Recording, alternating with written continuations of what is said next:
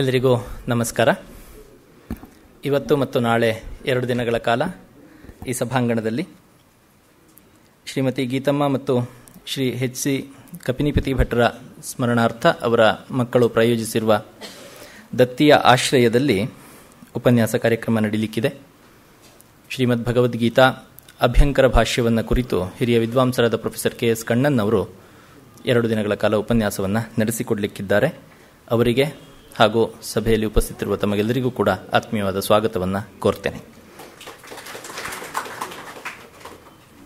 1902ರಲ್ಲಿ ಚಿಕ್ಕಮಗಳೂರು ಜಿಲ್ಲೆಯ ಹೊಸಕೆರೆ ಊರಿನಲ್ಲಿ ಜನಿಸಿದ ಕಪ್ನಿಪತಿ ಭಟ್ರು ಆಗಿನ ಕಾಲದಲ್ಲೇ ಲೋಯರ್ ಸೆಕೆಂಡರಿಯಲ್ಲಿ ಮೈಸೂರು ಪ್ರಾಂತಕ್ಕೆ ಮೊದಲ ರ್ಯಾಂಕನ್ನು ಪಡೆದವರು. ವೈದಿಕ ಮನೆತನ, ಪುರೋಹಿತರ ಮನೆ. ಆದರೆ ಲೋಯರ್ ಸೆಕೆಂಡರಿಯಲ್ಲಿ ಬಂದ ರ್ಯಾಂಕು ಅವರ ದಿಕ್ಕನ್ನು ಬದಲಿಸಿತು.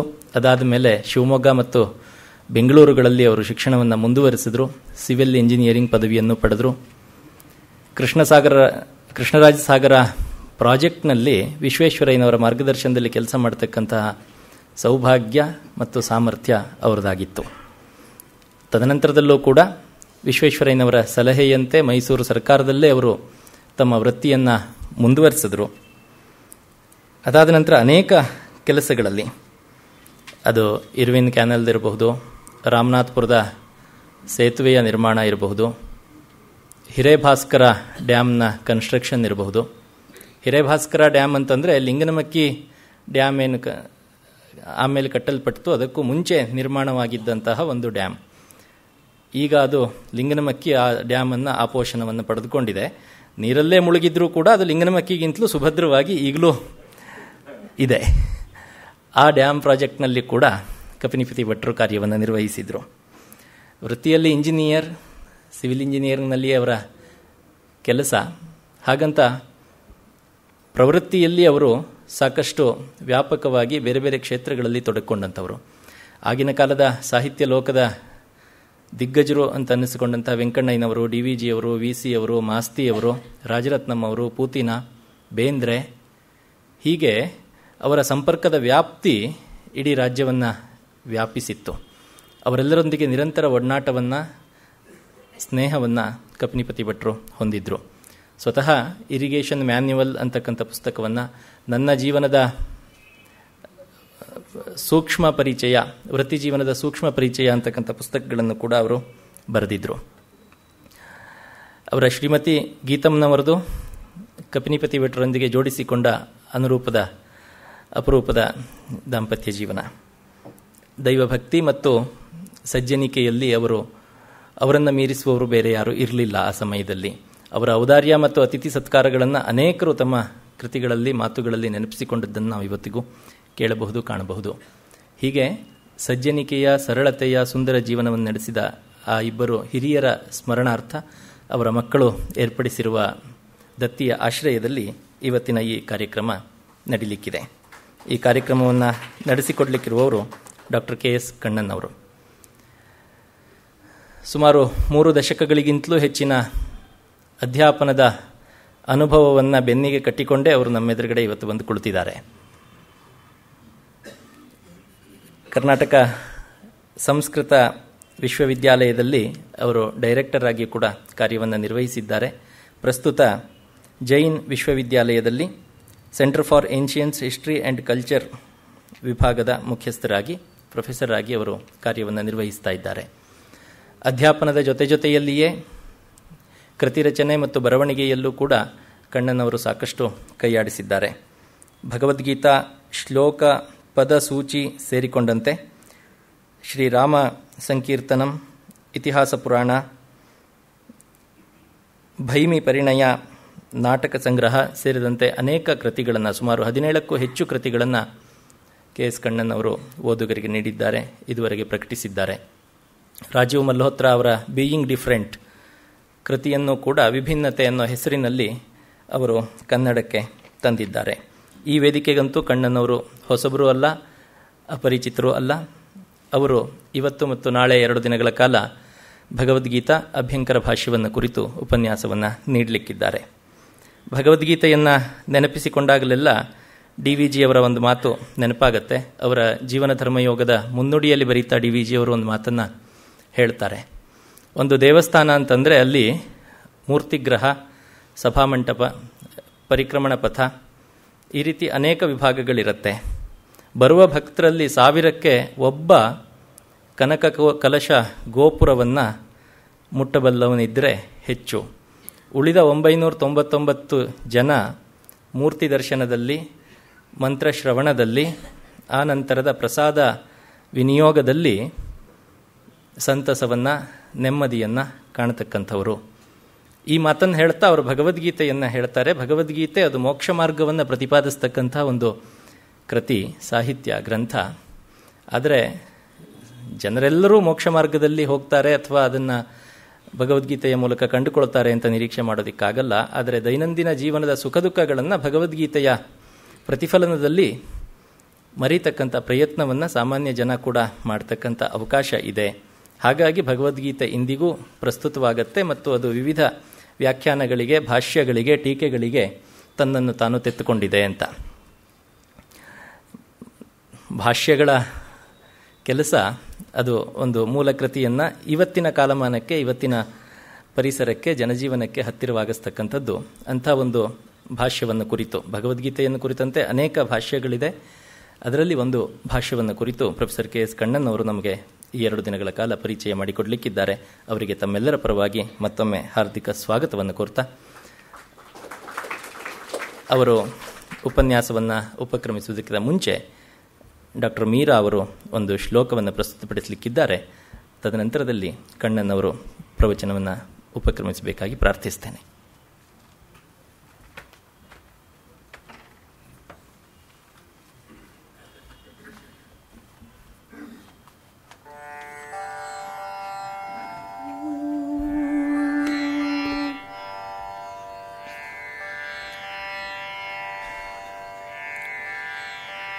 ಜಗದ್ರಣಾಂಗಣೇ ಯಸ್ಯ ಸ್ಮರಣಂ ಜಯಕಾರಣಂ ಪಾರ್ಥಸಾರಥಯೇ ತಸ್ಮೈ ಶ್ರೀಕೃಷ್ಣ ಬ್ರಹ್ಮಣೇ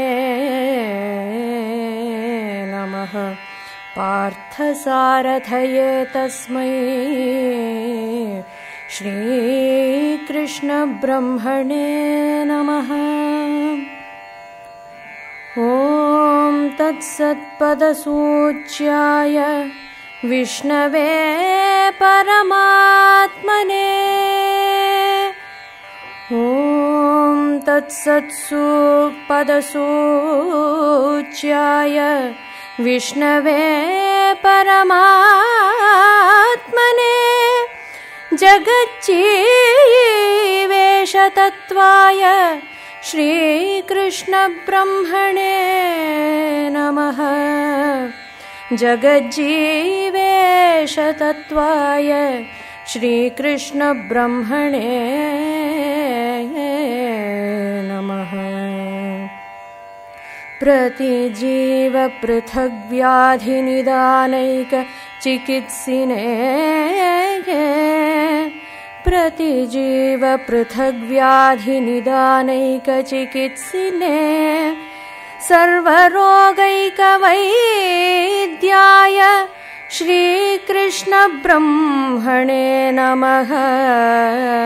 ಸರ್ವರೋಗೈಕವೈದ್ಯಾಯ ಶ್ರೀಕೃಷ್ಣ ಬ್ರಹ್ಮಣೇ ನಮಃ. ನಿಖಿಲ ಜಗದ ಸಂಗಂ ಜೀವಲೀಲಾ ಪ್ರಸಂಗಂ ವಿಷಯ ನಿಗಲಭಂಗಂ ಜ್ಞಾತಭೂತಾಂತರಂಗಂ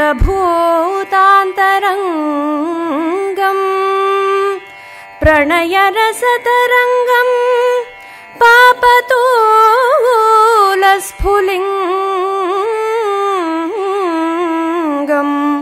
ಮನುಜ ಹೃದಯಲಿಂಗಂ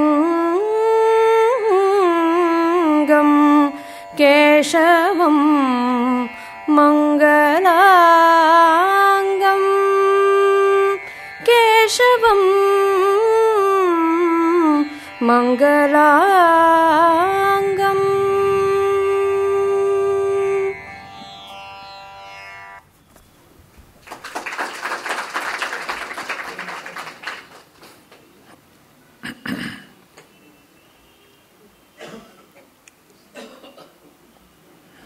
ಜ್ಞಾನಾನಂದಮಯಂ ದೇವಂ ನಿರ್ಮಲಸ್ಫಟಿಕಾಕೃತಿಂ ಆಧಾರಂ ಸರ್ವವಿದ್ಯಾನಾಂ ಹಯಗ್ರೀವముపాಸ್ಮಹೇ. ಜ್ಞಾನಾನಂದಮಯೀಂ ದೇವೀಂ ನಿರ್ಮಲಸ್ಫಟಿಕಾಕೃತಿಂ ಆಧಾರಂ ಸರ್ವವಿದ್ಯಾನಾಂ ಪರಾಂ ವಾಚముపాಸ್ಮಹೇ.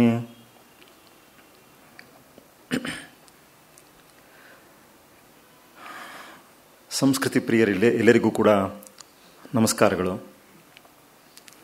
ಈಗ ಮೊದಲು ಗಾನ ಮಾಡಲಾದಂತಹ 4 ಶ್ಲೋಕಗಳು ಕೂಡ DVGಯವರಿಂದ ರಚಿತವಾದಂಥವುಗಳು. ಈ ಸಂದರ್ಭದಲ್ಲಿ DVGಯವರ ಸ್ಮರಣೆ ಮತ್ತು ಅವರ ಜೀವನ ಧರ್ಮಯೋಗ ಕೃತಿಯ ಸ್ಮರಣೆ ಇದೆಲ್ಲವೂ ಕೂಡ ತುಂಬ ಯುಕ್ತವಾದದ್ದು. ಯಾತಕ್ಕೆ ಅಂತ ಹೇಳಿದ್ರೆ, ಈ ಕಾರ್ಯಕ್ರಮವನ್ನು ನಿಶ್ಚಯ ಮಾಡೋ ಸಂದರ್ಭದಲ್ಲಿ SR ರಾಮಸ್ವಾಮಿಗಳು ಅವರಿದ್ದರು. ಆವಾಗ ಅವರೊಂದು ಮಾತು ಹೇಳಿದ್ರು. ವಾಸುದೇವ ಶಾಸ್ತ್ರೀಯ ಅಭ್ಯಂಕರರು ಅವರು ಎಂತಹ ಒಳ್ಳೆಯ ವಿದ್ವಾಂಸರು, ಶ್ರೇಷ್ಠ ವಿದ್ವಾಂಸರು ಅಂತ ಹೇಳಿದ್ರೆ, ಎಷ್ಟೋ ಸಂದರ್ಭಗಳಲ್ಲಿ ತಮಗೇನಾದ್ರು ಸಂಶಯ ಬಂದರೆ DVG would refer to him ಅಂತಂದ್ಬಿಟ್ಟು ಒಂದು ಮಾತನ್ನು ಹೇಳಿದರು.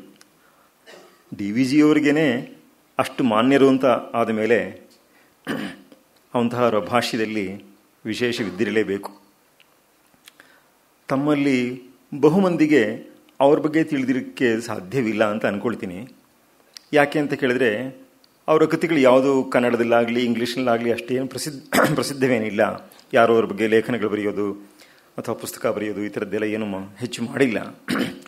ಆದರೂ ಸಹ ಇಷ್ಟು ದೊಡ್ಡ ಸಂಖ್ಯೆಯಲ್ಲಿ ನೀವು ಬಂದಿರುವಂತಹದ್ದು ನಿಮಗಳಿಗೆಲ್ಲರಿಗೂ ಕೂಡ ಗೀತೆಯ ಬಗ್ಗೆ ಇರುವಂತಹ ಅಭಿಮಾನ ಮತ್ತು ಗೀತೆಗೆ ಬಂದಿರುವಂತಹ ಒಂದು ಹೊಸ ಭಾಷ್ಯ, ಅಭ್ಯಂಕರ ಶಾಸ್ತ್ರಿಗಳ ಭಾಷ್ಯ ಅಂತ ಹೇಳಿದ್ರೆ ಯಾರೋ ಹೊಸಬರಿರಬೇಕು ಅಂತಲೇ ಅನಿಸುತ್ತೆ. ಆದ್ದರಿಂದ ಒಬ್ಬ ಹೊಸಬ ಬರೆದಂತಹ ಒಂದು ವ್ಯಾಖ್ಯಾನದ ಬಗ್ಗೆ ನಿಮಗೆಲ್ಲ ಎಷ್ಟೊಂದು ಉತ್ಸುಕತೆ ಇರುವಂತಹದ್ದು ತುಂಬ ಸಂತೋಷ. ನಮ್ಮ ಜನತೆಯಲ್ಲಿ ಇವತ್ತು ಈ ಅವಶ್ಯಕತೆ ಬಹಳ ಇದೆ. ನಮ್ಮ ಸಂಸ್ಕೃತಿಯ ಬಗ್ಗೆ ನಾವು ತಿಳಿದುಕೊಳ್ಬೇಕಾದ್ದು ನಮ್ಮ ಆದ್ಯ ಕರ್ತವ್ಯ. ವಾಸ್ತವವಾಗಿ ಸಭೆ ಹೇಗಿರಬೇಕು ಅಂತ ಹೇಳಿದ್ರೆ, ವಕ್ತೃವಿಗೆ ಮಧ್ಯ ಮಧ್ಯೆ ಸ್ವಲ್ಪ ಭಯ ಆಗ್ತಿರ್ಬೇಕು. ನಾ ಹೇಳೋದೇನಾದ್ರು ತಪ್ಪಿದೆಯೋ ಏನೋ, ಯಾರಿಗಾರು ಗೊತ್ತಾಗ್ಬಿಡುತ್ತೋ ಏನೋ ಅನ್ನುವಂತಹ ಆತಂಕ ಉಂಟು ಮಾಡುವಂತಹ ಸಭೆಯಾಗಬೇಕು. ಅದು ಒಳ್ಳೆಯ ಸಭೆಯ ಲಕ್ಷಣ. ಅದು ಇಲ್ಲದೆ ಹೋದರೆ ನಮಗೆ ಮನೆಯಲ್ಲಿ TV ನೋಡಿ ಬೇಜಾರಾಗುತ್ತೆ. ಒಂದು ಸ್ವಲ್ಪ ಚೇಂಜ್ ಇರಲಿ, ಯಾರೋ ಏನೋ ಹೇಳ್ತಾರೆ, ಬಂದು ಕೂತ್ಕೊಂಡು ಒಂದು ಸ್ವಲ್ಪ ಹೊತ್ತು ಇಲ್ಲಿ ಟೈಮ್ ಕಳೆದ್ಬಿಟ್ಟು ಹೋಗ್ಬೋದು, ನಮ್ಮ ಹಳೆ ಫ್ರೆಂಡ್ಸ್ ಎಲ್ಲ ಬರ್ತಾರೆ ಒಂದಿಷ್ಟು ಜನ ಅಂತ ಬರೀ ಅಷ್ಟಕ್ಕೋಸ್ಕರ ಬರೋ ಹಾಗೆ ಆಗ್ಬಿಡಬಾರ್ದು. ನಮ್ಮ ಶಾಸ್ತ್ರಗಳಲ್ಲಿ ಹೇಗೆ ಹೇಳುತ್ತೆ ಅಂತಂದರೆ, ಬರೀ ಈ ಪ್ರವಚನ ಅಥವಾ ಇದಿರಲಿ, ಒಬ್ಬ ಗುರು ಶಿಷ್ಯನನ್ನು, ಶಿಷ್ಯ ಗುರುವನ್ನು ಸ್ವೀಕರಿಸೋದಕ್ಕಿಂತ ಮುಂಚೆ ಒಬ್ರನ್ನೊಬ್ಬರು ಪರೀಕ್ಷೆ ಮಾಡಬೇಕು ಅಂತ ಶಾಸ್ತ್ರಗಳು ಹೇಳುತ್ತೆ. ಶಿಷ್ಯನನ್ನು ಪರೀಕ್ಷೆ ಮಾಡದೇನೆ ತೆಗೆದುಕೊಳ್ಳುವಂತಹದ್ದು, ಗುರುವನ್ನು ಪರೀಕ್ಷೆ ಮಾಡದೇನೆ ಸ್ವೀಕರಿಸುವಂತಹದ್ದು, ಇಬ್ಬರು ನರಕಕ್ಕೆ ಹೋದಾರು ಅನ್ನುವಂತಹ ಎಚ್ಚರವನ್ನು ಅವುಗಳು ಕೊಡುತ್ತೆ. ನರಕ ಅಂತಂದರೆ ಆ್ಯಕ್ಚುಯಲ್ ಹೆಲ್ ಅಂತ ನಾವು ಏನು ಅಂದ್ಕೊಳ್ತೀವೋ ಅದೇನೇ ಆಗಿರಬೇಕು ಅಂತಲೇ ಏನಿಲ್ಲ, ಅದು ಆಗಬಹುದು. ಸಂಸ್ಕೃತದಲ್ಲಿ ನರಕ ಅನ್ನೋ ಪದಕ್ಕೆ ಒಂದು ವಿಶೇಷವಾದ ವಿವರಣೆ ಇದೆ. ಆ್ಯಕ್ಚುಲಿ ಸಹಜವಾದ ವಿವರಣೆ ಅದು. ಏನು ಅಂದರೆ ಕುತ್ಸಿತಃ ನರಹ ನರಕಃ ಅಂತಂದ್ಬಿಟ್ಟು ಅಂತ. ಅಂದರೆ ತುಂಬ ಕುತ್ಸಿತನಾದಂತಹ ಮನುಷ್ಯನಿಗೆ ನರ ಬದಲು ನರಕ ಆಗ್ತಾನೆ ಅಂತಂದ್ಬಿಟ್ಟು ಅಂತ.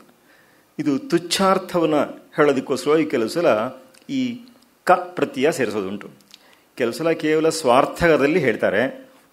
ಬಾಲ ಬಾಲಕ ಎರಡಕ್ಕೂ ಒಂದೇನೇ ಅರ್ಥ, ಏನು ಡಿಫರೆನ್ಸ್ ಏನಿಲ್ಲ.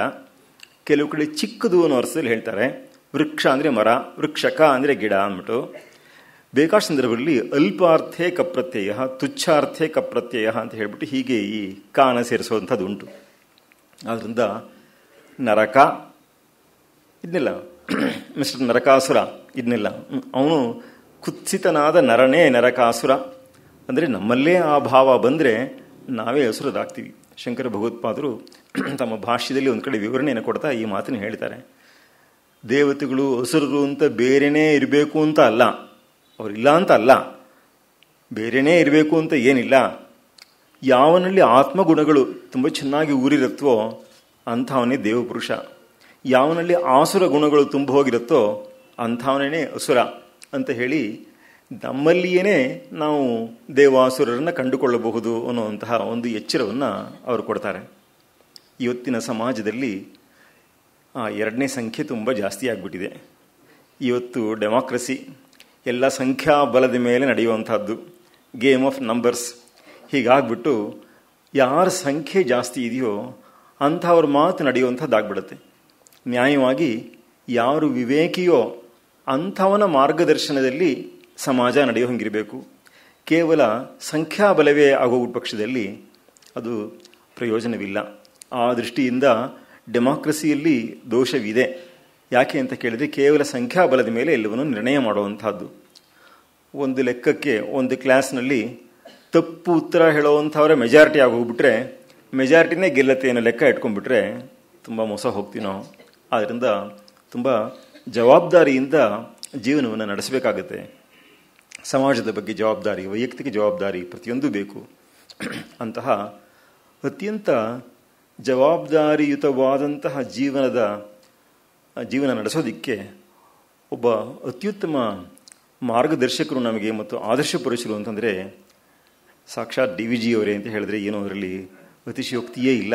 ಹಾಗಿದ್ದಂಥವ್ರವರು ಅಂಥವರಿಗೆ ಆಧರಣೀಯರಾದಂತಹ ಈ ಅಭ್ಯಂಕರ ಶಾಸ್ತ್ರಿಗಳು ಏನು ಬರೆದಿರೋದು ಅನ್ನೋದನ್ನು ನಾವು ನೋಡಬೇಕಾಗಿದೆ. ಆ ಮಾತಿನ ಇನ್ನೊಂದ್ಸಲ ಹೇಳ್ತೀನಿ ನಾನು.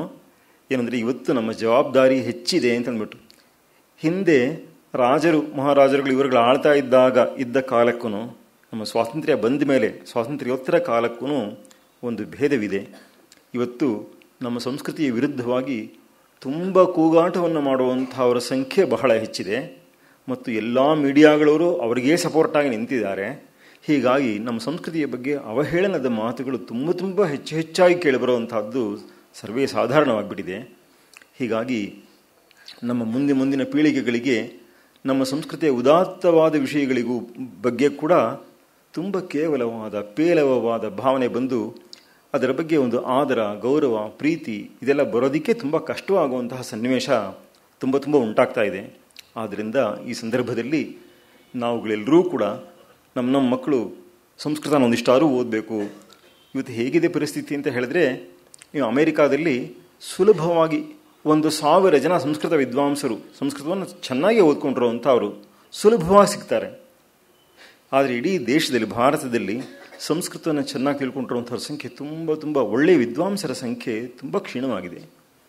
ಆದ್ದರಿಂದ ಈ ಎಲ್ಲ ಕಾರಣಗಳಿಂದ ನಮ್ಮ ಸಂಸ್ಕೃತಿ ಎಷ್ಟು ಜೀವಂತವಾಗಿತ್ತು. ಅಭ್ಯಂಕರ ಶಾಸ್ತ್ರಿಗಳು ಪುಸ್ತಕ ಬರೆದಿದ್ದು 1938ರಲ್ಲಿ ಈ ಪುಸ್ತಕವನ್ನು ಬರೆದಿದ್ದು. ಇತ್ತೀಚಿನ ತನಕನೂ 50ನೇ ಇಸ್ವಿ, 60ನೇ ಇಸ್ವಿ, 70ನೇ ಇಸ್ವಿ ತನಕನೂ ಎಷ್ಟು ಜೀವಂತವಾಗಿದ್ದಂತಹ ನಮ್ಮ ಸಂಸ್ಕೃತಿಯ ರೂಪಗಳು ಇದೆಲ್ಲನೂ ಕೂಡ ತುಂಬ ಬೇಗ ಶಿಥಿಲಗೊಂಡು ಬಹಳ ಬೇಗ ಹಾಳಾಗ್ತಾ ಇದೆ. ಅಂತಹ ಅವನತಿಯ ಪಥದತ್ತ ದಾಪುಗಾಲ ಹೆಜ್ಜೆಯನ್ನು ಹಾಕ್ತಾ ಇರುವಂತಹ ಈ ಸಂದರ್ಭದಲ್ಲಿ ನಾವುಗಳು ಇಂತಹದ್ದನ್ನು ಜ್ಞಾಪಿಸ್ಕೊಂಡ್ರೆ ನಮಗೆ ಹೇಗೆ ಅತ್ಯಾಧುನಿಕರಲ್ಲೂ ಕೂಡ ಅತ್ಯಂತ ಪ್ರಾಚೀನವಾದ ಗ್ರಂಥಗಳ ಬಗ್ಗೆ ಅನೇಕ ಒಳನೋಟಗಳು ಮತ್ತು ಆಶ್ಚರ್ಯಕರವಾದ ಒಳನೋಟಗಳು, ಹೊಸ ನೋಟಗಳು ಹೇಗಿದ್ದವು ಅನ್ನೋದನ್ನು ನಾವು ಅರಿತುಕೊಳ್ಬಹುದು. ಅದೆಲ್ಲನೂ ಕೂಡ ನಮ್ಮ ಸಂಸ್ಕೃತಿ ಜೀವಂತವಾಗಿ ಹರಿತಾ ಇರುವಂತಹ ಸಂಸ್ಕೃತಿ. ಎಂದೋ ನಿಂತ ನೀರಲ್ಲ, ಯಾವುದೋ ಕಾಲಕ್ಕೆ ಮುಗಿದೋಯ್ತು ಅನ್ನೋ ಥರದ್ದಲ್ಲ. ಋಷಿಗಳು ಅಂತ ಇದ್ದರು, ಅವ್ರ ಕಾಲಕ್ಕೆ ಅದು ಮುಗಿದೋಯ್ತು ಅಂತ ಅಂದ್ಕೊಂಡು ಏನೋ ವ್ಯಥೆ ಪಟ್ಕೊಳ್ಳುವಂಥದ್ದಲ್ಲ. ಅದು ಇವತ್ತಿಗೂ ಕೂಡ ಅದರ ನಮ್ಮ ಆರ್ಷ ಸಾಹಿತ್ಯದ ಎಷ್ಟೋ ಒಳನೋಟಗಳನ್ನು ದಕ್ಕಿಸಿಕೊಂಡಂಥವರು ಇವತ್ತಿಗೂ ದೊರೀತಾರೆ. ಅಂಥವರಲ್ಲಿ ಇವರು ಕೂಡ ಅಭ್ಯಂಕರ ಶಾಸ್ತ್ರಿಗಳು ಕೂಡ ಒಬ್ಬರು. ಆದ್ದರಿಂದ ಇದರ ಬಗ್ಗೆ ನಾವು ತುಂಬ ಕಾಳಜಿಯನ್ನು ಇಟ್ಕೊಳ್ಬೇಕು. ಮೂಲವನ್ನು ಓದಿ ಅರ್ಥ ಮಾಡ್ಕೊಳ್ಳುವಂಥದ್ದು, ಈ ಸಾಮರ್ಥ್ಯವನ್ನು ಬೆಳೆಸ್ಕೊಳ್ಬೇಕು. ಅಮೆರಿಕಾದಲ್ಲಿ 40 ವರ್ಷ 50 ವರ್ಷ ಆಗಿರುವಂಥವರು ಆಗ ಸಂಸ್ಕೃತವನ್ನು ಕಲಿಯೋದಕ್ಕೆ ಆರಂಭ ಮಾಡಿ 6 ತಿಂಗಳಲ್ಲಿ ಸಂಸ್ಕೃತವನ್ನು ಕಲಿತು ಮೂಲ ಗ್ರಂಥಗಳನ್ನು ಪ್ರೂಫ್ ರೀಡಿಂಗ್ ನಮ್ಮ ಪರ್ಫೆಕ್ಟಾಗಿ ಮಾಡುವಷ್ಟು ಸಮರ್ಥರಾಗಿರ್ತಾರೆ. ಒಬ್ಬ ಬ್ಲೂಮ್ಫೀಲ್ಡ್ ಅಂತಂದ್ಬಿಟ್ಟು ಅವನು ವೇದಿಕ್ ಕನ್ಕಾರ್ಡೆನ್ಸ್ ಅಂತ ಒಂದು ಪುಸ್ತಕ ಬರೆದಿದ್ದಾನೆ. ಅದರಲ್ಲಿ 1700 ಪುಟಗಳಿದೆ. ಇಡೀ ಪುಸ್ತಕದಲ್ಲಿ ಒಂದೇ ಒಂದು ಪ್ರಿಂಟಿಂಗ್ ಮಿಸ್ಟೇಕು ಅಷ್ಟೇ. ಎರಾಟಮ್ ಅಂತ, ಅದು ಎರಾಟ ಅನ್ನೋದು ಬಹುವಚನ ರೂಪ, ಅದಕ್ಕೋಸ್ಕರ ಎರಾಟಮ್ ಏಕವಚನ ರೂಪ, ಎರಾಟಮ್ ಅಂತ ಕೊಟ್ಬಿಟ್ಟು ಒಂದಂತೂ ಅಲ್ಲಿ ಕೊಟ್ಟಿದ್ದಾನು. ನಮ್ಮವ್ರಿಗೆ ನೆಟ್ಟಿಗೆ ಒಂದು ಪ್ರೂಫ್ ನೋಡೋರ ಗತಿ ಇಲ್ಲ. ಆಮೇಲೆ ವೇದ ವಾಕ್ಯಗಳಾಗಲಿ, ಉಪನಿಷತ್ತುಗಳ ವಾಕ್ಯಗಳಾಗಲಿ, ಗೀತೆಯ ವಾಕ್ಯಗಳಾಗಲಿ, ಮಹಾಭಾರತ ರಾಮಾಯಣಗಳದ್ದಾಗಲಿ ಎಲ್ಲ ಬರೀ ತಪ್ಪು ಹೇಳೋದು. ಒಂದು ಸಣ್ಣ ಉದಾಹರಣೆ ಕೊಡ್ತೀನಿ. ಎಷ್ಟು ಜನ ವಾಸುದೇವ ಕುಟುಂಬಕಂ ಅಂತ, ವಸುಧೈವ ಕುಟುಂಬಕಂ ಅನ್ನೋ ಮಾತನ್ನು ಅದು ಏನು ಸ್ಪೆಲ್ಲಿಂಗು ಅಂತ ನಮಗೆ ನಮ್ಮ ಭಾಷೆಯ ಬಗ್ಗೆ ಎಷ್ಟು ಅಸಡ್ಡೆ ಅಂತ ಹೇಳಿದ್ರೆ ಅದು ಏನು ಸ್ಪೆಲ್ಲಿಂಗು, ಅದರ ಅರ್ಥ ಏನು, ಯಾವುದ್ರ ಬಗ್ಗೆನೂ ಗಮನ ಇಲ್ಲ. ಅಂಥದ್ರಲ್ಲಿ ಬಹಳ ಒಳ್ಳೊಳ್ಳೆ ವಿದ್ವಾಂಸರುಗಳಿದ್ದರು. ಅವಾಗೆಲ್ಲನೂ ಸುಮಾರಾಗಿ up to 70s, late 60s ತನಕನೂ ಪೂನಾ ಅಂತ ಹೇಳಿದ್ರೆ, ಆಮೇಲೆ ಕೇರಳ ಅಂತ ಹೇಳಿದ್ರೆ, ಮೈಸೂರು ಅಂತ ಹೇಳಿದ್ರೆ, ಇಲ್ಲೆಲ್ಲನೂ ಕೂಡ ಎಷ್ಟು ಒಳ್ಳೊಳ್ಳೆ ವಿದ್ವಾಂಸರುಗಳು ಇದ್ದರು ಅಂತಂದರೆ ತುಂಬ ಆಶ್ಚರ್ಯವಾಗುತ್ತೆ. ಆದ್ದರಿಂದ ಇದೆಲ್ಲನೂ ಕೂಡ ಇತ್ತೀಚಿನವರೆಗೂ ಕೂಡ ತುಂಬ ಚೆನ್ನಾಗಿ ನಡ್ಕೊಂಡು ಬರ್ತಾ ಇದ್ದಂತಹ ಪರಂಪರೆ ಇದು. ಹುಚ್ಚಾಗಿ ಹೇಳ್ತಾರೆ ಸಂಸ್ಕೃತ ಸತ್ತ ಭಾಷೆ ಅಂತ ಅಂದ್ಬಿಟ್ಟು. ಸತ್ತ ಭಾಷೆ ಆಗಿದ್ದರೆ ಅದರಲ್ಲಿ ಯಾತಿಗೊಬ್ಬ ಪುಸ್ತಕ ಬರೀತಾ ಇದ್ರು, ಇವತ್ತಿನ ಕಾಲಕ್ಕೆ ಯಾರು ಬರೀತಾ ಇದ್ರು. ಆದ್ದರಿಂದ ಇದೆಲ್ಲ ಜೀವಂತವಾಗಿರುವಂಥದ್ದು. ಬೇಕು ಅಂತ ಇದ್ರ ಬಗ್ಗೆ ಎಲ್ಲ ನೆಗೆಟಿವ್ ಪಿಕ್ಚರ್ ಬರಬೇಕು ಅನ್ನೋಕ್ಕೋಸ್ಕರ ಈ ರೀತಿಯಾಗಿ ಹಿಂಗೆ ಪ್ರಚಾರ ಮಾಡೋದು ಇದೆಲ್ಲ ಒಂದು ಫ್ಯಾಷನ್ ಆಗಿಬಿಟ್ಟಿದೆ. ಮತ್ತು ನಮ್ಮ ಸಂಸ್ಕೃತಿಯ ಬಗ್ಗೆ ತುಂಬ ಕ್ವೆಶ್ಚನ್ ಮಾಡುವಂಥದ್ದು ತುಂಬ ಜಾಸ್ತಿ ಆಗೋಗ್ಬಿಟ್ಟಿದೆ, ಸಿಕ್ಕಾಪಟ್ಟೆ ಜಾಸ್ತಿಯಾಗಿ ಮಿತಿ ಮೀರಿದೆ. ಬೇರೆ ಸಂಸ್ಕೃತಿಗಳ ಬಗ್ಗೆ ಒಂದು ಮಾತನ್ನು ಆಡದೇನೆ ಅದೇ ತರಹದ ಪ್ರಸಂಗ ಇಲ್ಲಿದ್ರೆ ಇದನ್ನು ಮಾತ್ರ ಅನ್ನೋದು, ಇದನ್ನು ಮಾತ್ರ ಹಂಗಿಸೋದು, ಇದನ್ನು ಮಾತ್ರ ಬೈಯೋದು, ಈ ತರಹ ಬುದ್ಧಿ ತುಂಬ ಜಾಸ್ತಿ ಆಗೋಗ್ಬಿಟ್ಟಿದೆ. ಬಹಳ ಕೆಟ್ಟದು. ಶತ್ರುಗಳು ನಮಗೆ ಯಾರೋ ಹೊರಗಿನವರಲ್ಲ, ಪಾಶ್ಚಾತ್ಯರಲ್ಲ, ನಮ್ಮವರೇ ಹಂಗೆ ಆಗೋಗ್ಬಿಟ್ಟಿದ್ದಾರೆ. ಹಾಗಿರೋದ್ರಿಂದ ನಮ್ಮ ಮೇಲಿನ ಜವಾಬ್ದಾರಿ ತುಂಬ ಹೆಚ್ಚಿದೆ. ಆದ್ದರಿಂದ ನಾವುಗಳೆಲ್ಲರೂ ಕೂಡ ನಮ್ಮ ಮಕ್ಕಳು, ಮೊಮ್ಮಕ್ಕಳು ಇವರುಗಳೆಲ್ಲರೂ ನಮ್ಮ ಸಂಸ್ಕೃತಿಯ ಮೂಲ ಗ್ರಂಥಗಳನ್ನು ಓದುವಂತಹ, ಅರ್ಥ ಮಾಡ್ಕೊಳ್ಳುವಂತಹ ಸಾಮರ್ಥ್ಯ ನಾವು ಪಡೆಯೋದ್ರ ಕಡೆಗೆ ತುಂಬ ಪ್ರಯತ್ನವನ್ನು ಹಾಕಬೇಕು ಅನ್ನುವಂತಹ ಒಂದು ಕಳಕಳಿಯ ಪ್ರಾರ್ಥನೆಯೊಂದಿಗೆ ನನ್ನ ಪ್ರವಚನವನ್ನು ಆರಂಭಿಸ್ತಾ ಇದ್ದೇನೆ. ಯಾರಿವರು ಕಾಶಿ ವಾಸುದೇವ ಶಾಸ್ತ್ರಿ ಅಭ್ಯಂಕರರು? ಅವ್ರ ಬಗ್ಗೆ ನಮಗೆ ಎಲ್ಲೂ ಬಯೋಗ್ರಾಫಿಕಲ್ ಡೀಟೇಲ್ಸೇ ಸಿಗೋದಿಲ್ಲ. ಇದು ನಮ್ಮ ದೇಶದ ಒಂದು ಹಿರಿತನ ಮತ್ತು ಪಾಶ್ಚಾತ್ಯರ ದೃಷ್ಟಿಯಲ್ಲಿ ಒಂದು ದೊಡ್ಡ ದೋಷ. ಯಾರೂ ತಮ್ಮ ಬಗ್ಗೆ ತಾವು ಏನು ಹೇಳ್ಕೊಳ್ಳೋಕ್ಕೆ ಹೋಗೋದಿಲ್ಲ. ಎಂಥ ಕಾಳಿದಾಸನ ಬಗ್ಗೆ ತಗೊಂಡ್ರು ಕೂಡ ಯಾರವನು ಅಂತ ಕೇಳಿದ್ರೆ ಏನೋ ಬಯೋಗ್ರಾಫಿಕಲ್ ಡೀಟೇಲ್ಸ್. ಅವನ ಕಾಲದ ಬಗ್ಗೆ ಎಷ್ಟು ಚರ್ಚೆ ಅಂತ ಹೇಳಿದ್ರೆ ಸುಮಾರಾಗಿ 8th century BC ಅನ್ನೋವಂಥ ಡೇಟನ್ನು ಕೊಟ್ಟಂಥವರು ಉಂಟು. ಆಯಿತಾ, 7th century AD ಅಂತ ಅಷ್ಟರ ಮಟ್ಟಿಗೆ ಇಷ್ಟು ವ್ಯಾಪಕವಾದ ಕಾಲಮಾನದಲ್ಲಿ ಅವನ ಕಾಲದ ಬಗ್ಗೆ ಬೇಕಾದ ಚರ್ಚೆಗಳು ನಡೆದು ಹೋಗ್ಬಿಟ್ಟಿದೆ. ಹಾಗಿರುವಂಥದ್ದು ಕೊನೆಗೆ ಹೋಗ್ಕೊಳ್ಳಿ ಅವನ ಹೆಸರಾದರೂ ಕರೆಕ್ಟಾಗಿ ನಮಗೆ ಗೊತ್ತಾ ಅಂದರೆ ಅದೂ ಕೂಡ ಅವನು ತನ್ನ ಒಂದು ಹ್ಯುಮಿಲಿಟಿಯಿಂದ, ನೈತ್ಯಾನುಸಂಧಾನದಿಂದ ನಾನು ಕಾಳಿಯ ದಾಸ ಅಂತ ಹಂಗೆ ಸುಮ್ಮನೆ ಹಂಗೆ ಹೇಳ್ಕೊಂಡ್ರು ಅಂತ ಅದು ಎಷ್ಟೋ ಅಷ್ಟು ಕಾಣಿಸುತ್ತೆ ವಿನಃ ನಿಜವಾಗ್ಲೂ ಅವನ ಒರಿಜಿನಲ್ ಹೆಸರು ಅಪ್ಪ ಅಮ್ಮ ಅವನಿಗೆ ಅದೇ ಹೆಸರು ಇಟ್ಟರು ಅನ್ನೋದು ನಂಬೋದು ಸ್ವಲ್ಪ ಕಷ್ಟ. ಯಾರು ವಾಲ್ಮೀಕಿ ಇವರುಗಳೆಲ್ಲರೂ ಅಷ್ಟೇ ತಮ್ಮ ಬಗ್ಗೆ ತಾವು ಏನು ಹೇಳ್ಕೊಳಕ್ಕೆ ಹೋದವರಲ್ಲ. ಎಷ್ಟರ ಮಟ್ಟಿಗೆ ಅಂದರೆ ಆನಂದ ಕುಮಾರಸ್ವಾಮಿ ನಮ್ಮ ಕಲೆಗಳ ಬಗ್ಗೆ ಹೇಳ್ತಾ ಎಷ್ಟೆಷ್ಟೊಂದು ಶಿಲ್ಪಗಳು, ದೇವಾಲಯಗಳು ಇದರಲ್ಲೆಲ್ಲನೂ ಕೂಡ ಅಷ್ಟಷ್ಟು ಅದ್ಭುತವಾದ ಕಲೆ ನಿರ್ಮಾಣ ಮಾಡಿದವನು ಯಾರನ್ನು ತಮ್ಮ ಹೆಸರುಗಳೇ ಹಾಕ್ಕೊಂಡಿಲ್ಲ. ಎಷ್ಟೋ ಸಂದರ್ಭಗಳಲ್ಲಿ 90% ಅದಕ್ಕೆ ಹೆಸರು ಹಾಕ್ಕೊಂಡಿಲ್ಲ. ಇದಾರಲ್ಲ ಒಬ್ಬರಲ್ಲೊಬ್ರು ಹಾಕ್ಕೊಂಡ್ರವ್ರು ಇದ್ದಾರೆ. ಅದರ ಬಗ್ಗೆ ಕನ್ಸರ್ನ್ ಇರೋವಂಥವ್ರು ಅದನ್ನ ಹಾಕ್ಕೊಳ್ಳುವಂಥವ್ರು ಮಾಡ್ತಾರೆ ಅದನ್ನ. ಅಷ್ಟು ಬಿಟ್ಟರೆ ನಮ್ಮ ದೇಶದಲ್ಲಿ ಉಪನಿಷತ್ತುಗಳು ಯಾರು ಆಥರ್ರು, ವೇದಗಳು ಯಾರು ಆಥರ್ರು ಅಂತ ಕೇಳಿದ್ರೆ ಮೀಮಾಂಸಕರು ಹೇಳೋದು one of the arguments of ಮೀಮಾಂಸಕಾಸ್, ವೇದಗಳ ಅಪೌರುಷೇಯ ಅಂತ ಹೇಳೋದಕ್ಕೆ ಅವ್ರು ಹೇಳೋ ಕಾರಣ ಏನು ಅಂತ ಹೇಳಿದ್ರೆ, ನೋಡಿ ಸ್ವಾಮಿ, ನೀವು ಯಾವ ಪುಸ್ತಕ ಹೇಳಿದ್ರು ಹೆಚ್ಚು ಕಡಿಮೆ ಅದಕ್ಕೆ ಒಬ್ಬರು ಆಥರ್ ಅಂತ ಅಂದ್ಬಿಟ್ಟು ಒಬ್ರು ಇರ್ತಾರೆ, ಇಂಥವ್ರು ಇದ್ರು ಅಂತ ಅಂದ್ಬಿಟ್ಟು ಅವ್ರ ಬಗ್ಗೆ ಏನೋ ಒಂದು ಲಿಂಕು, ಏನೋ ಒಂದು ಸ್ಮರಣೆ ಅಂತಿರುತ್ತೆ. ಇಡೀ ವೇದ ರಾಶಿಗೆ ಒಂದೇ ಒಂದು ಕಡೆ ಒಬ್ಬನೇ ಒಬ್ಬ ಇದಾನಿದ್ರು ಆಥರು ಅಂತ, ಅಥವಾ so and so was the author ಅಂತ ಅಂದ್ಬಿಟ್ಟು ಹೇಳುವಂತಹ ಮಾತು ಎಲ್ಲೂ ಕೇಳಿ ಬಂದಿಲ್ಲ. ಆದ್ದರಿಂದ ಇದಕ್ಕೆ ಯಾರು ಕರ್ತೃ ಅಂತಾನೆ ಇಲ್ಲ, ಇದಕ್ಕೆ ಪುರುಷರು ಮನುಷ್ಯರು ಮಾಡಿರುವಂಥದ್ದು ಅಂತಲೇ ಅಲ್ಲ ಅಂತ ಒಂದು ಆರ್ಗ್ಯುಮೆಂಟನ್ನು ಅವ್ರು ಹೇಳ್ತಾರೆ. ಅದನ್ನ ಆದ್ದರಿಂದ ಇಷ್ಟು ದೀರ್ಘಕಾಲ ಉಳಿದುಕೊಂಡು ಬಂದಿರುವಂತಹ ಒಂದು ಸಾಹಿತ್ಯಕ್ಕೆ ಮಧ್ಯಕಾಲದಲ್ಲಿ ಎಲ್ಲೂ ಕೂಡ ನಾನು ಆಥರ್ರು ಅಥವಾ so and so was the author ಅಂತ ಯಾರ್ದೋ ಒಬ್ಬರ ಬಗ್ಗೆ ಒಂದು ಅಟ್ರಿಬ್ಯೂಷನ್ ಕೂಡ ಇಲ್ಲದೇ ಇರುವಂತಹ ಸಾಹಿತ್ಯ ನಮ್ಮಲ್ಲಿ ಬಂದಿರುವಂತಹದ್ದು, ಮೊದಲಿಂದಾನು ಹೀಗೆ ನಡೆದು ಬಂದಿರುವಂತಹದ್ದು. ಇವರು ಅಭ್ಯಂಕರ ಶಾಸ್ತ್ರಿಗಳು ಸಹ ತಮ್ಮ ಬಗ್ಗೆ ಏನೂ ಹೇಳ್ಕೊಂಡಿಲ್ಲ. ಆದರೆ ಅವರು 4 ಅತ್ಯುತ್ತಮವಾದ ಕೊಡುಗೆಗಳನ್ನು ಕೊಟ್ಟಿದ್ದಾರೆ. ಅವರು ಒಂದು ಸರ್ವದರ್ಶನ ಸಂಗ್ರಹ ಇದನ್ನು ಎಡಿಟ್ ಮಾಡಿದ್ರು ಅವರು. ಅದು ಭಂಡಾರ್ಕರ್ ಓರಿಯೆಂಟಲ್ ರಿಸರ್ಚ್ ಇನ್ಸ್ಟಿಟ್ಯೂಟಿಂದ ಪಬ್ಲಿಷ್ ಆಗಿರುವಂಥದ್ದು. ಅದಕ್ಕೆ ಒಂದು ಬಹಳ ಅದ್ಭುತವಾದ ಒಂದು ಪೀಠಿಕೆ ಇದೆ. ಎಷ್ಟರ ಮಟ್ಟಿಗೆ ಅಂತ ಹೇಳಿದ್ರೆ DVG ಅವರು ಅದನ್ನು ತಮ್ಮ ಜೀವನ ಧರ್ಮ ಯೋಗ ಪುಸ್ತಕದಲ್ಲಿ ಅದನ್ನು ಕೋಟ್ ಮಾಡಿದ್ದಾರೆ. ಆ ಮಾತು ತುಂಬ ಚೆನ್ನಾಗಿದೆ ಮತ್ತು DVG ಅವರಿಗೆ ಮೆಚ್ಚುಗೆ ಆಯಿತು ಅನ್ನೋ ಕಾರಣಕ್ಕೋಸ್ಕರವಾಗಿ ಆ ಮಾತಿನಲ್ಲಿ ಓದಬೇಕು ಅಂತ ಅಂದ್ಕೊಳ್ತೀನಿ ನಾನು. DVG ಅವರು ಹೇಳೋದು ಹಿಂಗೆ: ಬಹುಶಾಸ್ತ್ರ ಪಾರಂಗತರಾದ ಮಹಾಮಹೋಪಾಧ್ಯಾಯ ಅಭಯಂಕರ ವಾಸುದೇವ ಶಾಸ್ತ್ರಿಗಳು ಸಾಯಣಮಾಯಣ ಕೃತವೆಂದು ಪ್ರಸಿದ್ಧವಾಗಿರುವ ಸರ್ವದರ್ಶನ ಗ್ರಂಥದ ಭೂಮಿಕೆಯಲ್ಲಿ ಬರೆದಿರುವ ಕೆಲವು ವಾಕ್ಯಗಳು ಮನನೀಯವಾಗಿವೆ. ಏನು ಹೇಳ್ತಾರೆ ಅವರು ಅಂದರೆ, ಕಿಂಚ ಯಥಾ ಚಕ್ಷುಷ್ಮತಾಭಿಂ ಮಧ್ಯೆ ಕಶ್ಚಿತ್ ದೂರಸ್ಥಿತಂ ಅರ್ಥಂ ಆಲೋಚಯಿತುಂ ಪ್ರಭವತಿ, ಕಶ್ಚಿತ್ ಆಸನ್ನಮೇವ ಕಶ್ಚಿತ್ತು ಆಸನ್ನತರಮೇವ. ಅಂದರೆ ಅರ್ಥ, ಎಲ್ರಿಗೂ ಕಣ್ಣಿದೆ, ಕಣ್ಣಿರುವಂಥವರಲ್ಲೂ ಕೂಡ ಕೆಲವರಿಗೆ ತುಂಬ ದೂರದಲ್ಲಿರುವಂತಹ ಪದಾರ್ಥಗಳು ಕಾಣಿಸುತ್ತೆ, ಕೆಲವರಿಗೆ ಸ್ವಲ್ಪ ಹತ್ತಿರದಲ್ಲಿರುವಂಥದ್ದು ಕಾಣುತ್ತೆ, ಕೆಲವರಿಗೆ ತುಂಬ ಹತ್ತಿರದಲ್ಲಿರೋದು ಮಾತ್ರ ಕಾಣುತ್ತೆ. ತರ್ಕೇಣಾಪಿ, ತರ್ಕ ಅನ್ನೋದು ಹೀಗೇನೆ, ಕಶ್ಚಿತ್ ಸೂಕ್ಷ್ಮಮರ್ಥಂ ಸಂಭಾವಯತಿ, ಕೆಲವರು ಸೂಕ್ಷ್ಮವಾದ ಅರ್ಥವನ್ನು ಗುರುತಿಸ್ತಾರೆ. ಕಶ್ಚಿತ್ ಸೂಕ್ಷ್ಮತರಂ, ಇನ್ನೂ ಸೆಟ್ಲಾಗಿರುವಂಥದ್ದನ್ನು ಮತ್ತೆ ಕೆಲವರು, ಕಶ್ಚಿತ್ ಸೂಕ್ಷ್ಮತಮಮಪಿ, ಹಾಗೆ ಮತ್ತೆ ಕೆಲವರು ಇನ್ನೂ ಅತ್ಯಂತ ಸೂಕ್ಷ್ಮವಾಗಿರುವಂಥದ್ದನ್ನು. ಶ್ರುತಾವಪಿ, ವೇದದಲ್ಲಿ ಸಹ ಕಸ್ಯಚಿನ್ಮತಿ ವಾಚ್ಯಾರ್ಥಂ ಆಲೋಚ್ಯ ತತ್ರೈವ ಪರ್ಯವತಿಷ್ಠತೆ, ಕೆಲವರು ಅದನ್ನು ಓದಿ ಮೇಲ್ನೋಟಕ್ಕೆ ಏನು ಅರ್ಥ ಬರುತ್ತೋ ಅಷ್ಟು ಮಾತ್ರ ನೋಡಿ ತೃಪ್ತರಾಗ್ತಾರೆ. ಕಸ್ಯಚಿತ್ ವ್ಯಂಗ್ಯ ಅರ್ಥಿ, ಕೆಲವು ಸಲ ಧ್ವನಿಯ ಮಾತಿರುತ್ತೆ. ಎಷ್ಟೋ ಸಂದರ್ಭದಲ್ಲಿ ನಾವು ಆಡುವಂಥ ಮಾತೆಲ್ಲ ನಾವು ನೇರವಾಗಿ ಏನು ಬಳಸೋದಿಲ್ಲ. DVG ಅವರೇ ತಮ್ಮ ಇದರಲ್ಲಿ ಹೇಳ್ಕೊಂಡಿದ್ದಾರೆ, ನಾವು ಯಾವಾಗಲೂ ಸ್ಟ್ರೇಟ್ ಫಾರ್ವರ್ಡ್ ಆಗೇ ಮಾತಾಡೋದು ಅನ್ನೋ ಥರ ಏನು ಮಾತಾಡೋದಿಲ್ಲ. ನಾವು ಸಾಧಾರಣ ವ್ಯವಹಾರಕ್ಕೆ ಕೂಡ ಒಂದು ಎಫೆಕ್ಟ್ ಬರಬೇಕು ಅಂತ ಹೇಳಿದ್ರೆ, ಫಾರ್ ಎಫೆಕ್ಟ್ ನಾವು ಬೇರೆ ಇದಕ್ಕೆಲ್ಲ ಸಂಸ್ಕೃತದಲ್ಲಿ ಭಂಗ್ಯಂತರ ಅಂತ ಹೇಳ್ತಾರೆ. ಬೇರೆ ಬೇರೆ ಭಂಗಿಗಳಲ್ಲಿ ಅದನ್ನು ಹೇಳುವಂಥದ್ದು, ವಾಗ್ಭಂಗಿಗಳು ಅದನ್ನು ಹೇಳುವಂಥದ್ದು, ಏನೋ ಒಂದು ಹೋಲಿಕೆ ಕೊಟ್ಟು ಹೇಳುವಂಥದ್ದು, ಏನೋ ಕೆಲವು ಸಲ ಸರ್ಕಾಸ್ಟಿಕ್ಕಾಗಿ ಹೇಳುವಂಥದ್ದು, ಏನು ಬೇರೆ ಬೇರೆ ಥರ ಹೇಳಿ ನಾವು ಮಾತಿನಲ್ಲಿ ಫೋರ್ಸ್ನ ಆ್ಯಡ್ ಮಾಡೋಕ್ಕೋಸ್ಕರವಾಗಿ ಹೀಗೆಲ್ಲ ಹೇಳೋದುಂಟು. ಹಾಗೆ ವೇದದಲ್ಲಿ ಸಹ ಎಷ್ಟೋ ವಿಷಯಗಳನ್ನ ಅದರ ವರ್ಡ್ ಟು ವರ್ಡ್ ಮೀನಿಂಗ್ ಏನಿದೆಯೋ ಅಷ್ಟು ಮಾತ್ರ ನೋಡಿದ್ರೆ ಅದರ ಮರ್ಮ ಏನು ಅಂತ ಗೊತ್ತಾಗೋದಿಲ್ಲ. ಕೆಲವರಿಗೆ they are sensitive to the deeper meanings. ಉದಾಹರಣೆಗೆ ವೇದದ ಪುರುಷ ಸೂಕ್ತದ ಬಗ್ಗೆ ತಗೊಂಡ್ರೆ DVG ಅವರು ಕೊಟ್ಟಿರುವಂತಹ ವಿವರಣೆಗಳು ತುಂಬ ಜನ ವಿದ್ವಾಂಸರಿಗೆ ಅದು ಎಟಿಕ್ಸಿಲ್ಲ. ಪಾರಂಪರಿಕ ವಿದ್ವಾಂಸರಿಗೆ ಕೂಡ ಎಷ್ಟೋ ಸಂದರ್ಭಗಳಲ್ಲಿ DVG ಹೇಳುವಂಥ ಎಷ್ಟೋ ಸೂಕ್ಷ್ಮಾರ್ಥಗಳು ಗೋಚರವಾಗಿಲ್ಲ. ಅವರು ಪಾರಂಪರಿಕವಾಗಿ ಬಂದಿರುವ ಅರ್ಥಗಳ ಎಲ್ಲ ಒಳ್ಳೆಯ ಪಾಯಿಂಟ್ಸು DVG ಅವರು ಅದನ್ನ ಮೈಗೂಡಿಸ್ಕೊಂಡಿರ್ತಾರೆ. ಪ್ಲಸ್ ಹೊಸ ಇನ್ಸೈಟು, ಇನ್ನು ಅಡಿಷನಲ್ ಆಗಿರುವಂತಹ ಒಂದು ವಿಷಯ ವಿಮರ್ಶೆ, ಇದನ್ನು ಕೂಡ ಮಾಡಬಲ್ಲಂಥವರು DVG ಅವರು. ಹಾಗೆ ವೇದಗಳ ವಿಷಯದಲ್ಲಿ ಕಸಿಚಿತ್ತು ನಿಗೂಢ ವ್ಯಂಗ್ಯೇಪಿ, ಕೆಲವರಿಗೆ ನಿಗೂಢ ವ್ಯಂಗ್ಯ ಕೂಡ ಗೊತ್ತಾಗುತ್ತೆ ವೇದಗಳಲ್ಲಿ ಅಂತಂದ್ಬಿಟ್ಟು ಅಂತ ಹೇಳ್ತಾರೆ ಅವರು.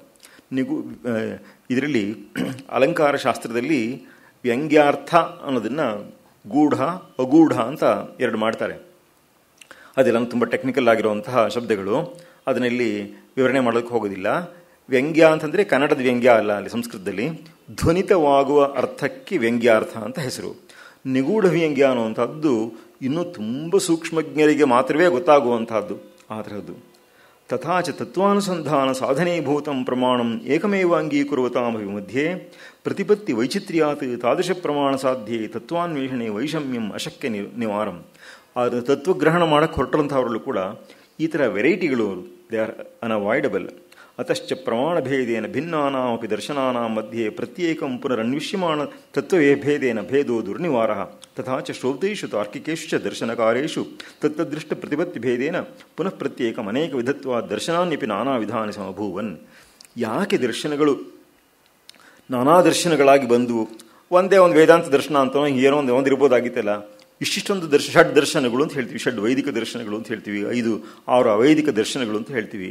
ಇಷ್ಟಿಷ್ಟಂತೆಲ್ಲ ದರ್ಶನಗಳೆಲ್ಲ ಬಂತೆಲ್ಲ, ಯಾತಕ್ಕೆ ಬಂತು ಅನ್ನೋದ್ರ ಬಗ್ಗೆ ಜಿಜ್ಞಾಸೆಯನ್ನು ಮಾಡ್ತಾ ಇವರು DVG ಅವರು. ಮತತ್ರಯ ವಿಚಾರ, ನಮ್ಮಲ್ಲೆಲ್ಲ ದ್ವೈತ ಅದ್ವೈತ ವಿಶಿಷ್ಟ ಅದ್ವೈತ ಇವುಗಳ ಬಗ್ಗೆ ಸಾಕಷ್ಟು ಜಗಳಗಳೆಲ್ಲ ಬರುತ್ತಿಲ್ಲ. ಅದರ ಬಗ್ಗೆ ಯಾತಕ್ಕೆ ಮತಭೇದ, ಹೇಗೆ ಮತಿಭೇದ ಅನ್ನೋ ವಿಷಯವನ್ನು ತುಂಬ ಚೆನ್ನಾಗಿ ಜಿಜ್ಞಾಸೆ ಮಾಡ್ತಾ ಈ ಮಾತುಗಳನ್ನು ಇಲ್ಲಿ ಉದ್ಧರಿಸಿದ್ದಾರೆ. ಇವರಿಗೆ ವಾಸುದೇವ ಶಾಸ್ತ್ರಿ ಅಭ್ಯಂಕರರ ಬಗ್ಗೆ ಎಷ್ಟು ಗೌರವವಿತ್ತು ಅಂತ ಹೇಳೋದಕ್ಕೆ ಈ ಒಂದು ಮಾತೇ ಸಾಕು. ಮಧ್ಯದಲ್ಲಿ ಕೆಲವು ಕಡೆ ಅವರಿಂದ ಪ್ರಭಾವಿತರಾಗಿರಬಹುದು ಅನ್ನುವಂತಹ ಕೆಲವು ಸನ್ನಿವೇಶಗಳು ಇದೆ, ಅದನ್ನು ತೋರಿಸ್ತೀನಿ ನಾನು. ಹೀಗೆ ವಾಸುದೇವ ಶಾಸ್ತ್ರಿ ಅಭ್ಯಂಕರರ ಸರ್ವದರ್ಶನ ಸಂಗ್ರಹ ತುಂಬ ಪ್ರಸಿದ್ಧವಾದ ಗ್ರಂಥ ಅದು. ಇವತ್ತಿಗೂ ಕೂಡ ತುಂಬ ಜನ ಯೂಸ್ ಮಾಡ್ತಾರೆ ಅದನ್ನ. ಸಂಸ್ಕೃತದಲ್ಲೇ ಅವರು ವ್ಯಾಖ್ಯಾನ ಬರೆದಿದ್ದಾರೆ ಅದಕ್ಕೆ ಅವರು. ಇದಲ್ಲದೆ ಮಮ್ಮಟನ ಕಾವ್ಯಪ್ರಕಾಶ ಅನ್ನುವಂತಹ ಅಲಂಕಾರ ಗ್ರಂಥಕ್ಕೆ ಸಂಕೇತ ಅನ್ನುವಂತಹ ಒಬ್ಬ ಜೈನನ ವ್ಯಾಖ್ಯಾನ ತುಂಬ ಚೆನ್ನಾಗಿರುವಂತಹ ಗ್ರಂಥ ಅದು. ಕಾವ್ಯಪ್ರಕಾಶ ಅನ್ನೋದರಲ್ಲಿ ಕಾವ್ಯ ಅಂದರೆ ಏನು, ಹೇಗಿದ್ದರೆ ಒಳ್ಳೆಯ ಕಾವ್ಯವಾಗುತ್ತೆ, ಕಾವ್ಯದಲ್ಲಿರುವಂತಹ ಗುಣಗಳೇನು, ದೋಷಗಳು ಯಾವುದು, ಮತ್ತು ಕೆಲವು ಸಲ ಗುಣವಾಗಿದ್ದೇ ದೋಷವಾಗಬಹುದು, ದೋಷವಾಗಿದ್ದೇ ಗುಣವಾಗಬಹುದು, ಇದೆಲ್ಲ ಹೇಗೆ, ಅಲಂಕಾರಗಳು ಎಂಥೆಂಥವುಗಳು, ಅವುಗಳಿರುವಂಥ ಭೇದ ಪ್ರಭೇದಗಳೇನು, ಇನ್ನು ಮುಂತಾದ ವಿಷಯಗಳೆಲ್ಲ ಸಾಕಷ್ಟು ವಿಸ್ತಾರವಾಗಿ ಅದನ್ನ ಚರ್ಚೆ ಮಾಡಿರುವಂತಹ ಒಂದು ಅದ್ಭುತವಾದ ಗ್ರಂಥ. ಅದಕ್ಕೆ ಇವರು ಆ ಸಂಕೇತ ವ್ಯಾಖ್ಯಾನವನ್ನು ಸೇರಿಸಿ ಪ್ರಕಟ ಮಾಡಿರುವಂತಹದ್ದು. ಇದಲ್ಲದೆ ಮೀಮಾಂಸೆಗೆ ಅತ್ಯಂತ ಮುಖ್ಯವಾದಂತಹ ಮೀಮಾಂಸಾ ನ್ಯಾಯ ಪ್ರಕಾಶ ಅನ್ನುವಂಥ ಗ್ರಂಥವನ್ನು ಕೂಡ ಇವರು ಸಭಾಷ್ಯವಾಗಿ ಪ್ರಕಟ ಮಾಡಿದ್ದಾರೆ. ಇದಲ್ಲದೆ ರಾಮಾನುಜಾಚಾರ್ಯರ ಶ್ರೀಭಾಷ್ಯ, ಇದನ್ನು ಇವರು ಎಡಿಟ್ ಮಾಡಿದ್ದಾರೆ 2 ವಾಲ್ಯೂಮ್ಸ್ನಲ್ಲಿ. ಅದು ಕೂಡ ಪೂನಾಯಿಂದ ಬಂದಿರುವಂತಹದ್ದು. ತುಂಬ ಅದ್ಭುತವಾದ ಕಾರ್ಯವನ್ನು ಮಾಡಿದ್ದಾರೆ ಅನ್ನೋರು. ಅದರಲ್ಲಿ ಒಂದು ವಾಲ್ಯೂಮ್ನಲ್ಲಿ ಸುಮಾರು ಒಂದು 60 ಪೇಜಿಗಿಂತಲೂ ಹೆಚ್ಚಾಗಿ ಶ್ರೀಭಾಷ್ಯ ಗ್ರಂಥದಲ್ಲಿ ಬಂದಿರುವಂತಹ ಪಾಠಭೇದಗಳು ಏನೇನು ಅನ್ನೋದ್ರ ಬಗ್ಗೆನೇ ಅದನ್ನೆಲ್ಲ ಒಂದು ಕೆಟ್ಲಾಗ್ ಮಾಡಿ ಅದರ ಬಗ್ಗೆ ಎಲ್ಲ ತಮ್ಮ ಕಾಮೆಂಟ್ ಕೊಟ್ಟು ತುಂಬ ವೆರಿ ಮೆಟಿಕ್ಯುಲಸ್ ವರ್ಕ್ ಇದನ್ನು ಮಾಡಿರುವಂಥವರು ವಾಸುದೇವ ಶಾಸ್ತ್ರಿ ಅಭ್ಯಂಕರರು. ನಮಗೆ ವಾಸುದೇವ ಶಾಸ್ತ್ರಿ ಅಭ್ಯಂಕರರಿಗಿಂತಲೂ ಹೆಚ್ಚಾಗಿ ಅವರ ಮಗನ ಬಗ್ಗೆ ಹೆಚ್ಚು ಗೊತ್ತು. ಅವರ ಹೆಸರು ಕಾಶಿನಾಥ ವಾಸುದೇವ ಶಾಸ್ತ್ರಿ ಅಭ್ಯಂಕರ ಅಂತಂದ್ಬಿಟ್ಟು. ಎಷ್ಟೋ ಸಂದರ್ಭಗಳಲ್ಲಿ ಇವರಿಬ್ಬರ ಹೆಸರಲ್ಲಿ ಕನ್ಫ್ಯೂಷನ್ಗಳಾಗುವಂಥದ್ದು ಉಂಟು, ಇವರ ಅಂತಂದ್ಬಿಟ್ಟು ಅಂತ. ಅಪ್ಪನಂತೆ ಮಗ, ಅಪ್ಪನ ಹತ್ರಲೇ ವಿದ್ಯಾಭ್ಯಾಸ, ಬಹಳ ದೊಡ್ಡ ವಿದ್ವಾಂಸರು.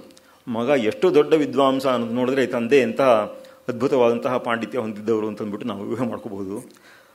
ಅವರು ಮಗ ಮಹಾಭಾಷ್ಯವನ್ನು ಮರಾಠಿಗೆ ಅನುವಾದ ಮಾಡಿದ್ದಾರೆ ಮತ್ತು ಮಹಾಭಾಷ್ಯ ದೀಪಿಕಾ ಅನ್ನೋದನ್ನು ಬರೆದಿದ್ದಾರೆ, ಅದನ್ನು ಎಡಿಟ್ ಮಾಡಿದ್ದಾರೆ.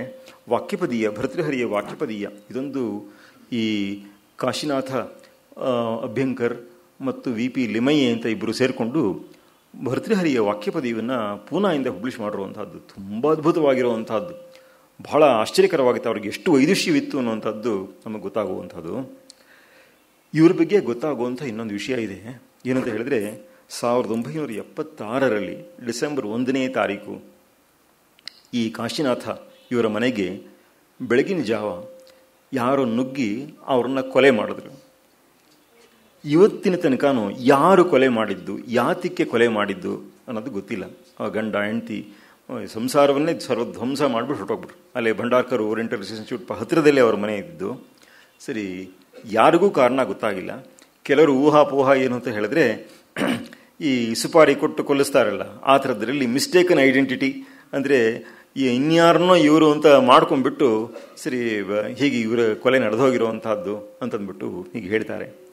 ಅಂತೂ ಸಂಸ್ಕೃತ ವಿದ್ವತ್ ಪ್ರಪಂಚಕ್ಕೆ ಇವ್ರ ಮಗ ಹೋಗಿದ್ದು ಕೂಡ ಬಹಳ ದೊಡ್ಡ ಟ್ರಾಜಿಡಿ ಅಂತಂದ್ಬಿಟ್ಟೇ ತುಂಬ ಜನ ಹೇಳ್ತಾರೆ ಅದನ್ನು.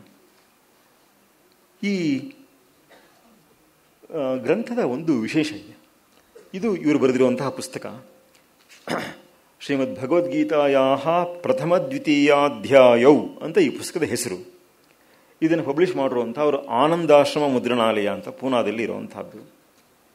ಇದೊಂದು ವಿಚಿತ್ರ ಏನು ಅಂತ ಹೇಳಿದ್ರೆ, ಭಗವದ್ಗೀತೆಗೆ 2 ಅಧ್ಯಾಯಕ್ಕೆ ಒಂದು ಭಾಷ್ಯ ಇರುವಂಥದ್ದು. ಸಾಮಾನ್ಯ ಎಲ್ಲರೂ 18 ಅಧ್ಯಾಯಕ್ಕೂ ಬರೀತಾರೆ, ಆದರೆ ಇವರು ಬರೆದಿರೋದು 2 ಅಧ್ಯಾಯಕ್ಕೆ. ಇದೇನು ಹಿಂಗೆ? ಇವ್ರ ಸಂಕಲ್ಪವೇ ಇದ್ದಿದ್ದೇ 2 ಅಧ್ಯಾಯಕ್ಕೆ ಬರಿಬೇಕು ಅಂತಂದ್ಬಿಟ್ಟು ಅಂತ.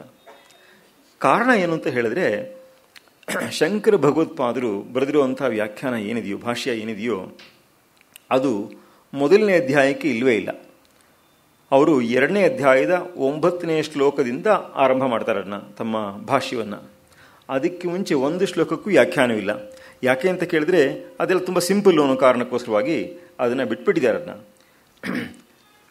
ಸರಿ, ಅದರಲ್ಲಿ 9ನೇ ಶ್ಲೋಕದಲ್ಲಿ ಅತ್ರ ಚ ದೃಷ್ಟ್ವಾತು ಪಾಂಡವಾನೀಕಂ ಇತ್ಯಾರಭ್ಯ ನ ಯೋತ್ಸ್ಯ ಇತಿ ಗೋವಿಂದ ಮುಕ್ತ್ವಾ ತೂಷ್ಣೀಂ ಬಭೂವಃ ಇತ್ಯೇತದಂತಹ ಪ್ರಾಣಿನಾಂ ಶೋಕಮೋಹಾದಿ ಸಂಸಾರ ಬೀಜ ದೋಷೋದ್ಭವ ಕಾರಣ ಪ್ರದರ್ಶನಾರ್ಥತ್ವೇನ ವ್ಯಾಖ್ಯೇಯೋ ಗ್ರಂಥ ಅಂತ ಹೇಳಿಬಿಟ್ಟು ಆ 9ನೇ ಶ್ಲೋಕಕ್ಕೆ 10ನೇ ಶ್ಲೋಕಕ್ಕೆ ಇವರು ವ್ಯಾಖ್ಯಾನವನ್ನು ಆರಂಭ ಮಾಡ್ತಾರೆ ಶಂಕರ ಭಗವತ್ಪಾದರು. ಇದು ಈ ಕಾರಣಕ್ಕೋಸ್ಕರವಾಗಿ ಇವರು ಅದಕ್ಕೊಂದು ಕಾಂಪೆನ್ಸೇಷನ್ ಮಾಡ್ತೀನಿ ಅಂತಂದ್ಬಿಟ್ಟು ಅಂತ. ಇದು ಇವರ ಉದ್ದೇಶ ನಂಬರ್ 1. ಅದರಲ್ಲಿ ಅವರಿಗೆ ಶಂಕರ ಭಗವತ್ಪಾದರ ಬಗ್ಗೆ ತುಂಬ ಗೌರವವೇ ಇದೆ. ಅವ್ರು ಏನೋ ಮಾಡಿಲ್ಲ ಅದೊಂದು ಡಿಫೆಕ್ಟ್ ಆಯಿತು, ಅದಕ್ಕೋಸ್ಕರ I am making it up ಅನ್ನೋ ಥರ ದೃಷ್ಟಿಯಿಂದ ಅವ್ರು ಮಾಡಿರುವಂಥದ್ದಲ್ಲ. ಇವರೇನು ಮಾಡಿದ್ದಾರೆ ಅಂದರೆ ತಮ್ಮ ಭಾಷ್ಯಕ್ಕೆ ಹೆಸರೇನೆ ಅದ್ವೈತಾಂಕುರ ಅಂತಲೇ ಹೆಸರಿಟ್ಟಿದ್ದಾರೆ. ಅಂದರೆ ಅದ್ವೈತದ ಮುಂದಿನ ತತ್ವಗಳು, ಅದು ಏನು ಬೇರೆ ಅಧ್ಯಾಯಗಳಲ್ಲಿ ಶಂಕರ ಭಾಷ್ಯದಲ್ಲಿ ಏನೇನು ವಿಷಯಗಳು ಬಂದಿದೆಯೋ ಎಲ್ಲವೂ ಕೂಡ ಫಸ್ಟು ಚಾಪ್ಟರ್ಸಲ್ಲೇ ಅಡಕವಾಗ್ಬಿಟ್ಟಿದೆ ಅಂತಂದ್ಬಿಟ್ಟು ಇವರು ಅದನ್ನ ಆರಂಭದಲ್ಲಿ ಅದನ್ನ ಪ್ರತಿಜ್ಞೆ ಮಾಡ್ತಾರೆ. ಅವರು ಆ ಪ್ರತಿಜ್ಞೆನ ನಿರ್ವಾಹವು ಮಾಡಿದ್ದಾರೆ. ಅವರು ಹೇಗೆ 2ನೇ ಅಧ್ಯಾಯದಲ್ಲಿ ಬಂದಿರುವಂತಹ ಶ್ಲೋಕಗಳೇನೆ ಇಡೀ Bhagavad Gita, they foreshadow all the concepts of the next chapters, succeeding chapters, ಅದೆಲ್ಲ ಹಿಂಗೆ ಇಲ್ಲೇ ಸಂಗ್ರಹವಾಗಿ ಬಂದ್ಬಿಟ್ಟಿದೆ.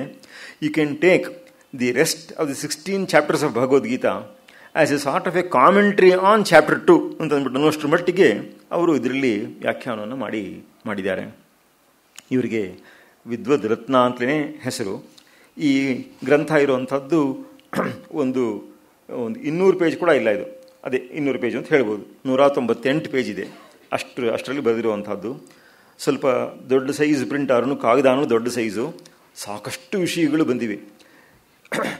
ಯಾರಿಗಾದ್ರೂ ಭಾರತೀಯರಿಗೆ ಇರುವಂತಹ abilities of classification, almost hair splitting classification, ಇದು ಗೊತ್ತಾಗಬೇಕು ಅಂತ ಆಸೆ ಇದ್ದರೆ ಈ ಪುಸ್ತಕವನ್ನು ಓದ್ಬೋದು. ಅರ್ಜುನನ ಸೈಕಾಲಜಿ, ಅವನ ಮನಸ್ಥಿತಿ ಏನು ಅನ್ನೋದನ್ನು ಅದು ಎಷ್ಟು ಎಳೆಯಾಗಿ ಬಿಡಿಸಿ ತೋರಿಸಿದ್ದಾರೆ ಅಂತ ಹೇಳಿದ್ರೆ ಪರಮಾಶ್ಚರ್ಯವಾಗುತ್ತೆ. ಇಷ್ಟೊಂದು ಕ್ಲಾಸಿಫಿಕೇಟರಿ ಸ್ಕಿಲ್ಲು ಹೆಂಗೆ ಬಂತು ಇವರಿಗೆ ಅಂತಂದ್ಬಿಟ್ಟು ಅಂತ. ವಾಸ್ತವವಾಗಿ it is considered as a mark of the Indian genius itself. ಪಾಶ್ಚಾತ್ಯರ ಅನೇಕರು ಈ ವಿಷಯವನ್ನು ತುಂಬ ಸಲ ಹೇಳಿದ್ದಾರೆ. ಏನಂದರೆ ಭಾರತೀಯರಿಗೆ ಇರುವಂತಹ ಕ್ಲಾಸಿಫಿಕೇಟರಿ ಎಬಿಲಿಟಿ ಪ್ರಪಂಚದಲ್ಲಿ ಯಾರಿಗೂ ಇಲ್ಲ ಅಂತಂದ್ಬಿಟ್ಟು ಅಂತ. ಇದು ಫೀಚರ್ ನಂಬರ್ 1. ನಂಬರ್ 2, ಡೆಫಿನಿಷನ್ ಕೊಡದೆ ಒಂದು ಮಾತಾಡೋರಲ್ಲ ಭಾರತೀಯರು ಅನ್ನುವಂಥದ್ದು ಫೀಚರ್ ನಂಬರ್ 2. ಏನು ಹೇಳಿ ನೀವು ಅದಕ್ಕೊಂದು ಡೆಫಿನಿಷನ್ ಕೊಡ್ತಾರೆ. ಇವಾಗ ನಮಗೆ ಯಾರನ್ನೋ ಕಂಡ್ರೆ ಅಯ್ಯೋ ಅವ್ನು ಕಂಡ್ರೆ ತುಂಬ ಹೊಟ್ಟೆ ಉರಿ ಅಂತ ಹೇಳ್ತೀವಿ ಅಂತ ಹೇಳಿ, ಹೊಟ್ಟೆ ಉರಿ ಅಂದರೆ ಏನು ಡೆಫಿನಿಷನ್ ಕೊಡಬೇಕು. ಹೊಟ್ಟೆ ಉರಿ ಅಂದರೆ ನಾವೆಲ್ಲ ಡಿಸ್ಕ್ರಿಪ್ಟಿವ್ ಆಗಿ ಹೇಳ್ತೀವಿ. ನಾವು ಹೊಟ್ಟೆ ಉರಿ ಅಂತಂದರೆ ಅವ್ರಿಗೆ ಒಂಥರ ಇವ್ರನ್ನ ನೋಡಿದ್ರೇ ಎಲ್ಲ ಮೈ ಎಲ್ಲ ಉರಿಯುತ್ತೆ, ಸಂಕಟ ಆಗುತ್ತೆ, ಹಿಂಗೆ ಏನೋ ಡಿಸ್ಕ್ರಿಪ್ಷನ್ಸ್ ಕೊಡ್ತೀವಿ. ಅದು ನಮ್ಗೆ ಅದೇನು ಅಂತ ಗೊತ್ತು, ನಮ್ಗೆ ಡೆಫಿನಿಷನ್ ಕೊಡೋಕ್ಕೆ ಬರಲ್ಲ. ಹೀಗೆ ಮನಸ್ಸಿನ ಒಂದೊಂದು ಸ್ಥಿತಿಗಳಿಗೂ ಕೂಡ ಅಲಂಕಾರ ಶಾಸ್ತ್ರ ಗ್ರಂಥಗಳಲ್ಲಿ ಅಷ್ಟಕ್ಕೂ ಡೆಫಿನಿಷನು. ನಾಟಕ ಲಕ್ಷಣ ನೀವು ಪುಸ್ತಕ ತೆಗೆದು ನೋಡಿಬಿಟ್ರೆ, ನೀವು ದಶರೂಪಕ ಮುಂತಾದಂತಹ ಗ್ರಂಥಗಳನ್ನು ತೆಗೆದು ನೋಡಿದ್ರೆ ಯಾವುದಕ್ಕೆ ಇವಾಗ ಕೆಲವು ಸಲ ಏನಾಗುತ್ತೆ ಅಂದರೆ ಇದೆಲ್ಲನೂ ಲಾನಲ್ಲಿ ತುಂಬ ಇಂಪಾರ್ಟೆಂಟ್ ಆಗುತ್ತೆ. ಲಾನಲ್ಲಿ ಪದಗಳಿಗೆ ಡೆಫಿನೇಷನ್ ಇಟ್ಕೊಂಡು ಮಾತಾಡಬೇಕು ಅಂತ ಕೋರ್ಟ್ನಲ್ಲಿ ಜಡ್ಜ್ಮೆಂಟ್ಸ್ ಡಿಕ್ಷನರಿಗಳು ತಂದು ಕೋರ್ಟ್ನಲ್ಲಿ ನೋಡಿ ದಿಸ್ ಡಿಕ್ಷನರಿ ಸೇಸ್ ಅಂತ ಅಂದ್ಬಿಟ್ಟು ಪದಗಳ ಡೆಫಿನೇಷನ್ನ ಅರ್ಥನ ಕೋಟ್ ಮಾಡಿ ಹೇಳುವಂಥದ್ದು ಬರುತ್ತೆ. ಆದರೆ ನಮ್ಮ ದೇಶದಲ್ಲಿ ಸಣ್ಣ ಗ್ರಂಥಗಳಲ್ಲೂ ಕೂಡ ಡೆಫಿನೇಷನ್ ಇಲ್ಲದೆ ಮಾತಾಡಬಾರ್ದು. ಡೆಫಿನೇಷನ್ ಅಂದರೆ ಏನಪ್ಪ ಅಂತಂದರೆ ಅದಕ್ಕೆ ಡೆಫಿನೇಷನ್ಗೊಂದು ಡೆಫಿನೇಷನ್ ಇಟ್ಕೊಂಡಿದ್ದಾರೆ ಅವರು. ಆಯಿತು, ಏನಂತಂದರೆ ಅತಿವ್ಯಾಪ್ತಿ ಇರಬಾರ್ದು, ಅವ್ಯಾಪ್ತಿ ಇರಬಾರ್ದು, ಅಸಂಭವ ಇರಬಾರ್ದು ಅನ್ನೋಂಥ 3 ಕಂಡೀಷನ್ ಸ್ಯಾಟಿಸ್ಫೈ ಆದರೆ ಆವಾಗ ಅದು ಪ್ರಾಪರ್ ಡೆಫಿನೇಷನ್ ಅಂತಂದ್ಬಿಟ್ಟು, ಆಮೇಲೆ ಅದಕ್ಕೆ ಅದು ಯಾಕೆ ಹಿಂಗಿರಬಾರ್ದು ಅಂತ ಅದಕ್ಕೆ ಪ್ರಶ್ನೆಗಳು, ಅದಕ್ಕೆ ವ್ಯಾಖ್ಯಾನಗಳು, ಚರ್ಚೆಗಳು, ಇದೆಲ್ಲ ಮಾಡ್ಕೊಂಡು ಹೋಗಿರೋವಂಥದ್ದು. ನಮ್ಮ ದೇಶದಲ್ಲಿರುವಷ್ಟು ಸಾಹಿತ್ಯ ರಾಶಿ ಪ್ರಪಂಚದಲ್ಲೇ ಎಲ್ಲೂ ಇಲ್ಲ. ಶೆಲ್ಡನ್ ಪೋಲಾಕ್ ಅಂತಂದ್ಬಿಟ್ಟು ಒಬ್ಬ ರೀಸೆಂಟಾಗಿ ಅವನು ಪಾಶ್ಚಾತ್ಯರಲ್ಲಿ ತುಂಬ ಪ್ರಸಿದ್ಧಿಗೆ ಬಂದಿರುವಂತಹ ವಿದ್ವಾಂಸ, ಅವನು ಬರೀತಾನೆ, ಇವತ್ತಿನ ಇಂಗ್ಲೀಷ್ ಬಿಟ್ಟರೆ ಒಂದು ವಿಶ್ವವ್ಯಾಪಿ ಅಂತ ಅನ್ನಿಸ್ಕೊಳ್ಳಬಹುದಾದಂಥ ಒಂದು ಭಾಷೆ ಪ್ರಪಂಚದಲ್ಲಿ ಇತ್ತು ಅಂತ ಹೇಳಿದ್ರೆ ಇಂಗ್ಲೀಷಿಗೆ ಮುಂಚೆ ಅದು ಸಂಸ್ಕೃತವೇ ಅಂತಂದ್ಬಿಟ್ಟು. ಯಾಕೆ ಅಂತ ಕೇಳಿದ್ರೆ ನಿಮಗೆ ಕ್ಯಾಂಬೋಡಿಯಾದಲ್ಲಿ ಆಯಿತಾ, ಮಲೇಷಿಯಾದಲ್ಲಿ, ಇಂಡೋನೇಷಿಯಾದಲ್ಲಿ ಅಲ್ಲೆಲ್ಲಾನು ಕೂಡ ಸಂಸ್ಕೃತದಲ್ಲಿ ಶಿಲಾಶಾಸನಗಳು ಸಿಗುತ್ತೆ, ಇನ್ಸ್ಕ್ರಿಪ್ಷನ್ ಸಿಗುತ್ತೆ. ತಾಮ್ರದಲ್ಲಿ ಬರೆದಿರುವಂತಹ ಶಾಸನಗಳು, ಕಲ್ಲಿನಲ್ಲಿ ಕಿತ್ತಿರುವಂತಹ ಶಾಸನಗಳು ಎಷ್ಟರ ಮಟ್ಟಿಗೆ ವ್ಯಾಪಕವಾಗಿದ್ದು. ನೀವು ಬರ್ಮಾದಲ್ಲಿ ತೆಗೆದು ನೋಡಿ, ನೀವು ಅವರ ಅಲಂಕಾರ, ಅವರ ಕಾವ್ಯಗಳು ತೆಗೆದು ನೋಡಿ, ದೇ ಕನ್ಫಾರ್ಮ್ ಟು ಇಂಡಿಯನ್ ಅಲಂಕಾರ ಗ್ರಂಥಗಳು, ಇಲ್ಲಿನ ಸಾಹಿತ್ಯ ಶಾಸ್ತ್ರ ಹೇಗಿದೆಯೋ ಹಾಗಿರುವಂಥದ್ದು. ಕ್ಯಾಂಬೋಡಿಯಾಲ್ ಸಿಕ್ಕಿರುವಂತಹ ಇನ್ಸ್ಕ್ರಿಪ್ಷನ್ಸ್ ತೆಗೆದು ನೋಡಿದ್ರೆ ಸಂಸ್ಕೃತದ ಅಲಂಕಾರ ಗ್ರಂಥಗಳಲ್ಲಿ ಒಂದು ಒಳ್ಳೆಯ ಪ್ರೋಸ್ ಅಂತ ಹೇಳಿದ್ರೆ ಅಥವಾ ಒಳ್ಳೆಯ ಪೊಯಿಟ್ರಿ ಅಂತ ಹೇಳಿದ್ರೆ ಅದು ಏನೇನು ಲಕ್ಷಣಗಳಿರಬೇಕು ಅಂತಹ ಲಕ್ಷಣಗಳನ್ನು ಉಳ್ಳಂತಹ ಶಾಸನಗಳು, ರಾಜರ ಆಳ್ವಿಕೆ ಶಾಸನಗಳು ಈ ತರಹ ಇರುವಂಥದ್ದು ಸಿಗುತ್ತೆ. ಸಂಸ್ಕೃತದಲ್ಲಿ ಸಿಗುತ್ತೆ ನಿಮಗೆ, ಅಲ್ಲಿ ಬೇರೆ ಭಾಷೆಯಲ್ಲಿ ಕ್ಯಾಂಬೋಡಿಯಾದಲ್ಲಿ ನಿಮಗೆ ಬೇರೆ ಭಾಷೆ, ಅವರ ಲೋಕಲ್ ಭಾಷೆ ಇದೇ ಸಿಗೋದಿಲ್ಲ ನಿಮಗೆ. ಅವರ ಗ್ರಾಮರ್ ಆಗಲಿ, ಅವರ ಆಲ್ಫಾಬೆಟಿಕಲ್ ಸಿಸ್ಟಮ್ ಆಗಲಿ, ಪ್ರತಿಯೊಂದನ್ನು ಕೂಡ ಸಂಸ್ಕೃತವನ್ನು ಅನುಸರಿಸಿಯೇ ಬಂದಿರುವಂಥದ್ದು. ಇಷ್ಟು ವ್ಯಾಪಕವಾಗಿ ಇನ್ನೊಂದು ಬೇರೆ ದೇಶಗಳ ಮೇಲೆ ಪ್ರಭಾವವನ್ನು ಬೀರಿರುವಂತಹ ಒಂದು ಭಾಷೆ ಅಂತ ಹೇಳಿದ್ರೆ ಸಾಧ್ಯವೇ ಇಲ್ಲ ಹೇಳೋದಕ್ಕೆ. ಸುಮಾರು 5 ಕೋಟಿಯಷ್ಟು ಸಂಸ್ಕೃತ ಗ್ರಂಥಗಳು ಇನ್ನೂ ಕೇವಲ ತಾಳೆಗರಿ ರೂಪದಲ್ಲಿದೆ ಅಂತ ಹೇಳ್ತಾರೆ. ಅಲ್ಲಿಗೆ ಎಷ್ಟು ವ್ಯಾಪ್ತಿ, ಸಾಹಿತ್ಯದ ವ್ಯಾಪ್ತಿ ಇರಬೇಕು ಅನ್ನೋದನ್ನು ನಾವು ನೋಡ್ಕೋಬಹುದು. ಇದರ ಬಗ್ಗೆ ಈ ಪುಸ್ತಕದಲ್ಲಿ ಇದಕ್ಕೊಂದು ಪೀಠಿಕೆಯನ್ನು ಬರೆದಂತಹವರು ಶಂಕರಶಾಸ್ತ್ರಿ ಮಾರುಳ್ಕರ್ ಅಂತಂದ್ಬಿಟ್ಟು ಅವ್ರು ಹೇಳ್ತಾರನ್ನ. ಏನಂತ ಹೇಳಿದ್ರೆ, ಇವರಿಗೆ ಅಭ್ಯಂಕರ ಶಾಸ್ತ್ರಿಗಳಿಗೆ ವಿದ್ವದ್ರತ್ನ ಅಂತಲೇ ಹೆಸರಿತ್ತು, ಮತ್ತು ಇವರ ಭಾಷೆ ಸರಳ ಸರಸ ಅಂತಂದ್ಬಿಟ್ಟು ಅಂತ. ತುಂಬ ಒಳ್ಳೆ ಸ್ಟೈಲ್ ಆಫ್ ಸಂಸ್ಕೃತ ಏನು ಅಂತ ನೋಡಬೇಕು ಅಂತ ಹೇಳಿದ್ರೆ ಈ ಪುಸ್ತಕವನ್ನು ಓದ್ಬೋದು. ಸ್ಪಾಂಟೇನಿಯಸ್ ಫ್ಲೋ ಅನ್ನೋದು ಕ್ಲಿಯರಾಗಿ ಗೊತ್ತಾಗುತ್ತೆ. ಎಲ್ಲೂ ಕೂಡ ಲೇಬರ್ಡ್ ಆಗಿ ಕಷ್ಟಪಟ್ಟು ಏನೋ ಒಂದು ರೇರ್ ವರ್ಡ್ ಯೂಸ್ ಮಾಡಬೇಕು ಅಂತನೋ ಅಥವಾ ಒಂದು ಕಾಂಪ್ಲೆಕ್ಸ್ ಸೆಂಟೆನ್ಸ್ ಮಾಡಬೇಕು ಅನ್ನೋಂತಹ ಚಪಲೆಗಳೇ ಇಲ್ದೇನೆ ಸುಮ್ಮನೆ ಇವ್ರು ಮಾತಾಡ್ಕೊಂಡು ಹೋಗ್ತಾ ಇದ್ದಂಗೆ ಯಾರೋ ಬರ್ಕೊಂಡ್ರು ಅಂತ ಕಾಣುತ್ತೆ ಅಂತ ಅನಿಸೋಷ್ಟ್ರ ಮಟ್ಟಿಗೆ ಫ್ಲೋ ಇರುವಂತಹ ಒಂದು ಭಾಷೆ ಈ ಪುಸ್ತಕದಲ್ಲಿರುವಂತಹದ್ದು. ಅದನ್ನ ಇವರು ಸರಳ ಮತ್ತು ಸರಸ ಅಂತ ಹೇಳಿರುವಂತಹದ್ದು ತುಂಬಾ ಸಹಜವಾಗಿದೆ. ಮತ್ತು ಈ ಪುಸ್ತಕ ಪಬ್ಲಿಷ್ ಆದ ತಕ್ಷಣವೇ ಅವ್ರು ಬರೆದಿರೋದು ಶರಜ್ಯೋತ್ಸ್ನೇವ ದಿದೃಕ್ಷುಲೋಚನಾನಂದದಾಯಿನಿ ಅಂತ. ಅದು ಚಂದ್ರನ ಕಿರಣದಂತೆ, ಬೆಳಕಿನಂತೆ, ಬೆಳದಿಂಗಳಿನಂತೆ ನೋಡೋರಿಗೆ ಕಣ್ಣಿಗೆ ಸಂತೋಷ ಉಂಟು ಮಾಡುವಂತಹ ಕೃತಿ ಇದು ಅಂತ. ಸ್ವಲ್ಪ ಸಂಸ್ಕೃತದಲ್ಲಿ ಒಂಚೂರು ಫ್ಲೂಯೆನ್ಸಿ ಇದ್ಬಿಟ್ರೆ ಇಂತಹ ಒಂದು ಗ್ರಂಥವನ್ನು ಓದೋದಕ್ಕೇ ತುಂಬ ಸಂತೋಷವಾಗುವಂತಹ ಒಂದು ಕೃತಿ. ಭಗವದ್ಗೀತೆಯ ಬಗ್ಗೆ ನಾವು ಅದರ ಪ್ರಾಮುಖ್ಯದ ಬಗ್ಗೆ ಹೆಚ್ಚು ಹೇಳಲೇಬೇಕಾಗಿಲ್ಲ.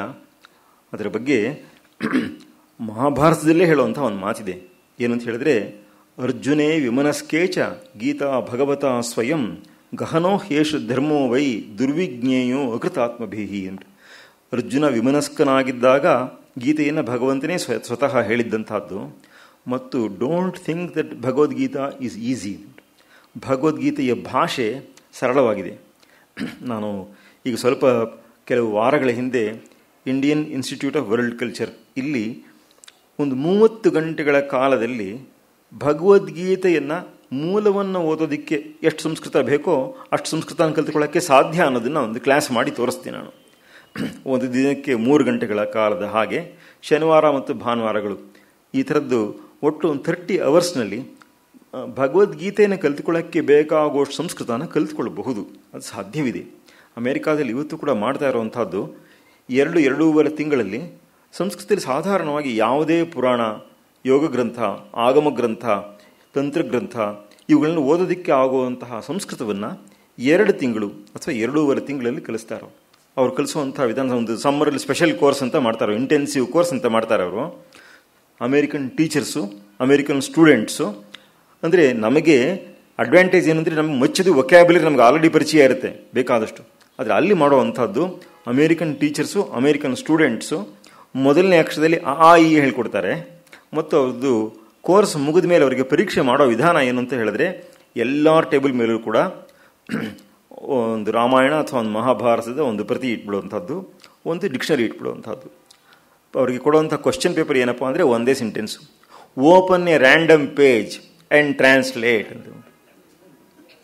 ಸುಮ್ಮನೆ ಯಾವುದೋ ಪೇಜ್ ನಿಮ್ಗೆ ಯಾವ್ದು ಬೇಕೋ ಸುಮ್ಮನೆ ಹಿಂಗೆ ತೆಗಿರಿ, ಒಂದು ಟ್ರಾನ್ಸ್ಲೇಟ್ ಮಾಡಿ ಅಂತ. ಪಕ್ಕದಲ್ಲಿ ಡಿಕ್ಷನರಿ ಇರುತ್ತೆ. ಅಂದರೆ ಡಿಕ್ಷನರಿ ಯಾವಾಗ ಅಂದರೆ, ಇವಾಗ ನಾವು ಯಾವುದೋ ನ್ಯೂಸ್ ಪೇಪರಲ್ಲಿ ಎಡಿಟೋರಿಯಲ್ ಓದ್ತೀವಿ, ನಮಗೆ ಒಂದು 3-4 ಪದ ಗೊತ್ತಾಗೋದಿಲ್ಲ. ಡಿಕ್ಷನರಿ ನೋಡಿಬಿಟ್ರೆ ನಮ್ಗೆ ಗೊತ್ತಾಗೋಗ್ಬಿಡುತ್ತೆ ಅದರ ಅರ್ಥ ಏನು ಅಂತ ಅಂದ್ಬಿಟ್ಟು, ಇವಾಗ ಅರ್ಥ ಆಯಿತು ಅಂತ ಅನ್ಕೊಳ್ಳೋ ಹಂಗಾಗುತ್ತೆ. ಹಾಗೆ ಇಲ್ಲ ಅಲ್ಲೊಂದು ಪದ ಇಲ್ಲೊಂದು ಪದ ಅರ್ಥ ಆಗಲ್ಲ ಅಂದ್ಬಿಟ್ರೆ ಸೆಂಟೆನ್ಸ್ ಸ್ಟ್ರಕ್ಚರ್ ಎಲ್ಲ ಗೊತ್ತು, ಪದನ ಹೇಗೆ ಬಿಡಿಸ್ಕೊಳ್ಬೇಕು ಅನ್ನೋದು ಗೊತ್ತು, ಇದರ ಅರ್ಥ ಸೆಂಟೆನ್ಸ್ ಸ್ಟ್ರಕ್ಚರ್ಗಳು ಹೇಗಿರುತ್ತೆ ಇದೆಲ್ಲ ಪರಿಚಯ ಉಂಟು. ಹೀಗೆ ಇದನ್ನು 2 ತಿಂಗಳು 2.5 ತಿಂಗಳಲ್ಲಿ ಅವರು ಸಾಧಿಸ್ತಾರೆ. ನಾವು ಸಂಸ್ಕೃತಕ್ಕೆ ಸಂಸ್ಕೃತ ಕಲಿಬೇಕಾದ್ರೆ ತುಂಬ ಎಷ್ಟು ವರ್ಷಗಳಾದರೂ ಕಲಿಯೋಕ್ಕಾಗಲ್ಲ. ಪಂಚತಂತ್ರದಲ್ಲಿ ಬರೋ ಮಾತು 12 ವರ್ಷ ಈ ವ್ಯಾಕರಣಂ ಶ್ರೂಯತೆ ಅಂತ.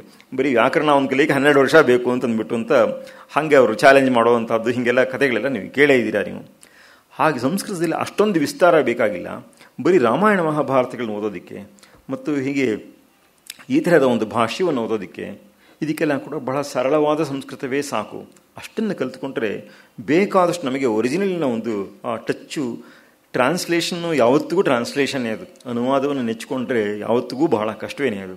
ಆದರೆ ಅದನ್ನು ಮಾಡ್ಕೊಳಕ್ಕಾಗಲ್ಲ. ಅದಕ್ಕೆ ಹೇಳ್ತಾರೆ, translation is transmutation from gold to lead ಅಂತ ಅಂದ್ಬಿಟ್ಟು. ಸೊ ಮೂಲ ಗೋಲ್ಡ್ ಆಗಿದ್ರೆ ಟ್ರಾನ್ಸ್ಲೇಷನ್ ಲೆಡ್ ಆಗಿ ಹೋಗ್ಬಿಟ್ಟಿರುತ್ತೆ. ಅದು ಇಷ್ಟರ ಮಟ್ಟಿಗೆ ಅದರಲ್ಲಿ ವಿಪರ್ಯಾಸ ಹೊಂದಿಬಿಡುತ್ತೆ ಅದು.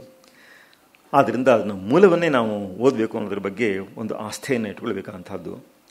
ಭಗವದ್ಗೀತೆಯ ಬಗ್ಗೆ ಡಿ ವಿ ಜಿಯವರು ಇದು ನಮಗೆ ಎಷ್ಟು ಮುಖ್ಯ ಅನ್ನೋದನ್ನು ಹೇಳೋದಕ್ಕೆ ಇದಕ್ಕೊಂದು ಸಮ್ಯಕ್ ಜೀವನ ದರ್ಶನ ಅಂತ ಒಂದು ಮಾತನ್ನು ಅವರು ತುಂಬ ಚೆನ್ನಾಗಿ ಹೇಳ್ತಾರೆ. ಅದನ್ನ ಗೀತೆ ಅನ್ನೋದು ಅದರ ಇದೇನಂತ ಹೇಳಿದ್ರೆ, ಕೇವಲ ನಾಸ್ತಿಕರಲ್ಲದ ಸಮಸ್ತ ಮನುಷ್ಯ ಲೋಕಕ್ಕೂ ಒಂದು ಸಮಗ್ರ ಸಮ್ಯಕ್ ಜೀವನ ದರ್ಶನವನ್ನು ದೊರಕಿಸುವುದು ಗೀತೆಯಿಂದ ನಮಗೆ ಆಗಿರುವ ಪರಮೋಪಕಾರ.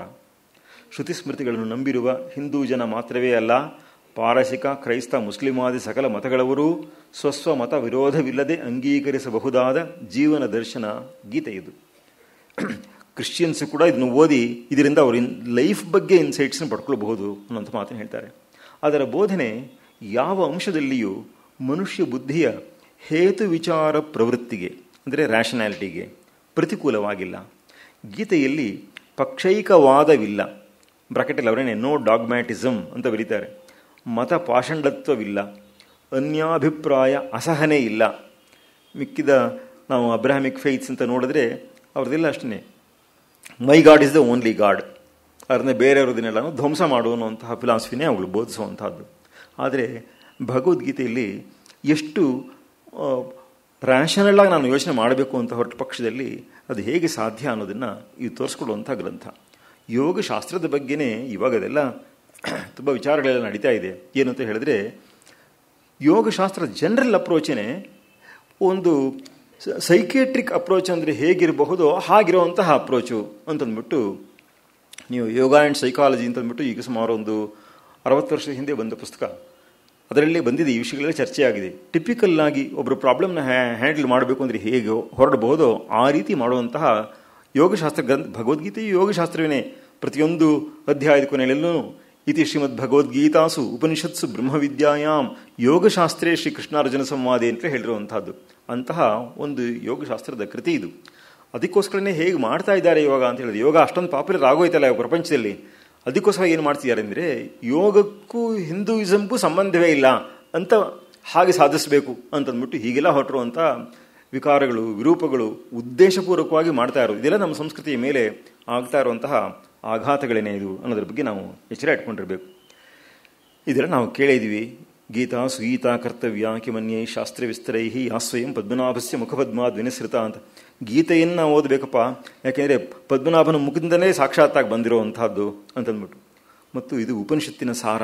ಉಪನಿಷತ್ಸು ಇನ್ಫ್ಯಾಕ್ಟ್ ಭಗವದ್ಗೀತೆಗೆ ನಿಜವಾದ ಟೈಟ್ಲು ಅಂತ ಕೇಳಿದ್ರೆ ಉಪನಿಷತ್ ಅಂತ ಅಂದ್ಬಿಟ್ಟೇನೆ. ಯಾಕೆಂದರೆ ಪ್ರತಿಯೊಂದು ಚಾಪ್ಟರ್ಲ್ಲೂ ಕೋಲಫೋನಲ್ಲಿ ಬರುವಂತಹದ್ದು ಇತಿ ಶ್ರೀಮದ್ ಭಗವದ್ಗೀತಾಸು ಉಪನಿಷತ್ಸು. ಉಪನಿಷತ್ತೇ ಮೇನ್ ಟೈಟ್ಲು.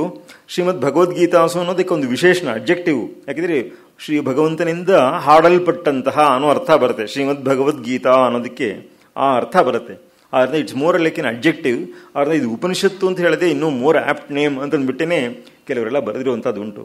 ಹಾಗೆ ಎಲ್ಲ ಉಪನಿಷತ್ತುಗಳು ಗೋವುಗಳಾದರೆ ಗೀತೆ ಅದರ ಹಾಲು ಅಂತ ಹೇಳಿಬಿಟ್ಟು ಹೇಳುವಂತಹ ಮಾತು. ಸರ್ವ ಉಪನಿಷದೋ ಗಾವಃ ದೋಗ್ಧ ಗೋಪಾಲನಂದನ ಪಾರ್ಥೋ ಉತ್ಸಸುಧೀರ್ ಭೋಕ್ತ ದುಗ್ಧಂ ಗೀತಾಮೃತಂ ಮಹತ್ ಅಂತ ಹೇಳುವಂಥ ಮಾತನ್ನು ನೀವೆಲ್ಲ ಕೇಳೇ ಇದ್ದೀರಾ. ಮತ್ತು ಈ ಭಗವದ್ಗೀತೆಯ ಹಿರಿಮೆಯನ್ನು ಶಂಕರ ಭಗವತ್ಪಾದರು ತದಿದಂ ಗೀತಾಶಾಸ್ತ್ರಂ ಸಮಸ್ತ ವೇದಾರ್ಥ ಸಾರ ಸಂಗ್ರಹಭೂತಂ. ಈ ಗೀತಾಶಾಸ್ತ್ರ ಅನ್ನುವಂಥದ್ದು ಸಮಸ್ತ ವೇದಾರ್ಥದ ಸಾರ ಸಂಗ್ರಹವಾಗಿರುವಂಥದ್ದು ಅಂತ ಹೇಳಿ, ದುರ್ವಿಜ್ಞೇಯಾರ್ಥಂ, don't think you can easily understand Bhagavad Gita ಅಂತಂದ್ಬಿಟ್ಟು. ಅದರ ಅರ್ಥ ಅಂದರೆ ಕಾನ್ಸೆಪ್ಟ್ಸ್ ತುಂಬ ಡೀಪ್ ಆಗಿದೆ. ನಾವು ಲ್ಯಾಂಗ್ವೇಜ್ನ ಟ್ರಾನ್ಸ್ಪರೆಂಟ್ ಮಾಡ್ಕೊಂಡ್ಬಿಟ್ರೆ, ಅದಕ್ಕೆ ಬೇಕಾದ ಲ್ಯಾಂಗ್ವೇಜ್ ಬಗ್ಗೆ ಒಂದು ಕಲ್ಟಿವೇಷನ್ ಮಾಡಿ ಇಟ್ಕೊಂಡ್ಬಿಟ್ರೆ ಮುಂದಕ್ಕೆ ಅದರ ಡೆಪ್ತ್ ಏನು ಅನ್ನೋದಕ್ಕೆ ನಾವು ಗಮನವನ್ನು ಕೊಡಬಹುದು. ತದರ್ಥ ಆವಿಷ್ಕರಣಾಯ ಅನೇಕೈರ್ ವಿವೃತ ಪದಾರ್ಥ ವಾಕ್ಯಾರ್ಥ ನ್ಯಾಯೋಪಿ ಅತ್ಯಂತ ವಿರುದ್ಧ ಅನೇಕಾರ್ಥತ್ವೇನ ಲೌಕಿಕೈ ಗೃಹ್ಯಮಾಣಂ ಉಪಲಭ್ಯ ಅಹಂ ವಿವೇಕತೋ ಅರ್ಥ ನಿರ್ಧಾರಣಾರ್ಥಂ ಸಂಕ್ಷೇಪತೋ ವಿವರಣಂ ಕರಿಷ್ಯಾಮಿ. ಬೇಕಾದ ಜನ ಇದನ್ನು ಮಿಸ್ಅಂಡರ್ಸ್ಟ್ಯಾಂಡ್ ಮಾಡ್ಕೊಂಡಿರೋದು, ಮಿಸ್ಇಂಟರ್ಪ್ರಿಟ್ ಮಾಡಿರುವಂಥದ್ದು ಎಲ್ಲ ಆಗಿದೆ. ನಾನು ಸಂಗ್ರಹವಾಗಿ ಇದಕ್ಕೆ ವಿವರಣೆಯನ್ನು ಕೊಡ್ತೀನಿ ಅಂತಂದ್ಬಿಟ್ಟು ಅವರು ಹೇಳಿ ಅದಕ್ಕೆ ಹೊರಡುವಂಥದ್ದಾಗಿದೆ. ಹಾಗೆಯೇ ರಾಮಾನುಜಾಚಾರ್ಯರು, ಮಧ್ವಾಚಾರ್ಯರು, ಇವರುಗಳೆಲ್ಲರೂ ಕೂಡ ಇದನ್ನು ಕೊಂಡಾಡಿರುವಂಥದ್ದು. ಮಧ್ವಾಚಾರ್ಯರಂತೂ ಮಹಾಭಾರತ ಪಾರಿಜಾತ ಮಧುಭೂತಂ ಅಂತ, ಮಹಾಭಾರತವನ್ನೇ ಒಂದು ಪಾರಿಜಾತ ಅಂತ ಇಟ್ಕೊಂಡ್ರೆ ಇದು ಅದರ ಮಧು ಅಂತಂದ್ಬಿಟ್ಟು ಅಂತ. ಯಾಮುನಾಚಾರ್ಯರು ಒಂದು ಗೀತಾರ್ಥ ಸಂಗ್ರಹ ಅಂತ ಒಂದು ಪುಸ್ತಕ ಬರೆದಿದ್ದಾರೆ. ಅದರಲ್ಲಿ ಅವ್ರು ಹೇಳ್ತಾರೆ, ಅವರು ಅಸ್ಥಾನ ಸ್ನೇಹ ಕಾರುಣ್ಯ ಶೋಕ ಮೋಹ ಧಿಯಾಕುಲಂ ಪಾರ್ಥಂ ಪ್ರಪನ್ನ ಮುದ್ದಿಶ್ಯ ಗೀತಾವತರಣಂ ಕೃತಂ ಅಂತಂದ್ಬಿಟ್ಟು, ಶಾಸ್ತ್ರಾವತರಣಂ ಕೃತಂ ಅಂತಂದ್ಬಿಟ್ಟು. ಡಿ ವಿ ಜಿಯವರು ಭಗವದ್ಗೀತೆಯ 18 ಅಧ್ಯಾಯಗಳಿಗೆ ಹೊಸ ಹೊಸ ಹೆಸರುಗಳು ಕೊಟ್ಟಿದ್ದಾರೆ. ಅವರು ಹಳೆಯ ಹೆಸರನ್ನು ಉಳಿಸ್ಕೊಂಡಿದ್ದಾರೆ. ಉದಾಹರಣೆಗೆ ಮೊದಲನೇ ಚಾಪ್ಟರ್ಗೆ ನಮಗೆಲ್ಲ ಗೊತ್ತಿರುವಂತಹದ್ದು ಅರ್ಜುನ ವಿಷಾದ ಯೋಗ ಅನ್ನುವಂತಹ ಹೆಸರು ನಮಗೆಲ್ಲ ಪ್ರಸಿದ್ಧವಾಗಿ ಗೊತ್ತಿರುವಂತಹದ್ದು. ಆದರೆ DVG ಅವರು ಅದಕ್ಕೆ ಅರ್ಜುನ ವಿಷಾದ ಯೋಗವೆಂಬ ಪ್ರಾಕೃತ ಕಾರುಣ್ಯ ಯೋಗ ಅನ್ನುವಂಥ ಹೆಸರು ಕೊಟ್ಟಿದ್ದಾರೆ. ಏನು ಹಾಗಾದರೆ ಪ್ರಾಕೃತ ಕಾರುಣ್ಯ ಅಂದರೆ ಏನು? ಸಂಸ್ಕೃತ ಕಾರುಣ್ಯ, ಪ್ರಾಕೃತ ಕಾರುಣ್ಯ ಅಂತ ಎರಡಿದೆಯಾ ಅಂತ. ಇಲ್ಲಿ ಪ್ರಾಕೃತ ಅನ್ನೋದು ಭಾಷೆಗೋಸ್ಕರ ಹೇಳ್ತಾ ಇರೋದಂಥದ್ದಲ್ಲ. ಸಂಸ್ಕೃತದಲ್ಲಿ ಪ್ರಾಕೃತ ಜನರು ಅಂತಂದರೆ ಆರ್ಡಿನರಿ ಪೀಪಲ್, ಅಂದರೆ ಯಾರಲ್ಲಿ ಏನೂ ಪರಿಷ್ಕಾರವೇ ಇಲ್ವೋ, ಯಾರಲ್ಲಿ ಯಾವ ಒಳ್ಳೆಯ ಸಂಸ್ಕಾರಗಳಾಗಿಲ್ವೋ ಅಂತಹ ರಾ ಆ್ಯಂಡ್ ರಸ್ಟಿಕ್ ಆಗಿರೋವಂಥವ್ರು, ಯಾವ ಕಲ್ಚರು ರಿಫೈನ್ಮೆಂಟು ಇಲ್ಲದೇ ಇರೋವಂಥವ್ರು, ಅಂಥವ್ರಿಗೆ ಪ್ರಾಕೃತ ಅಂತ ಹೆಸರು. ಅವನು ಬಾಣಭಟ್ಟನ ಕಾದಂಬರಿಯಲ್ಲಿ ಏನು ಯಕ್ಕಶ್ಚಿತ್ ಪ್ರಾಕೃತ ಯಾವ ಸಾಧಾರಣ ಪ್ರಾಕೃತ ಮನುಷ್ಯನ ಹಾಗೆ ನೀನು ಆಡ್ತೀಯಲ್ಲ ಅಂತಂದ್ಬಿಟ್ಟು ಅದರಲ್ಲಿ ಬೈಯುವಂಥ ಮಾತು ಬರುತ್ತೆ. ಸೊ ಪ್ರಾಕೃತ ಅಂತಂದರೆ ಹಾಗಿರುವಂಥದ್ದು. ಪ್ರಾಕೃತ ಕಾರುಣ್ಯ ಅಂತ ಹೇಳಿದ್ರೆ ಅರ್ಜುನನಿಗೆ ಬಂದಿರುವಂತಹ ಕಾರುಣ್ಯ ಇದೆಯಲ್ಲ, ಅದು ತುಂಬ ಆರ್ಡಿನರಿ ಲೆವೆಲ್ ಕಾರುಣ್ಯ ಅದು ಅಂತಂದ್ಬಿಟ್ಟು. ಅಂದರೆ ಕಾರುಣ್ಯದಲ್ಲಿ ಡೆಪ್ತನ್ನು ನಾವು ನೋಡಬೇಕು ಅಂತಂದ್ಬಿಟ್ಟು ಅಂತ. ನಾವೆಲ್ಲ ಕೇಳಿರುವಂಥ ಮಾತು ದಯೆ ಇಲ್ಲದ ಧರ್ಮ ಯಾವುದಯ್ಯ ಅಂತೆಲ್ಲ ನಾವು ಕೇಳ್ತೀವಿ. ಆದರೆ ವಾಸ್ತವವಾಗಿ ಅದರ ಸತ್ಯ ಏನು ಅಂತ ಹೇಳಿದ್ರೆ ಇಲ್ಲದ ದಯೆ ಎಂತಹುದಯ್ಯ ಅಂತ ಕೇಳಬೇಕು. ಯಾಕೆಂದರೆ ಧರ್ಮ ದೃಷ್ಟಿ ಅನ್ನೋದು ಇದಕ್ಕಿಂತಲೂ ಆಳಕ್ಕೆ ಹೋಗುವಂಥದ್ದು. ಅಂದರೆ ದಯೆಯನ್ನು ಎಲ್ಲಿ ತೋರಿಸ್ಬೇಕು, ಎಲ್ಲಿ ತೋರಿಸಬಾರ್ದು, ಇದರ ಬಗ್ಗೆ ವಿವೇಚನೆಯನ್ನು DVG ಅವರೇ ಅದನ್ನು ತುಂಬ ಚೆನ್ನಾಗಿ ಮಾಡಿದ್ದಾರೆ. ಅಭ್ಯಂಕರ ಶಾಸ್ತ್ರಿಗಳಂತೂ ಕಾರುಣ್ಯ ಅನ್ನೋ ವಿಷಯನೇ ತೊಗೊಂಡು ಬೇಕಾಷ್ಟು ಬರೆದಿದ್ದಾರೆ. ಮುಂದೆ ಅದನ್ನ ಹೇಳ್ತೀನಿ ನಾನು, ಇವತ್ತು ನಾಳೆ 2 ದಿವಸ ಟೈಮ್ ಇರೋದ್ರಿಂದ ಅದನ್ನ ಹೇಳ್ತೀನಿ ನಾನು. ಅಂತೂ ಇದರಲ್ಲಿ DVG ಅವರು ದಯೆಯನ್ನು ತೋರೋದೇ ಮುಖ್ಯವಲ್ಲ, ದಯೆ ಅನ್ನೋದು ಬಹಳ ದೊಡ್ಡ ಗುಣ. ಉದಾಹರಣೆಗೆ ಗೌತಮ ಅವನು ತನ್ನ ಧರ್ಮಸೂತ್ರದಲ್ಲಿ ಆತ್ಮಗುಣಗಳು ಅಂತ ಹೇಳ್ತಾ ಅಷ್ಟವು ಆತ್ಮಗುಣ ಅಂತ 8 ಆತ್ಮಗುಣಗಳಿರಬೇಕು ಅಂತ ಹೇಳ್ತಾನೆ. ಅದರಲ್ಲಿ ಫಸ್ಟ್ ಒಂದೇನೆ ದಯೆ ಅನ್ನುವಂಥದ್ದು. ಆದರೆ ಅದಕ್ಕಷ್ಟು ಫಸ್ಟ್ ರ್ಯಾಂಕ್ ಕೊಟ್ಟಿದ್ರೂ ಕೂಡ ದಯೆ ಅನ್ನೋದು ಎಲ್ಲಿ ಇರಬೇಕು, ಎಲ್ಲಿ ಇರಬಾರದು ಅನ್ನೋದ್ರ ಬಗ್ಗೆ ತುಂಬ ಯೋಚನೆ ಮಾಡಬೇಕಾದಿದೆ, ಬಹಳ ಜವಾಬ್ದಾರಿಯಿಂದ ವರ್ತಿಸಬೇಕಾದಿದೆ. ಅದಕ್ಕೋಸ್ಕರನೇ DVG ಅವರು ಅರ್ಜುನ ವಿಷಾದ ಯೋಗ ಅನ್ನೋ ಹೆಸರನ್ನ ತಿರಸ್ಕರಿಸಲಿಲ್ಲ, ಆ ಹಳೆಯ ಹೆಸರನ್ನು ಉಳಿಸ್ಕೊಂಡಿದ್ದಾರೆ. ಅರ್ಜುನ ವಿಷಾದ ಯೋಗವೆಂಬ ಪ್ರಾಕೃತ ಕಾರುಣ್ಯ ಯೋಗ ಅಂತಂದ್ಬಿಟ್ಟು ಅದಕ್ಕೆ ಹೆಸರನ್ನು ಕೊಟ್ಟಿದ್ದಾರೆ ಅವರು. ಈ ಒರಿಜಿನಲ್ ವರ್ಡ್ ಯೂಸ್ ಮಾಡಿರುವಂಥದ್ದು ಯಾಮುನರ ಗೀತಾರ್ಥ ಸಂಗ್ರಹದಲ್ಲಿ ಅಸ್ಥಾನ ಸ್ನೇಹ ಕಾರುಣ್ಯ ಅಂತಂದ್ಬಿಟ್ಟು. ಅರ್ಜುನನಿಗೆ ಕೌರವರ ಬಗ್ಗೆ ಬಂದಂತಹ ಸ್ನೇಹ ಮತ್ತು ಕಾರುಣ್ಯ ಇದೆಯಲ್ಲ, ಇದೆರಡು ಕೂಡ ಅಸ್ಥಾನವಾದಂಥದ್ದು ಅಂತ. ಸಂಸ್ಕೃತದಲ್ಲಿ ಸ್ಥಾನೇ ಅನ್ನುವಂಥದ್ದು ಒಂದು ಅವ್ಯಯ, ಅದಕ್ಕೆ ಪ್ರಾಪರ್ಲಿ ಅಪ್ರೋಪ್ರಿಯೇಟ್ಲಿ ಅನ್ನೋ ಅರ್ಥ ಬರುತ್ತೆ. ಅಸ್ಥಾನ ಸ್ನೇಹ ಕಾರುಣ್ಯ ಅಂತಂದರೆ ಅನ್ಟೈಮ್ಲಿ, ಅದಕ್ಕೆ ಪ್ರತಿಯೊಂದಕ್ಕೂ ದೇಶ, ಕಾಲ, ಪಾತ್ರ, ಹೇಗೆ ದಾನಕ್ಕೆ ಹೇಗೆ ಇದನ್ನೆಲ್ಲ ನೋಡಬೇಕೋ ಹಾಗೆ ಇದಕ್ಕೂ ಕೂಡ ನೋಡಬೇಕಾದಿದೆ. ಆದರೆ ಅದನ್ನೆಲ್ಲ ಮಿಸ್ ಮಾಡಿಕೊಂಡಿರುವಂಥದ್ದು ಅದು ಅಸ್ಥಾನ ಸ್ನೇಹ ಕಾರುಣ್ಯ ಅಂತ ಅನಿಸ್ಕೊಳ್ಳುತ್ತೆ. ಅಂತಹ ಕಾರುಣ್ಯವನ್ನು ತೋರಿಸಿ ಅವನು ಈ ತಪ್ಪನ್ನು ಮಾಡ್ದ ಅನ್ನುವಂತಹ ಮಾತು ಅದರಲ್ಲಿ ಬರುವಂತಹದ್ದು. ಹೀಗಾಗಿ ಅಂತಹ ಅವಿಚಾರಿತವಾದಂತಹ ಕೃಪೆ, DVG ಅವರು ಅದನ್ನು ಅವಿಚಾರದ ಕೃಪೆ ಅಂತಂದ್ಬಿಟ್ಟೇ ತುಂಬ ಚೆನ್ನಾಗಿ ಅದನ್ನ ಹೇಳ್ತಾರೆ. ಅವರು ಅದನ್ನು ಹೇಳ್ತಾರೆ. ಅದನ್ನ ಇಲ್ಲಿ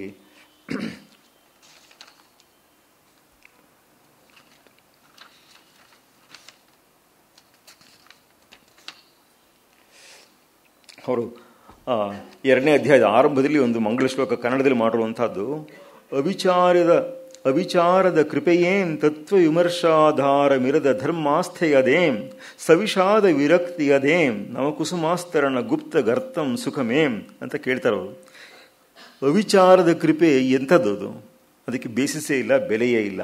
ತತ್ವ ವಿಮರ್ಶಾಧಾರ ಮಿರದ ಧರ್ಮಾಸ್ಥೆಯದೇಂ, ಧರ್ಮದಲ್ಲಿ ಆಸ್ಥೆ ಇದೆ ಅಂತ ಹೇಳಿದ್ರೆ ಅದಕ್ಕೆ ತತ್ವ ವಿಮರ್ಶೆಯ ಆಧಾರವಿರಬೇಕು. ಅದು ಇಲ್ಲದೆ ಹೋದರೆ ಅದೇನು ಬಂತು? ಸವಿಷಾದ ವಿರಕ್ತಿ ಅದೇಂ, ನನಗೆ ವೈರಾಗ್ಯವಿದೆ ಆದರೆ ತುಂಬ ದುಃಖ ಇದೆ ಅಂತ ಹೇಳಿದ್ರೆ ಒಂದಕ್ಕೊಂದಕ್ಕೆ ಮೋಸ್ಟ್ ಕಾಂಟ್ರಡಿಕ್ಟಿಂಗು.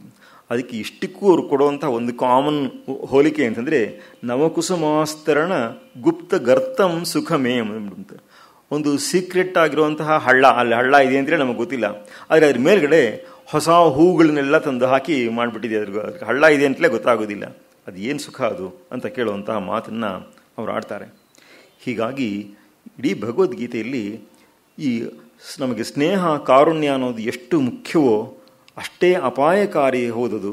ಯಾಕೆ ಅಂತಂದರೆ ಅದರ ಬೆಲೆಯನ್ನು ಅರಿತು ನಾವು ಮಾಡಬೇಕಂಥದ್ದು ಅನ್ನೋದನ್ನು ಡಿ ವಿ ಜಿಯವರು ತುಂಬ ಚೆನ್ನಾಗಿ ತೋರಿಸ್ಕೊಟ್ಟಿದ್ದಾರೆ. ಅದನ್ನು ಇವರು ನಮ್ಮ ವಾಸುದೇವ ಶಾಸ್ತ್ರಿ ಅಭ್ಯಂಕರರಿಗೆ ಗೀತಾ ಭಾಷ್ಯವನ್ನು ಬರೆಯೋದಕ್ಕೆ ತುಂಬ ಸ್ಫೂರ್ತಿ ಕೊಟ್ಟಂತಹದ್ದು ಜ್ಞಾನದೇವರ ಕೃತಿ, ಮರಾಠಿಯಲ್ಲಿ ಬರೆದಿರುವಂತಹ ಭಾವಾರ್ಥ ದೀಪಿಕೆ ಅನ್ನುವಂತಹ ಕೃತಿ. ಅದು ಫುಲ್ ಮರಾಠಿಯ ಪದ್ಯ ರೂಪದಲ್ಲಿರುವಂತಹದ್ದು.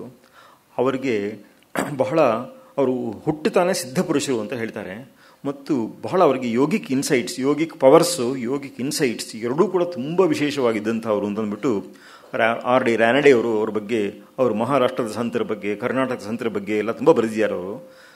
ಸರಿ, ಅವರು ಈ ಮಾತನ್ನು ಅವ್ರು ಹೇಳ್ತಾರೆ.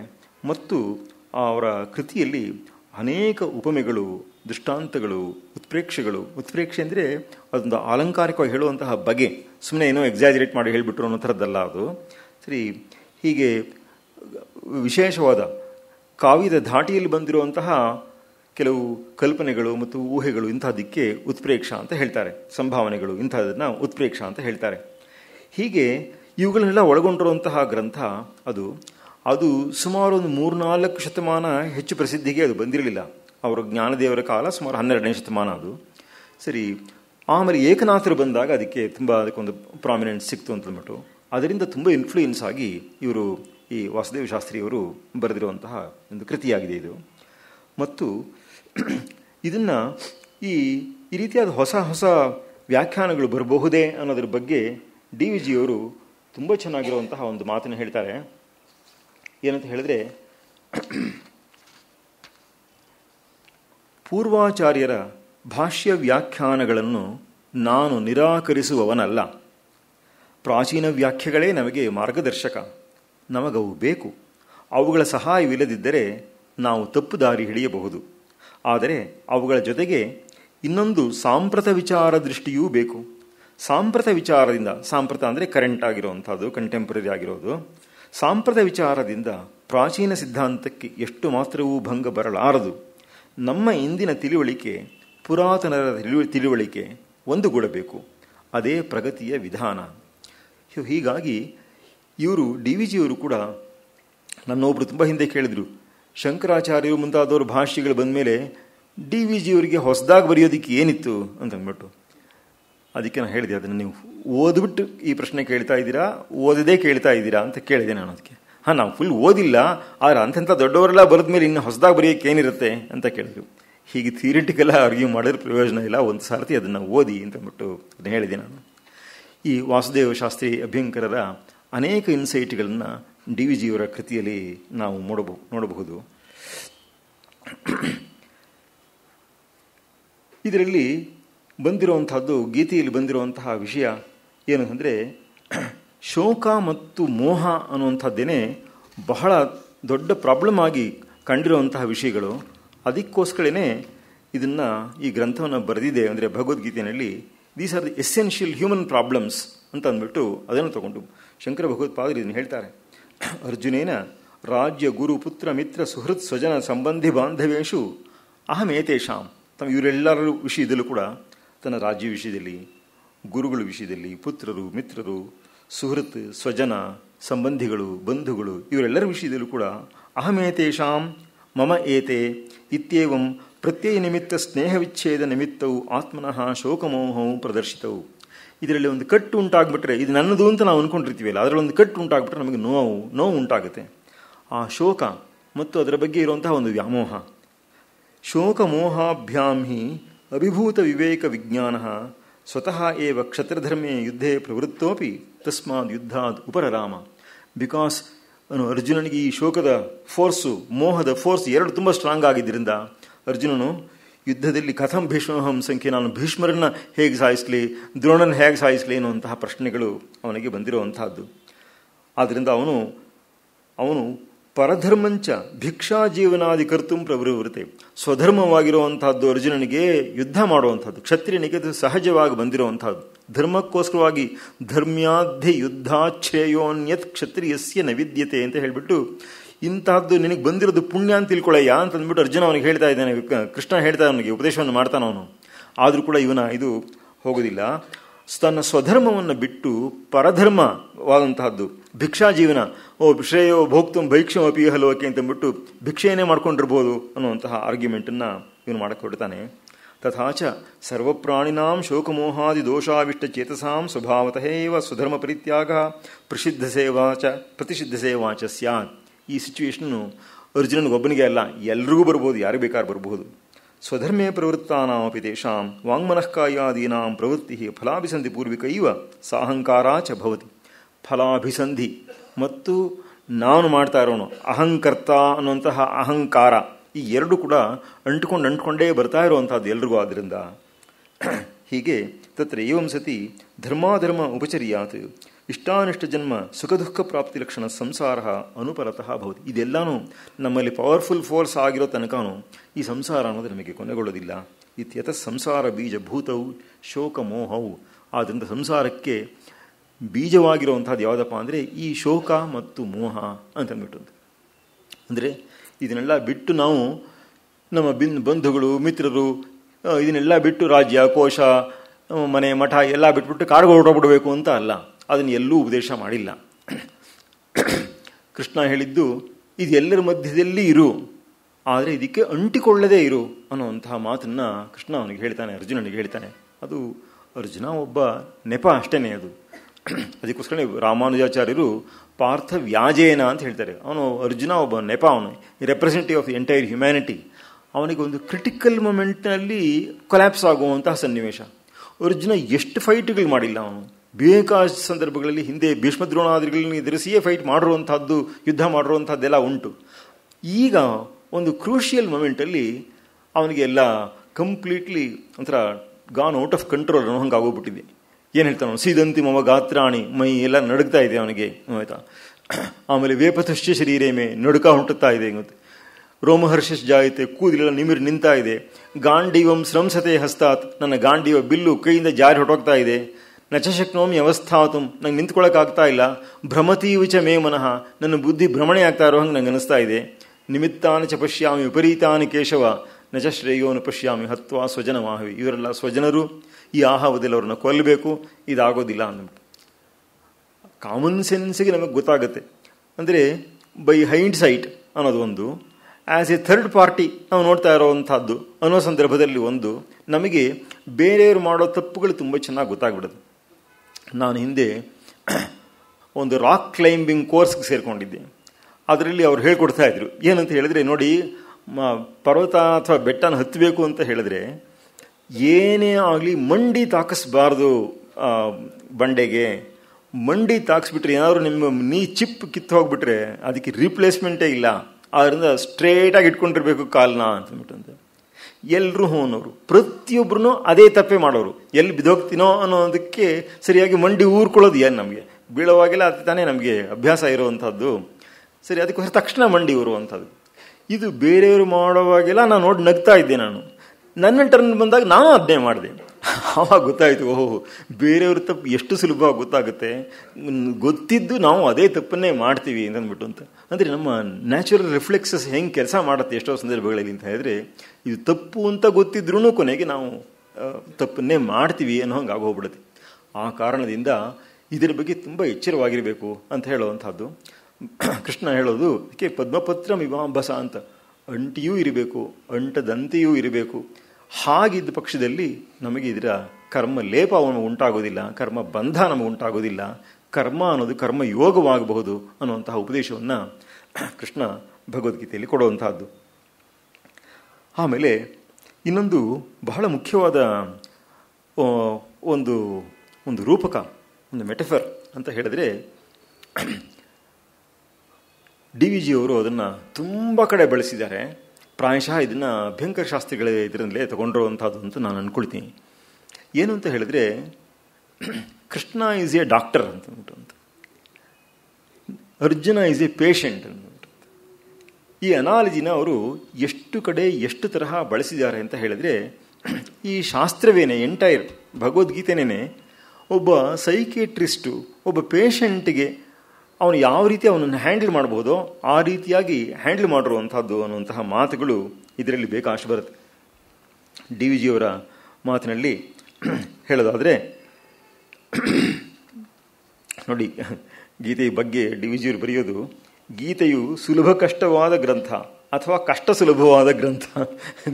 ಅಂದರೆ ಅದರ ಕಾಂಪ್ಲೆಕ್ಸಿಟಿ ಹಾಗೆಂದರೇನು?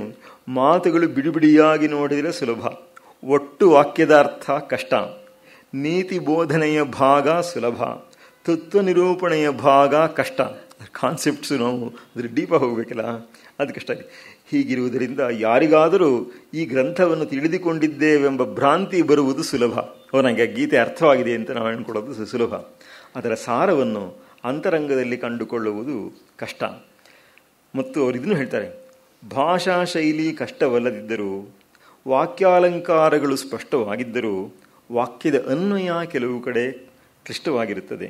ಭಾವವನ್ನು ವಿಶದಪಡಿಸುವುದಕ್ಕಾಗಿ ಕೆಲವು ಕಡೆ ಉಪಮಾನಾದಿ ಅಲಂಕಾರಗಳನ್ನು ಉಪಯೋಗಿಸಿದ್ದರೂ ಇನ್ನು ಕೆಲವು ಕಡೆ ಅರ್ಥವು ಮನಸ್ಸನ್ನು ಹಿಡಿದು ಅದರಲ್ಲಿ ನಾಟಿಕೊಳ್ಳುವಂತೆ ಆಗಬೇಕೆಂದು ಆಪಾತ ವಿರೋಧದ, ಅದಕ್ಕೆ ಅವರು ಈ ಥರ ಒಂದು ಸ್ವಲ್ಪ ಡಿಫಿಕಲ್ಟ್ ವರ್ಡ್ ಸಂಸ್ಕೃತದಲ್ಲಿ ಕಾಮನ್ ಆಗಿರುವಂಥದ್ದು, ಆ ಥರ ಒಂದು ವರ್ಡ್ ಬಂದರೆ ತಕ್ಷಣ ಡಿ ವಿ ಜಿಯವರೇ ಹೆಲ್ಪ್ಫುಲ್ ಆಗಲೇ ಅದಕ್ಕೆ ನೋಟ್ಸ್ ನಿಸ್ಕೊಬಿಡ್ತಾರೆ. ಇಂಗ್ಲೀಷ್ನಲ್ಲಿ ಪ್ಯಾರಾಡಾಕ್ಸ್ ಎಂದು ಹೇಳುವ ರೀತಿಯಲ್ಲಿಯೂ, ಇಂಗ್ಲೀಷ್ನಲ್ಲಿ ಎಪಿಗ್ರಮ್ ಎಂದು ಹೇಳುವ ರೀತಿಯಲ್ಲಿಯೂ ವಾಕ್ಯ ರಚನೆ ಇದೆ. ಇಂತಹ ವಾಕ್ಯಗಳು ಹೆಚ್ಚು ಸಮಾಲೋಚನೆಯನ್ನು ಅಪೇಕ್ಷಿಸುತ್ತವೆ ಅಂತಂದ್ಬಿಟ್ಟು ಗೀತೆಯ ಬಗ್ಗೆ ಜನರಲ್ ಆಗಿ ಅವರು ಹೇಳ್ತಾರೆ. ಮತ್ತು ಎಷ್ಟು ಕಡೆ ಡಿ ವಿ ಜಿಯವರು ವೈದ್ಯಶಾಸ್ತ್ರದ ಅನಾಲಜಿಯನ್ನು ತರ್ತಾರೆ ಅನ್ನೋದನ್ನು ನಾವು ನೋಡಬಹುದು. ಉದಾಹರಣೆಗೆ ನೋಡಿ, ಇದರ ಗೀತೆಯ ಭೂಮಿಕೆಯಲ್ಲಿ ಅವರು ಹೇಳ್ತಾರೆ, ವೈದ್ಯಶಾಸ್ತ್ರದ ಉದ್ದೇಶ ಒಂದು, ಆರೋಗ್ಯವೆಂಬ ದೇಹಸ್ಥಿತಿ ಒಂದು, ಆದರೆ ಅನಾರೋಗ್ಯ ಕಾರಣಗಳು 4, ರೋಗ ರೂಪಗಳು 4, ಆದದ್ದರಿಂದ ಚಿಕಿತ್ಸೆ ಪಥ್ಯಗಳ ವಿಧಾನಗಳು 4, ಕಣ್ಣು ಬೇನೆಗೆ ಶುಂಠಿ ಮೆಣಸು ಆಗದು, ಅಜೀರ್ಣಕ್ಕೆ ಪಟಿಕದ ದ್ರಾವಕ ಆಗದು, ದೇಹ ದೌರ್ಬಲ್ಯವನ್ನು ನೋಡಿ ಔಷಧ, ಜೀವ ದೌರ್ಬಲ್ಯವನ್ನು ನೋಡಿ ಉಪದೇಶ. ಅವರು ಡಿ ವಿ ಜಿಯವರ ಮಾತುಗಳು ಎಂಥ ಮುತ್ತು ಮೋಣಿಸಿದಂಗೆ ಇರುತ್ತೆ, ಅದು ತುಂಬ ಅದ್ಭುತವಾಗಿರುವಂಥದ್ದು. ನೋಡಿ, ಇನ್ನೊಂದು ಕಡೆ ಹೇಳ್ತಾರೆ ಅವರು ಏನಂತಂದರೆ, ಗೀತೆಯಲ್ಲಿ ಯಾತಕ್ಕೆ ಎಲ್ಲದನ್ನು ಕರೆಕ್ಟಾಗಿ ಲಿಟ್ರಲ್ಲಾಗಿ ಒಳ್ಳೆ ಮ್ಯಾಥಮ್ಯಾಟಿಕ್ಸಲ್ಲಿ ಹೇಳ್ದಂಗೆ ಹೇಳ್ಬೋದಾಗಿತ್ತಲ್ಲ, ಒಬ್ರಿಗೂ ನಾನಾರ್ಥಗಳು ಬರೋದಕ್ಕೆ ಸ್ಕೋಪ್ ಇರಬಾರ್ದು, ಹಾಗೆ ಹೇಳ್ಬೋದಾಗಿತ್ತಲ್ಲ, ಎಲ್ಲ ಡೈರೆಕ್ಟಾಗಿ ಒಂದೇ ಸ್ಥಿತಿಗೆ ಅರ್ಥವಾಗ್ಬಿಡ್ಬೇಕು, ಹಂಗೆ ಹೇಳ್ಬೋದಾಗಿತ್ತಿಲ್ಲ ಅನ್ನೋದಕ್ಕೆ ಹೇಳ್ತಾರೆ. ವೈದ್ಯರು ಔಷಧವನ್ನು ತೂಕ ಮಾಡಿದಂತೆ ನಾವು ಮಾತುಗಳನ್ನು ತೂಕ ಮಾಡಿ ಯಥಾಸ್ಥಿತವಷ್ಟನ್ನೇ ಹೇಳಬೇಕೆಂದರೆ ಆ ಮಾತು ಪ್ರೋತ್ಸಾಹಕರವಾಗುವುದಕ್ಕೆ ಪ್ರತಿಯಾಗಿ ನಿರುತ್ಸಾಹಕರವೇ ಆದೀತು. ಆದ್ದರಿಂದ ಭಗವಂತನ ಆಶಯವನ್ನು ನೋಡಿ ಭಗವದ್ವಾಕ್ಯಕ್ಕೆ ಅರ್ಥ ಮಾಡತಕ್ಕದ್ದು ಯುಕ್ತ ಅಂದ್ಬಿಟ್ಟು ಅದನ್ನು ಹೇಳ್ತಾರೆ. ಹಾಗೆಯೇ ಇದರ ಬಗ್ಗೆ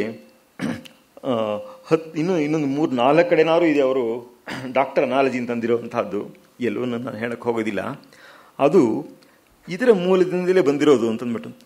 ಈ ಅಭ್ಯಂಕರ ಶಾಸ್ತ್ರಿಗಳ ಭಾಷ್ಯದಲ್ಲಿ ಆ ಡಾಕ್ಟರ್ಸ್ ಅನಾಲಜಿ ಒಂದನ್ನು ತಗೊಂಡು ಎಷ್ಟು ವಿಸ್ತಾರವಾಗಿ ಮಾಡಿದ್ದಾರೆ ಅಂತ ಹೇಳಿದ್ರೆ ಅದು ತುಂಬ ಆಶ್ಚರ್ಯವಾಗುತ್ತೆ. ಆದರೆ ಅದಕ್ಕೆ ಮೊದಲು ಇನ್ನೊಂದು ಪಾಯಿಂಟ್ ನಾನು ಹೇಳಬೇಕು.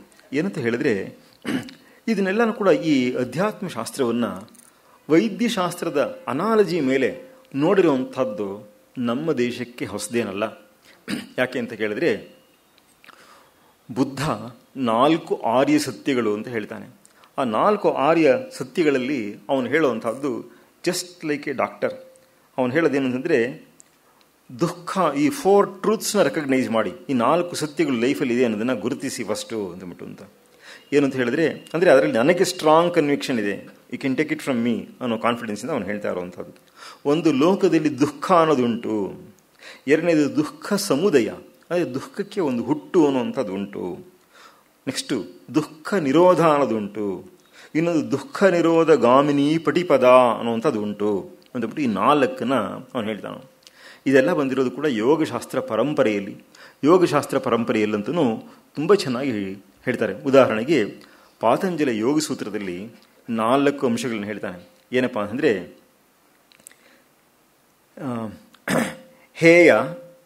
ಹೇಯ ಹೇತು, ಹಾನ ಹಾನೋಪಾಯ ಅಂತಂದ್ಬಿಟ್ಟು 4 ಅಂಶಗಳನ್ನ ಹೇಳ್ತಾನೆ. ಹೇಯ ಅಂತ ಹೇಳಿದ್ರೆ ನಮಗೆ ಅಯ್ಯೋ ತುಂಬ ಹೇಯವಾದ್ದು ಅಂತಂದ್ಬಿಟ್ಟು ನಾವು ಛೆ ಅಂತ ಹೇಳ್ತೀವಲ್ಲ, ತುಚ್ಛ ಹೇಯ ಅನ್ನೋ ಪದಗಳನ್ನ ಸಿನಾನಿಮಸ್ ನಾವು ಯೂಸ್ ಮಾಡ್ತೀವಿ. ಯೋಗಶಾಸ್ತ್ರದಲ್ಲಿ ಅದನ್ನು ಎಟಿಮಲಾಜಿಕಲ್ ಸೆನ್ಸ್ನಲ್ಲಿ ಅದನ್ನ ಯೂಸ್ ಮಾಡಿರುವಂಥದ್ದು. ಸಂಸ್ಕೃತದಲ್ಲಿ ಇದು ಹಾ ಅನ್ನೋ ಧಾತುವಿಂದ ಬಂದಿರುವಂಥದ್ದು. ಹಾನ ಅಂದರೆ ಬಿಡುವಿಕೆ ಅಂತಂದ್ಬಿಟ್ಟು, ನಮಗೆ ಹಾನಿ ಅನ್ನೋ ಪದ ನಾವು ಕೇಳಿದ್ದೀವಿ, ನಮಗೆ ಅದರಿಂದ ತೊಂದರೆ ಆಗುವಂಥದ್ದು ಅನ್ನೋದನ್ನು. ಹಾನ ಅಂತಂದರೆ ಬಿಡುವಿಕೆ, ಹೇಯ ಅಂದರೆ ಯಾವುದನ್ನು ಬಿಡಬೇಕೋ ಅಂತಹದ್ದು, ಬಿಡೋದಕ್ಕೆ ಯೋಗ್ಯವಾದಂತಹದ್ದು ಹೇಯ ಅಂತಂದ್ಬಿಟ್ಟು. ಪಾತಂಜಲಿ ಯೋಗ ಸೂತ್ರದಲ್ಲಿ ಎಂಟೈರ್ ಪಾತಂಜಲಿ ಯೋಗ ಸೂತ್ರ is built upon these 4 concepts. ಏನಪ್ಪ ಅಂತ ಹೇಳಿದ್ರೆ, ಒಂದು ಹೇಯ ಅಂತಂದ್ಬಿಟ್ಟು ರೆಕಗ್ನೈಸ್ ದ್ಯಾಟ್ ಅಂತ.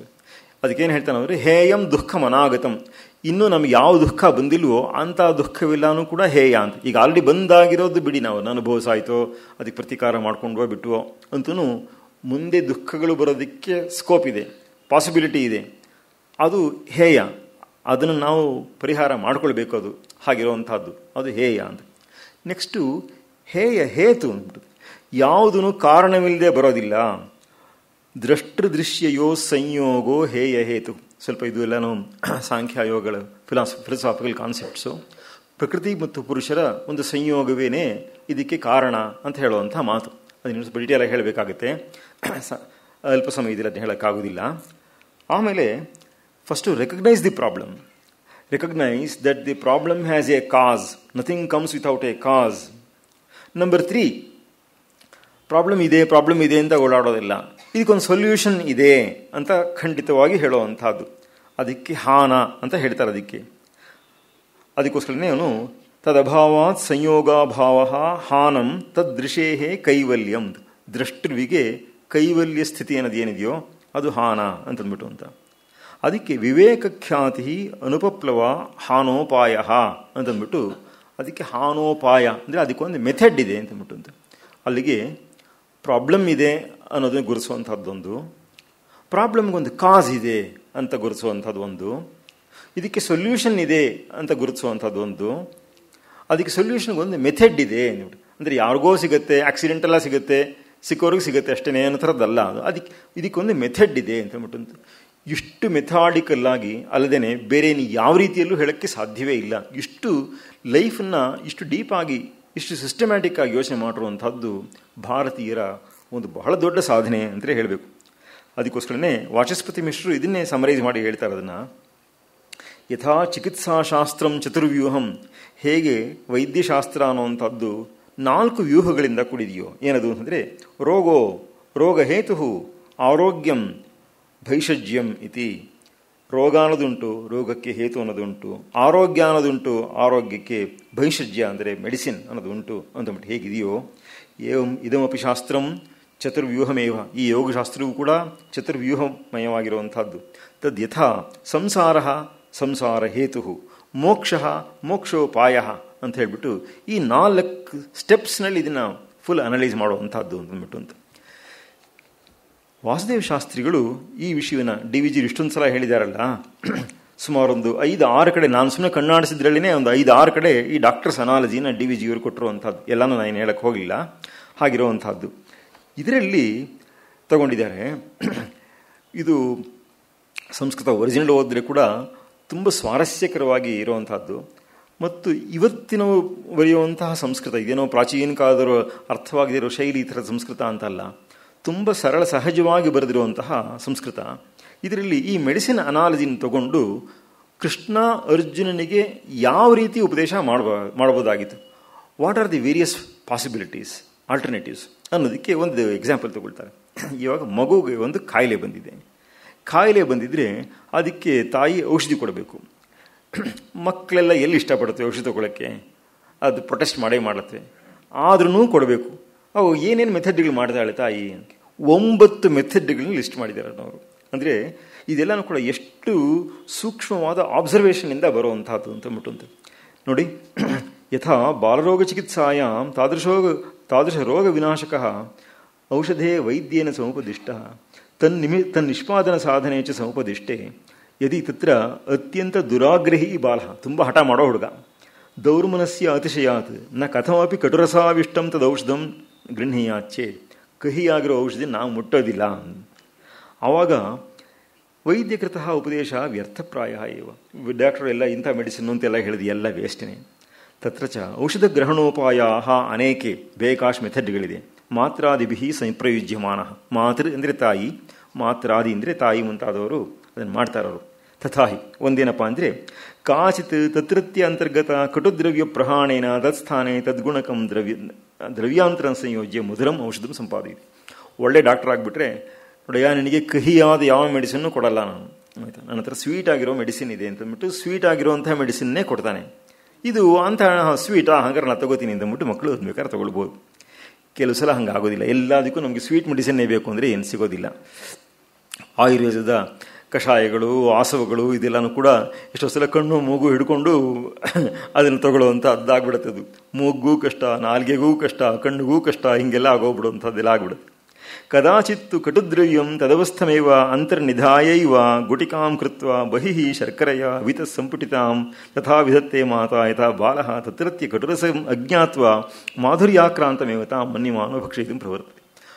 ಕಹಿಯಾದ ಮಾತ್ರೆ ಇದೆಯಲ್ಲ, ಅದನ್ನು ಒಳಗಡೆ ಇಟ್ಬಿಟ್ಟು ಮತ್ತು ಮೇಲ್ಗಡೆ ಅದಕ್ಕೆ ಸ್ವೀಟ್ ಕೋಟಿಂಗ್ ಕೊಟ್ಬಿಟ್ಟು ಶುಗರ್ ಕೋಟೆಡ್ ಪಿಲ್ ಅಂತ ಮಾಡಿಬಿಟ್ಟು ಕೊಡುವಂಥದ್ದು ಎರಡನೇ ಮೆಥಡ್. ಕ್ವಚಿತ್ ಅನ್ಯ ಪ್ರಕಾರ ದೃಶ್ಯತೆ. ಏನಪ್ಪ ಅಂತ ಹೇಳಿದ್ರೆ, ಭೋ ಬಾಲ ಪಶ್ಯ ಇಮಂ ಅಗ್ರತಃ ಪ್ರಫುಲ್ಲಂ ವೃಕ್ಷಂ ಸ್ವತತೇತು ತವಾಯಂ. ಪಶ್ಯಕ್ಕಿದ್ರೆ ನೋಡಿಲಿ, ಈ ಮರ ನೋಡು, ಈ ಹೂವು ನೋಡು, ಕಾಗೆ ನೋಡು ಅಂತ ಹಿಂಗೆ ಏನೇನೋ ಮಗುನ ಡಿಸ್ಟ್ರಾಕ್ಟ್ ಮಾಡಿಬಿಟ್ಟು ಏನೋ ಸಂವಾದ ಉಪಕ್ರಮ್ಯ ಯಾವತ್ತೇನ ವಿಷಯಾಂತರ ಸಂವಾದೇನ ಅನ್ಯತ್ರ ಮನಃ ಸಹ ಬಾಲಃ, ಅವನ ಮೈಂಡ್ ಡೈವರ್ಟ್ ಆಗಿರಬೇಕಾದ್ರೆ ಆವಾಗ ತಥಾ ಸಂವದಂತಿ ತಮ್ಮ ಔಷಧಂ ಪ್ರಾಶಯತಿ, ಅದಕ್ಕೆ ಔಷಧಿನ ಕೊಡ್ತಾಳೆ. ಮೆಥಡ್ ನಂಬರ್ 4, ಕೆಲವು ಸಲ ಇದು ವರ್ಕ್ ಆಗೋದಿಲ್ಲ. ನಾವು ಸಾಮಾಧಾನ ಭೇದ ದಂಡ ಅಂತ ಹೇಳ್ತೀವಲ್ಲ, ಇದು ಬರೀ ಅರ್ಥಶಾಸ್ತ್ರದಲ್ಲಿ ಕೌಟಿಲ್ಯ ಹೇಳಿರೋದು ಅಂತ ಮಾತ್ರ ಅಂದ್ಕೊಳ್ಬೇಕಾಗಿಲ್ಲ. ಸಂಸ್ಕೃತದಲ್ಲಿ ಒಂದು ಒಳ್ಳೆಯ ಸುಭಾಷಿತ ಇದೆ, ಏನಂತಂದರೆ ನಿತ್ಯಗಟ್ಟಲೆ ಲೈಫಲ್ಲೂ ಬೇಕ್ರಿ ಇದು, ಇಟ್ ಕ್ಯಾನ್ ಹೆಲ್ಪ್ ಅಂತಂದ್ಬಿಟ್ಟು ಅಂತ. ಏನಪ್ಪ ಅಂದರೆ, ಮಕ್ಕಳು ಓದೋದಿಲ್ಲ, ಓದು ಅಂತ ಹೇಳಬೇಕಾದ್ರೆ ಏನು ಮಾಡಬೇಕು ಅಂತ ಹೇಳಿದ್ರೆ ಅಂದರೆ, ಅಧೀಶ್ವಾಧೀಶ್ವ ಹೇ ಬಾಲ, ಓದೋ ಮರಿ ಅಂತಂದ್ಬಿಟ್ಟು ಪ್ರೀತಿಯಿಂದ ಅದನ್ನ ಹೇಳಬೇಕಂತೆ. ಅದನ್ನ ಎಷ್ಟೋ ಮಕ್ಕಳು ಅದಕ್ಕೆ ಬಗ್ಗಲ್ಲ, ಕೆಲವು ಮಕ್ಕಳಿಗೆ ಅಷ್ಟೇ ಸಾಕು. ಅದಕ್ಕೆ ಅಂಥ ಮಕ್ಕಳಿಗೆ ಮೋದಕಂತೆ ದದಾಮ್ಯಹಂ, ನಿನಗೆ ಲಡ್ಡು ಕೊಡ್ತೀನಿ ಅಂತಂದ್ಬಿಟ್ಟು ಅಂತ ಆ ಆಸೆ ತೋರಿಸಿ ಮಾಡುವಂಥದ್ದಂತೆ. ಕೆಲವು ಮಕ್ಕಳು ಅದಕ್ಕೂ ಬಗ್ಗಲ್ಲ, ಆಯ್ತಾ, ಬೇಡ ನೀನೇ ತಿನ್ಕೋ ಆಯ್ತಾ. ಅನ್ಯಸ್ಮೈವ ಪ್ರದಾಸ್ಯ, ನೋಡು ಆ ಮಗು ಕೊಟ್ಬಿಡ್ತೀನಿ ಅಂತ ಕೆಲವು ಮಕ್ಕಳಿಗೆ ಚಿರು ಅಂದ್ಬಿಡುತ್ತೆ, ಹಂಗ ಇಲ್ಲ ಅಂತಂದ್ಬಿಟ್ಟು ಅಂತ ಅದಕ್ಕೂ ಬಗ್ಗದೇ ಇರುವಂಥದ್ದು ಕರ್ಣ ಉತ್ಪಾಟಯ ಅಂತ ನೋಡಿ, ನೀನು ಕಿವಿ ಕಿತ್ತಾಕ್ಬಿಡ್ತೀನಿ ಅಂತ ಎದುರಿಸ್ಬೇಕು ಅಂತಂದ್ಬಿಟ್ಟು. ಇದೇ ಸಾಮ ದಾನ ಭೇದ ದಂಡ ಅಂತ. ಒಳ್ಳೆಯ ಮಾತು ಏನಿದೆಯೋ ಅದು ಸಾಮ ಅಥವಾ ಸಾಂತ್ವನ ಅಥವಾ ಶಮ ಅನ್ನುವಂತಹ ಪದಗಳಿಂದ ವಾಚ್ಯವಾಗುವಂಥದ್ದು. ಸೊ ಸಾಮೋಪಾಯ ಅಂತಂದರೆ ಮೃದುವಾದ ವಾಕ್ಯ, ನವಿರಾದ ನುಡಿ, ಇವು ಮಧುರವಾದ ಮಾತು, ಆ ಇನಿಮಾತಿನಿಂದ ಅವುಗಳನ್ನ ಮನಸ್ಸನ್ನು ಒಲಿಸಿ ಮಾಡುವಂಥದ್ದು, ಅದು ಸಾಮೋಪಾಯ ಅಂತ ಅನ್ಸ್ಕೊಳ್ಳುತ್ತೆ. ದಾನೋಪಾಯ ಅಂತಂದರೆ ನಿಂಗೆ ಇದು ಕೊಡ್ತೀನಿ ಅದು ಕೊಡ್ತೀನಿ ಅಂತಂದ್ಬಿಟ್ಟು ಅದಕ್ಕೆ ಏನು ಆಸೆ ಇರುತ್ತೋ ಅಂಥದ್ದನ್ನು ಹೇಳಿ ಕೊಟ್ಟು ಮಾಡಿಸುವಂಥದ್ದು. ಭೇದೋಪಾಯ ಅಂತಂದರೆ ಇದನ್ನು ಮತ್ತೊಬ್ಬರಿಗೆ ಕೊಡ್ತೀನಿ ಅಂತ ಹೇಳಿ ಮಾಡಿದಾಗ ಅಯ್ಯೋ ನನಗಿಲ್ಲ ಬೇರೆಯವ್ರಿಗೆ ಸಿಕ್ಬಿಡುತ್ತೆ ಅಂತ, ಎಷ್ಟೋ ಸಲ ನನಗೆ ಸಿಗಲಿಲ್ಲ ಅನ್ನೋಕ್ಕಿಂತ ಬೇರೆಯವ್ರಿಗೆ ಸಿಕ್ಬಿಡುತ್ತೆ ಇಲ್ಲ ಅನ್ನೋ ಕಾರಣಕ್ಕೆ ಬಂದು ಎಷ್ಟೋ ಮಕ್ಕಳು ಆಟ ಆಡ್ಕೊಂಡಿರುತ್ತವೆ. ಇನ್ನೊಂದು ಮಗು ಬಂದು ತಾಯಿ ತೊಡೆ ಮೇಲೆ ಕೂತ್ಕೊಂಡ್ಬಿಟ್ರೆ ನೀನೆಲ್ಲ ನಾನು ಅಂತಂದ್ಬಿಟ್ಟು ಅದನ್ನು ತಳ್ಳಿ ತಾನು ಕೂತ್ಕೊಂಡು ತಾಯಿ ತೊಡೆ ಮೇಲೆ ಕೂತ್ಕೊಳ್ಬೇಕು ಅಂತ, ಇದು ಭೇದ, ಇದು ಆಗುವಂಥದ್ದು. ಇನ್ನು ಇಷ್ಟು ಫೇಲ್ಯೂರ್ ಆದರೆ ಮಾತ್ರ ದಂಡ ಉಪಯೋಗಿಸಬೇಕು ಅಂತಂದ್ಬಿಟ್ಟು ಕೌಟಿಲ್ಯ ಅರ್ಥಶಾಸ್ತ್ರದಲ್ಲಿ ಹೇಳ್ತಾನೆ. ಹೀಗೆ ನಿತ್ಯಗಟ್ಟಲೆ ಜೀವನದಲ್ಲೇ ಈ ಸಾಮಧಾನ ಭೇದ ದಂಡಗಳು ಬೇಕಾಗುತ್ತೆ. ಇನ್ನು ರಾಜ್ಯದಲ್ಲೂ ಕೂಡ ಇದು ಇನ್ನೂ ಸೂಕ್ಷ್ಮವಾಗಿ ಬೇಕಾಗುವಂಥ ವಿಷಯಗಳು ಅಂತಂದ್ಬಿಟ್ಟಲ್ಲಿ ಹೇಳ್ತಾನೆ ಅಂತೇಳಿ. ಹಾಗೆಯೇ ಕ್ವಚಿತ್ತು ತದಾನೀಂ ಅನ್ಯೋಪಾಯ ಪಶ್ಯಂತಿ ಮಾತಾ ಸ್ವಾಭೀಷ್ಟ ಸಾಧನಾಯ ಬಲಾತ್ಕಾರೇಣ ಔಷಧಂ ಪ್ರಾಶಯಿತವ್ಯಂ ಇತಿ ಮತಿಂಕುರತೆ. ಅವಾಗ ಏನು ಮಾಡ್ತಾರೆ ಅಂದರೆ, ಎರಡು ಕೈ ಎರಡು ಕಾಲು ಎಲ್ಲ ಬಿಗ್ಗೆ ಹಿಡ್ಕೊಂಡು ಬಲವಂತವಾಗಿ ಔಷಧಿನ ಗಿಡುಗುವಂತಹದ್ದು ಈ ಥರ ಆಗುತ್ತೆ. 5ನೇ ಮೆಥಡ್ಡು, ಕ್ವಚಿತ್ ಮಾತಾ ಖಂಡ ಶರ್ಕರಾದೀನಿ ಅಂದರೆ ಕಲ್ಸಕ್ರೆ ಮಧುರಾನ್ ಪದಾರ್ಥಾನ್ ಸಂದರ್ಶ್ಯ ತದ್ಹಸ್ತೆ ಪ್ರಸ್ಥಾಪ್ಯ ಇವ, ಅದನ್ನು ತೋರಿಸೋದು ಅಥವಾ ಅವನ ಕೈಗೆ ಕೊಡೋದು, ನೋಡು ನೀನು ಔಷಧಿ ತಗೊಂಡ್ರೆ ಇದು ನೀ ತಿನ್ಬೋದು ಅಂತ ಅಂದ್ಬಿಟ್ಟು ಹೇಳಿ ಕೊಡುವಂಥದ್ದು. ಶೀಘ್ರ ಔಷಧಂ ಗೃಹೀತ್ವ ಸದ್ಯ ಇವ ಭಕ್ಷ್ಯ ಇಮಂ ಪದಾರ್ಥಂ ಅಂತ ಹೇಳಿ ಕೊಡುವಂಥದ್ದು. ಕೆಲವು ಸಲ ಅದು ಆಗಲ್ಲ. ಕ್ವಚಿತ್ತು ಏವಂ ಸಮಪ್ರಯೋಗ ದೃಶ್ಯತೆ, ಕೆಲವು ಸಲ ಹೀಗೆ ಮಾಡ್ಕೊಂಡು ಮಮಾಯಂ ಬಾಲೋ ನೈವ ಚೈತ್ರಾದಿವನ್ ಮೂರ್ಖ, ಏನು ಅನ್ಕೊಂಡ್ಬಿಟ್ಟಿದ್ರಿ ನಮ್ಮ ಹುಡುಗನ ಯಾವತ್ತೂ ಔಷಧಿ ತಗೊಳಕ್ಕೆಲ್ಲ ಗಲಾಟೆ ಮಾಡಲ್ಲ ಅಂತಂದ್ಬಿಟ್ಟು ಅಕ್ಕಪಕ್ಕದವ್ರು ಮುಂದೆ ಎಲ್ಲ ಹೇಳಿ ಕೊಚ್ಕೊಂಡು ಮಾಡಿದ್ರೆ ಹಂಗೆ ಹೊಗಳ್ಬಿಟ್ಟಿದಾರಲ್ಲ, ಅದನ್ನ ಅವ್ರ ಮಾನ ಉಳಿಸ್ಕೊಳ್ಳೋದು ತನ್ನ ಮಾನ ಉಳಿಸ್ಕೊಳ್ಳೋದಕ್ಕೋಸ್ಕರನಾದ್ರೂ ಅದು ಔಷಧಿ ತಗೊಳ್ಳೋದು. ಕ್ವಚಿತ್ ಒಂದು ದೃಶ್ಯತೆ ಗುರುನಾಮತ್ರ ಆಗಮನ ಸಮಯೋಯಂ, ನೋಡು ಮನೆ ಯಜಮಾನ್ರ ಅಪ್ಪ ಬರ್ತಾರೆ, ಇವಾಗ ಬಂದ ತಕ್ಷಣ ಬೈತಾರೆ, ನೀವು ಔಷಧಿ ತಗೊಂಡಿಲ್ಲ ಅಂತಂದರೆ ಫಸ್ಟ್ ತೊಗೊಂಡ್ಬಿಡು ಚೆನ್ನಾಗಿ ಹೊಡಿತಾರೆ ಆಮೇಲೆ ಅಂತ ಹಿಂಗೇನೋ ಹೆದರಿಸಿ ಮಾಡಿ ಕೊಡುವಂಥದ್ದು. 8ನೇ ಮೆಥಡ್ ಅಂದರೆ ಕ್ವಚಿತ್ತು ಮಾತೆ ಇತ್ತಂ ಬಾಲಂ ಬೋಧಯತಿ ಗೃಹಾಣ ಏತದೌಷಧಂ ಇದಾನೀಮೇ ವಿತರಥ ಸ್ವಸ್ಥೆ ಮಹತಿ ವ್ಯಥಾ ಸ್ಯಾತ್. ಇಲ್ಲದ್ರೆ ನೋಡು ನಾಳೆ ನಿಮಗೆ ರೋಗ ಜಾಸ್ತಿ ಆಗ್ಬಿಡುತ್ತೆ, ಇನ್ನೂ ಕಷ್ಟಪಡ್ತೀಯಾ ಅಂತ ಹೇಳಿ ಮಾಡುವಂಥದ್ದು. ಇನ್ನು 9th ಒನ್, ಇದು ಬೆಸ್ಟ್ ಒನ್, ಸುಪ್ರೀಂ ಒನ್ ಅಂತಂದ್ಬಿಟ್ಟು ಕ್ವಚಿತ್ ಪ್ರಕಾರಾಂತರೇಣ ಬೋಧಯತಿ ಅತೀವ ಗುಣಕಾರಿ ಏತದೌಷಧಂ ಶೀಘ್ರಂ ಗೃಹಾಣ, ಇದರಿಂದ ನಿನ್ನ ರೋಗ ಫುಲ್ ವಾಸಿ ಆಗತ್ತೆ ಅಂತ ಹೇಳಿಬಿಟ್ಟು ಅವನಿಗೆ ತಿಳುವಳಿಕೆ ಕೊಟ್ಟು ಮಾಡುವಂಥದ್ದು ಅಂತ. ಇದರಲ್ಲಿ ಈ 9 ಮೆಥಡ್ಗಳು ಹೇಳಿದ್ರಲ್ಲಿ ಅಧ್ಯಾತ್ಮದಲ್ಲಿ ಯಾವುದು ಅಪ್ಲೈ ಆಗುತ್ತೆ ಅನ್ನೋದ್ರ ಬಗ್ಗೆ ಇಲ್ಲಿ 2 ಪೇಜ್ ಡಿಸ್ಕಷನ್ ಮಾಡಿದ್ದಾರೆ. ಅದ್ರ ಬಗ್ಗೆ ಅಷ್ಟು ಫುಲ್ ನಾನು ಹೇಳೋದಕ್ಕೆ ಆಗೋದಿಲ್ಲ. ಯಾವ್ಯಾವ ಮೆಥಡ್ ಇಲ್ಲಿ ವರ್ಕ್ ಆಗುತ್ತೆ, ಯಾವ ಮೆಥಡ್ ವರ್ಕ್ ಆಗೋದಿಲ್ಲ ಅನ್ನೋಂಥ ಅದನ್ನು ತೊಗೊಂಡ್ಬಿಟ್ಟು ಫಸ್ಟ್ 4 ಮೆಥಡ್ಸ್ ಇಲ್ಲಿ ಯಾವುದೂ ವರ್ಕ್ ಆಗೋದಿಲ್ಲ ಅಂತಂದ್ಬಿಟ್ಟು ಅದನ್ನ ಹೇಳಿ ಅಂತೂ ಈ ಔಷಧವನ್ನು ನೀನು ತಗೊಂಡ್ರೆ ನಿನಗೆ ಒಳ್ಳೇದಾಗತ್ತೆ, ನಿನ್ನ ಕಾಯಿಲೆ ವಾಸಿ ಆಗುತ್ತೆ ಅಂತ ತಿಳುವಳಿಕೆ ಕೊಟ್ಟು ಮಾಡುವಂಥದ್ದು ಏನಿದೆಯೋ ಅದು ಅಲ್ಟಿಮೇಟ್ಲಿ ಬೆಸ್ಟ್ ಆಗಿರುವಂಥದ್ದು. ಮಿಕ್ಕಿದ್ದು ಎಷ್ಟು ಬಲವಂತವಾಗಿ ಗಿಡಗಿದ್ರು ಮಾಡಿದ್ರು ಕೂಡ ಮಕ್ಕಳು ಕೆಲವು ಸಲ ಕಕ್ಕೊಂಡ್ಬಿಡೋದು ಉಂಟು, ಉಗಿದು ಬಿಡೋದು ಉಂಟು, ವಾಂತಿ ಮಾಡ್ಕೊಂಡ್ಬಿಡೋದು ಉಂಟು, ಹೀಗೆಲ್ಲ ಏನೇನೋ ಆಗ್ಬೋದು. But the most mature way ಆಗುವಂಥದ್ದು ಕೇವಲ ಈ 9ನೇ ಉಪಾಯ ಮಾತ್ರವೇ ಇದು ವರ್ಕ್ ಆಗುವಂಥದ್ದು. ಮತ್ತು ಅಧ್ಯಾತ್ಮದ ವಿಷಯಕ್ಕೆ ತಗೊಂಡ್ರೆ ನಮ್ಮ ಮನಸ್ಸೇ ನಮ್ಮನ್ನು ಅದನ್ನು ಒಳಗಡೆ ತಗೊಳ್ಳೋದಕ್ಕೆ ಒಪ್ಕೊಳ್ಳೋದಿಲ್ಲ, ಔಷಧಿಯನ್ನು ತಗೊಳ್ಳೋದಕ್ಕೆ ಒಪ್ಕೊಳ್ಳೋದಿಲ್ಲ. ಯಾಕೆಂದರೆ ಇದರಲ್ಲಾದರೆ ಫಿಸಿಕಲ್ ಡಿಸೀಸ್ ಬಂದಾಗ ನಾವು ಬಾಯಿಗೆ ಹಾಕಿ ಔಷಧಿಯನ್ನು ಗಿಡಗಬಹುದು. ಅದನ್ನು ಕೂಡ ಅವರು ಡಿಸ್ಕಸ್ ಮಾಡ್ತಾರೆ. ಎಷ್ಟು ಮಟ್ಟಿಗೆ ಡಿಸ್ಕಸ್ ಮಾಡ್ತಾರೆ ಅಂತ ಹೇಳಿದ್ರೆ, ಕೆಲವು ಸಲ ಬಲವಂತವಾಗಿ ಬಾಯಿಯೊಳಗೆ ಹಾಕಿಬಿಟ್ರೆ ಔಷಧಿಯನ್ನು ಆಯಿತಾ ನಾವು ಹೆಲ್ಪ್ಲೆಸ್ ಆಗಿ ನುಂಗ್ತೀವಿ ಅಂತಂದ್ಬಿಟ್ಟು ಅಂತ. ಅಂದರೆ ನಮ್ಮ ರಿಫ್ಲೆಕ್ಸಸ್ ಎಲ್ಲ ಹೇಗಿರುತ್ತೆ ಅಂದರೆ ಗಂಟ್ಲು ತನಕ ಏನೋ ಹೊಟ್ಟೋಗ್ಬಿಟ್ರೆ ಅಂತಂದ್ಬಿಟ್ಟು ಅದು ಗಂಟ್ಲು ಒಳಗೆ ಹೊಟ್ಟೋಗ್ಬಿಡುತ್ತೆ.